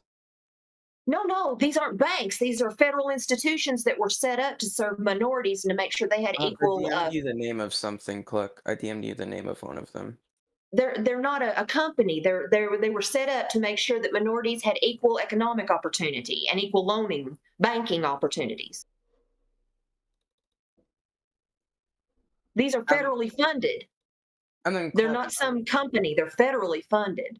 Cluck, could I just like ask you a series of questions and you just like respond to them if it's okay? So this executive order is only talking about federal employment. President Biden does not have the ability to affect private companies in that way through executive order. That's a cop-out. You know good and well that guidance is often adhered to nationally. Wait, hold on. What I'm asking for is, what is the affirmative action law? He posted me a executive order that only that basically says that Biden administration wants to hire a diverse workforce. Okay, well the policy I'm talking about was instituted back in the 70s. Okay, maybe late 60s.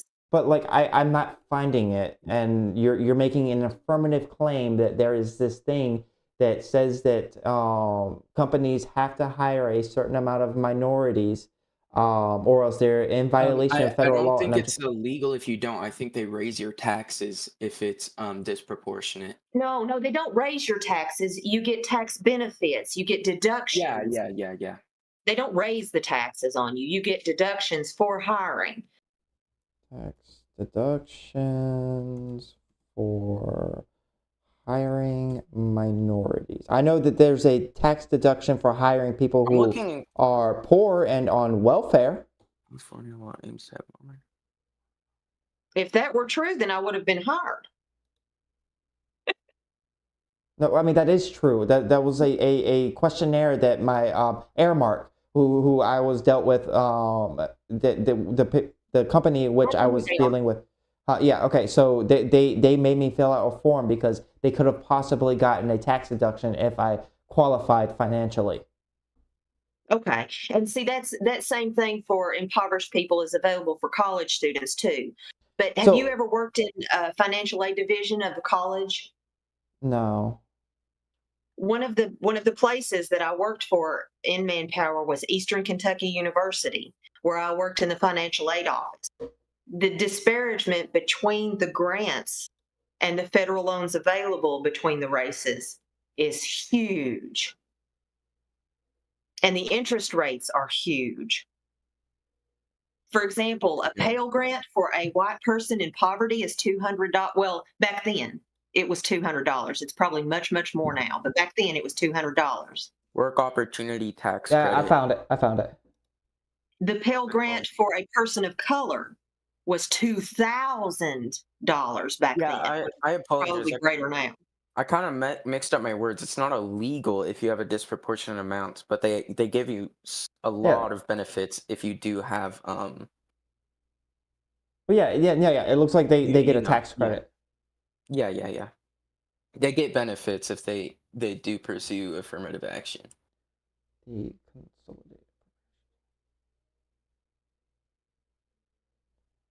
And Cluck, could I just like ask you some things? Go ahead. Okay, so earlier you were talking about, so Ashley was talking about her ancestors earlier, and they were poor, right? Ashley, they were kind of low class. Literally barefoot. Okay. Literally barefoot poor.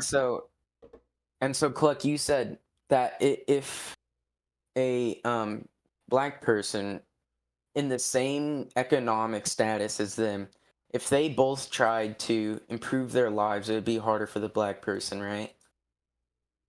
Most likely. That, but it's not true.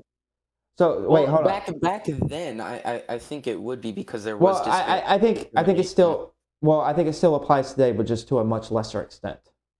Okay, so yeah, that's what I was getting to. Is I think that nowadays, if you have a white person in the same economic status, or let's say a white person and a black person who are in the same economic state, I think they can both do extremely well. It just depends on how hard they're willing to work. I don't think it matters about. It comes down to personal responsibility and who's willing to take advantage of those programs. So real quick on this tax credit, there's nothing about race on this. It's the people who are qualified are formerly incarcerated, recipients of state assistance, veterans, residents in areas designated as empowerment zones or rural renew counties, individuals referred to an employer follow completion rehabilitation plans, individuals whose families are recipients of supplemental nutritional assistance, recipients of supplemental security income benefits, individuals whose families are recipients of state assistance under Part A, Title 4 of SSA, and individuals experiencing long-term unemployment. These are not benefits given to black people. These are benefits given to people that probably have a lot of black people that describe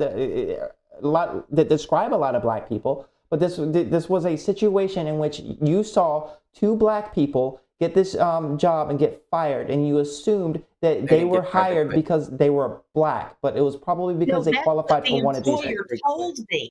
That's what the employer told me. Okay, well then they weren't going for this tax credit because them being black had nothing to do with that. That's probably When was this instituted? What was the date that this was made? The Work Opportunity Tax Credit is a federal tax credit available in the blah, blah, blah. The Consolidated Appropriations Act of 2021, section blah, blah, blah, authorized extension. So it's been extended in 2021. I don't know when it was first instituted. This one particular instance I'm talking about happened in 1999. Okay, there might have been different laws back then. I mean, I don't know. These opportunities exist for minorities. Are you denying that extra opportunities exist to uplift minorities? I don't think that they're as prevalent as you're making it out to be. But to answer Forg's question, hold on a second. I'm so sorry, Forg. What was your question again? I was saying that, or it was kind of more of a statement, and you can say if you agree or disagree and why, but I was saying, I think if you have a black person and a white person who both have the same economic success, I guess, and if they try and move up from middle class to high class, I think it all depends on how hard they work. I don't think their skin color matters at all. So I think that any individual not in the past, today. Yeah, I think that today I you think are right. okay, I think that any individual can probably make it to a higher class level if they do make the right decisions and work hard. Although I think that for black people, it probably is a little bit harder. And I'll give you an example of that. There's this thing called implicit biases that that people will judge black people on without realizing they're judging black people. There was a study done that oh gosh, something's about to die. One of my wireless devices are about to die. There was a study done that where they sent in the exact same application for to a bunch of different companies. The only difference was one had black sounding names and one had white sounding names, or they had a bunch that had black sounding names, bunch that had white sounding names. Were they at And different times? Were they sent in at different times? Because I would assume that if they're sent in at the same time, the company would notice. No, he's correct. And this same group did a study where they sent in an Asian sounding name and a black sounding name, and the Asians were discriminated against. This is a real thing that he's talking about. Yeah, I think that's not true at all because Asians and Indians do much better than whites and blacks together. Well, when they're being accepted in for colleges and for loans, they're actually discriminated against. Well, this was job applications I'm talking about. They were sent in at different times, though, right? There are just so many factors that could go into that. There's no way you can get a reliable outcome from that. What's going to happen is I'm going to give you a bunch of studies that indicate that there is this thing called implicit biases, and you're just going to try and come up with reasons why these studies are. Well, listen, I could flawed. give you a bunch of studies of why there is an implicit bias. There's so many studies to prove either side. It would literally, it would take me hours to go into every study that you show and nitpick at every little thing. Because that's what you have to do to make sure that a study is legit. So it's not telling. There are studies proving both things. So it's not telling at all to you. Well, I would love to see those studies. You can send those studies to me. But it's not telling at all to you that people with black sounding names get called back less according to these studies. No, it's not surprising because, okay, for example, if you put your, this has become a more recent thing. If you put your pronouns in your bio or on your application, you're less likely to be called back, no matter what color you are. Okay, but so do you think it's a bad thing that people with black sounding names are less likely to get called back? No, I think it depends on a number of things. Again, that's what I've said. So if you have a community of people with this type of name, and you're less likely to get callbacks because you have this type of name, then isn't that like an extra obstacle? Just your name alone. I've already told you it's not just because of their name. I think it's because of a myriad of different things. Okay. So there was this. This is anecdotal. But there was this woman that was trying to sell her house, and the realtor quoted them it was a black woman, quoted them a very small number. She felt like she was being ripped off. My bad. And then she got multiple different opinions, and they were all small. But then she had her white friend do the exact same thing, got much larger numbers overall. I could probably find a study that looks at that, but I don't know if it's ever been studied, and I haven't looked. But it just doesn't make sense. Why would you not buy a house from a black person compared to a white person? That literally just doesn't make any sense. I agree. I don't understand the problem. Maybe people weren't looking at the home when she was selling it, and the white person just happened to get a hold of the home and sell it when people were looking for it. No, I don't propose to know what went on, but it just doesn't make sense. Financially, it doesn't make no sense whatsoever. That realtor would seek to get the highest commission possible no matter what color you were. This is like women claiming that they're paid 77 cents on the dollar. That's ridiculous. Employers would hire nothing but women if that were true. Hear me out. If I were a racist who hated black people, I'd probably buy a home from a black person to get him out of my neighborhood. If I were a racist, guy who hates black people with all my guts. It doesn't make any sense. I don't see how that could be attributed to racism. Well, I'm saying financially that doesn't make any sense. Even a racist person would take advantage of a greater commission. Even if the realtor did not like black people, she would gouge wait, the hold black on. I'm sorry. This wasn't a realtor. This was an appraisal company. So they have no incentive to appraise it high. Oh, okay. Well, let's see. An appraisal company would give the black person a lower appraisement than or lower appraisal than the white person. So this is just a headline right here. Home appraised with a black owner, 472,000, with a white owner, 750,000. Say the numbers again. It cut out. What was the number? 472,000 with a white owner, 750,000. That's a What do you huge. mean? That's, Wait, that's wait, hundreds wait. of What do thousands. those That's a numbers huge mean? Wait, disparagement. what do those numbers mean? Sorry. What So are the those numbers? same home appraised with a black owner was 472,000. The white owner was 750,000.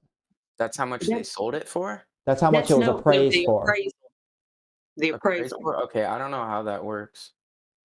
But again, it also depends on who is looking for a home at that time. Well, it's not just that. There's These in weren't this different. case. These weren't different And times.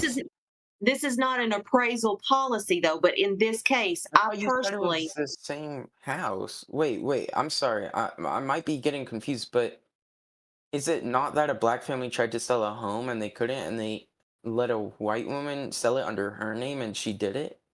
So hold on. No. Let me read this article. I just like a bit of clarification because I'm That's really not what bad he's at saying. that stuff. Okay. He's saying that a black woman went and had her home appraised. Not saying she was going to sell, but just for an appraisal, just to does that see mean how much it was worth. What's an And then- appraisal? You have to do any kind of real estate or property transactions. You have to have an appraisal. You have to have a third party come in and tell you and the bank or whoever's involved, another buyer, that this is how much the property is worth, and they look at other houses in the area in that same condition, same size, and they tell you how much your property is worth. For whatever reason, it could be for tax purposes, it could be for insurance, or for sale. Okay, It's an appraisement of something. Okay. And he's saying that the black woman's appraisal was hundreds of thousands less than the white woman's appraisal, even though it was the exact same house and property. It was the same property. That's the story. Was it the same person who rated it, Cluck? Or who appraised it? Was it the same person? Probably a company. I would have hold on, but 2020 valuations, a Maryland appraisal company. Was it the same home value for company? the intern loan. All of that. Did Did something happen in addition that might have brought the value up? Because I don't know why a racist would want to pay an extra $300,000 to buy a home from a white person. That's just kind of stupid. That's what I said. Yeah, that's just Okay, it doesn't make sense. Let me tell you the story. Dr. Connolly said but 2020 valuations, a Maryland appraisal company put the home's value at $472,000, and in turn, Loan Depot, a mortgage lender, denied the couple to a refinance loan. So these are two companies they went to. Dr. Colony said, they went to the appraisal and then the loan company denied because of the appraisal. Dr. Colony said he knew why. His wife and his 3 children, aged 15, 12, and 9, are black. A professor of history at Johns Hopkins University, Dr. Colony is an expert on redlining. That's another issue, but anyways, and a legacy white supremacist. The legacy of white supremacy in American cities, and much of his research focuses on the role of race and the housing market. Months after his first appraisal, the couple applied for exactly. That's why months. You think that it would have went up by $300,000 in months? No. I think I know what happened. Absolutely, time can play a factor. No, I think I know what. I don't think that happened. I think I do know what happened though. What happened? I don't think what Forg is suggesting happened, or that it mattered that it was months away. I know exactly what I can.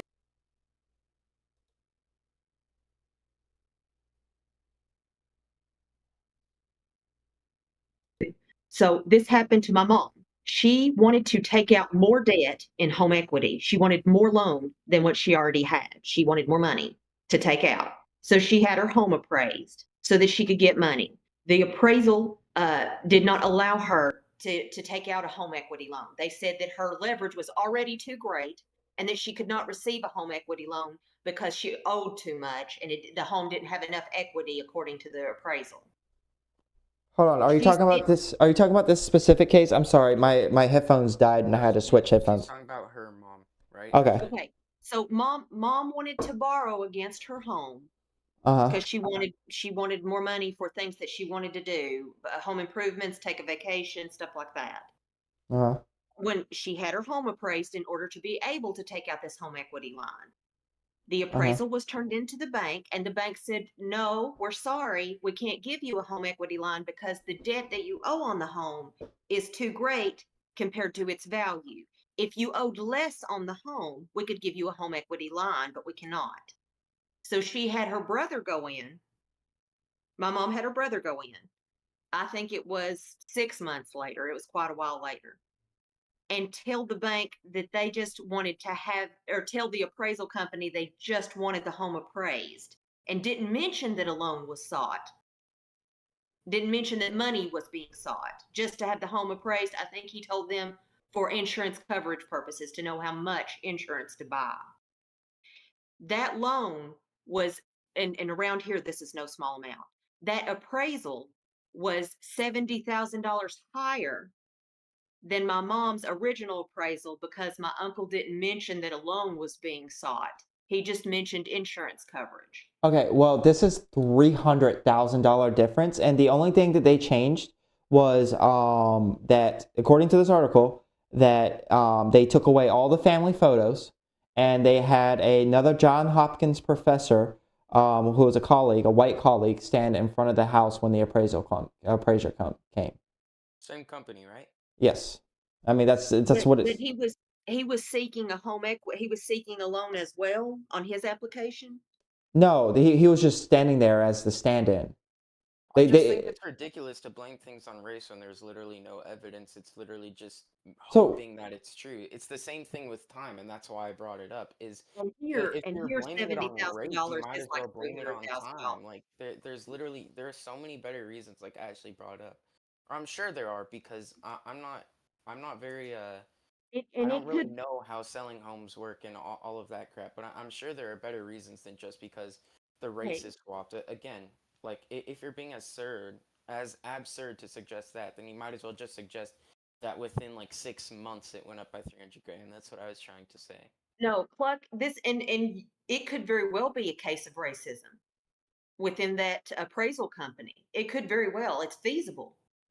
Well, However, I think this doesn't indicate a systemic bias. It's this appraisal company. yeah, of course, and you're right. This is a thing, but if we were to extrapolate this, and this was like a common occurrence, over different companies, if it was, now I don't have any proof that it is, but if it was, would you say that would be a systemic problem? Of course, if it were widespread, of course. Okay. Well, let's set a more definite boundary. Let's say if 75 to 80% of the business or this realm of the economy, whatever you want to, appraisal businesses, construction businesses, whatever, if 75 to 80% of these entities participated in this bias, then yes, I believe it would be systemic. Okay. Let's set like a definite percentage amount. I'd say around like 40%, and then or wait, what percentage did you say, Ashley? I said that if 75 to 80% of the entities in that field participated in the bias, that yes, I would consider it systemic. Okay. That's my definition, but that's just my personal threshold of what would constitute it. Some people say half would constitute it. Some people would say it would take 90%, or whatever. That's just my personal opinion on what would constitute it. You can't just blame everything on the boogeyman of race because there's so many separate things that could make up for it. I don't, again, I'm a very big advocate of wait until more info comes out. You can't just blame everything on one thing. Like what's his name? The guy who pulled the fire alarm in the middle of a meeting. I was saying I think it probably was. He probably did want to interrupt it, but I wasn't going to make a definite answer because we had like almost no information at the time. We had one singular photo.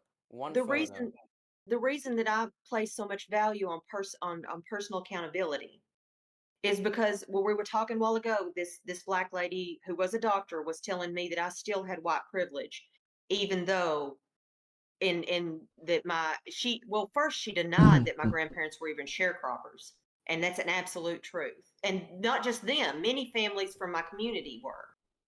It was just poor people were sharecroppers because they couldn't afford land. So, but in that instance, my grandparents were not college educated. My parents are not college educated, and neither am I. And this may make you all lose respect for me, but in actuality, technically, even though I have taken college courses, I've paid for them myself, I only hold an 8th grade diploma. I don't even have a high school diploma. And today, on one income, and I've never made, let me qualify this as well. I've never made more than $36,000 in any one calendar year. That's been the maximum pay I have ever achieved in a calendar year. Gross pay. I'm debt free. I own my own home. It's a 2-story house. I own the land. My mortgage is paid off. I don't have credit cards. I don't have an automobile loan. I don't have a student loan. I don't have medical loans. I'm able to do this on such a tiny income because of my personal choices. And I believe that everyone should be held accountable for their personal choices. Yeah, of course, everyone should be accountable for their personal choices, but we're not talking about things on a personal level. We're talking about systemic issues right now. Okay, so let's put it this way. I would never, ever, ever, ever, ever look at a black person and tell them, hey, you're not going to make it because the system is against you. That is the dumbest thing to do. But they do that. Okay, well, that's dumb. Schools do that But to that's their not, students. but that's not what I'm talking about right now. Right now, I'm just trying to talk about whether or not systemic racism is a thing, and where we can find it. So like this resume, this job application study, they sent they responded to more than 1,300 employment ads in sales, administrative support, clerical, and customer service job categories, sending out nearly 5,000 resumes. The ad, That's a lot. yeah. Well, you got to do a lot because you want a big sample size to mitigate the effects of things like whatever Ford was said that could be a problem with this study. So the ads covered a large. The link, sorry. Could you just send it to sure. me? DMs are in the chat. The ads covered a large spectrum quality of jobs, from cashier work at retail establishments and clerical work, mailrooms, to office and management positions. The results indicated a large racial differences. I'm going to link it right now. Wait, let me ask. Where was this? Was this West Coast, East Coast, middle of the country? Where was this at? What city? I think it was all over the country. I don't know. It wasn't one area. That's weird because areas, different not demographics, but different cities and states respond differently to that stuff. Go ahead. Tell me the rest of the story. Well, basically, what it turned out was that the resumes with black, the white sounding names only needed to send out 10 resumes in order to get a call back. The black sounding names needed to send out 15, even though they had similar or the same qualifications. Which is a 50% difference just based off of the name you were given at birth. Okay. Emily Walsh or Greg Baker. I didn't even know there were white and black names. Is that a thing? If you heard the name Jamal, would you think that's a white person? No. I mean, I don't know. I don't know the skin color. No, that is true. There are ethnic names that are like, if you heard somebody named Jose, you wouldn't think that they were English or American. Quinshawn. Well, it depends on, like, I only know of like Spanish and like Chinese or Asian names. I don't really. There are black names. There are black oriented names, just like there's white oriented names and Hispanic and Asian oriented names. You wouldn't, if you hear the word Billy Bob, you won't think black. No, you'll think, in my area of the woods, you'll think redneck. It wouldn't appear in my mind. Yeah, I'd probably think redneck, honestly. So I mean, we have Billy Bobs. That's true. That's awesome. And see, that's another point. There are stereotypes about rednecks that are absolutely not true. Then there are some that are. If I suggest that black people love fried chicken, that's not racist. Everybody likes fried chicken. That's a dumb stereotype. That's what I'm saying, though. But how many white TikToks do you see of white people standing up on the counters or coming home with Chick-fil-A or Popeyes and singing about it? How many white? I'm sure I've sang about the food that I've had before. Okay, well, just I don't have social media. I don't have like TikTok and Facebook and all that stuff.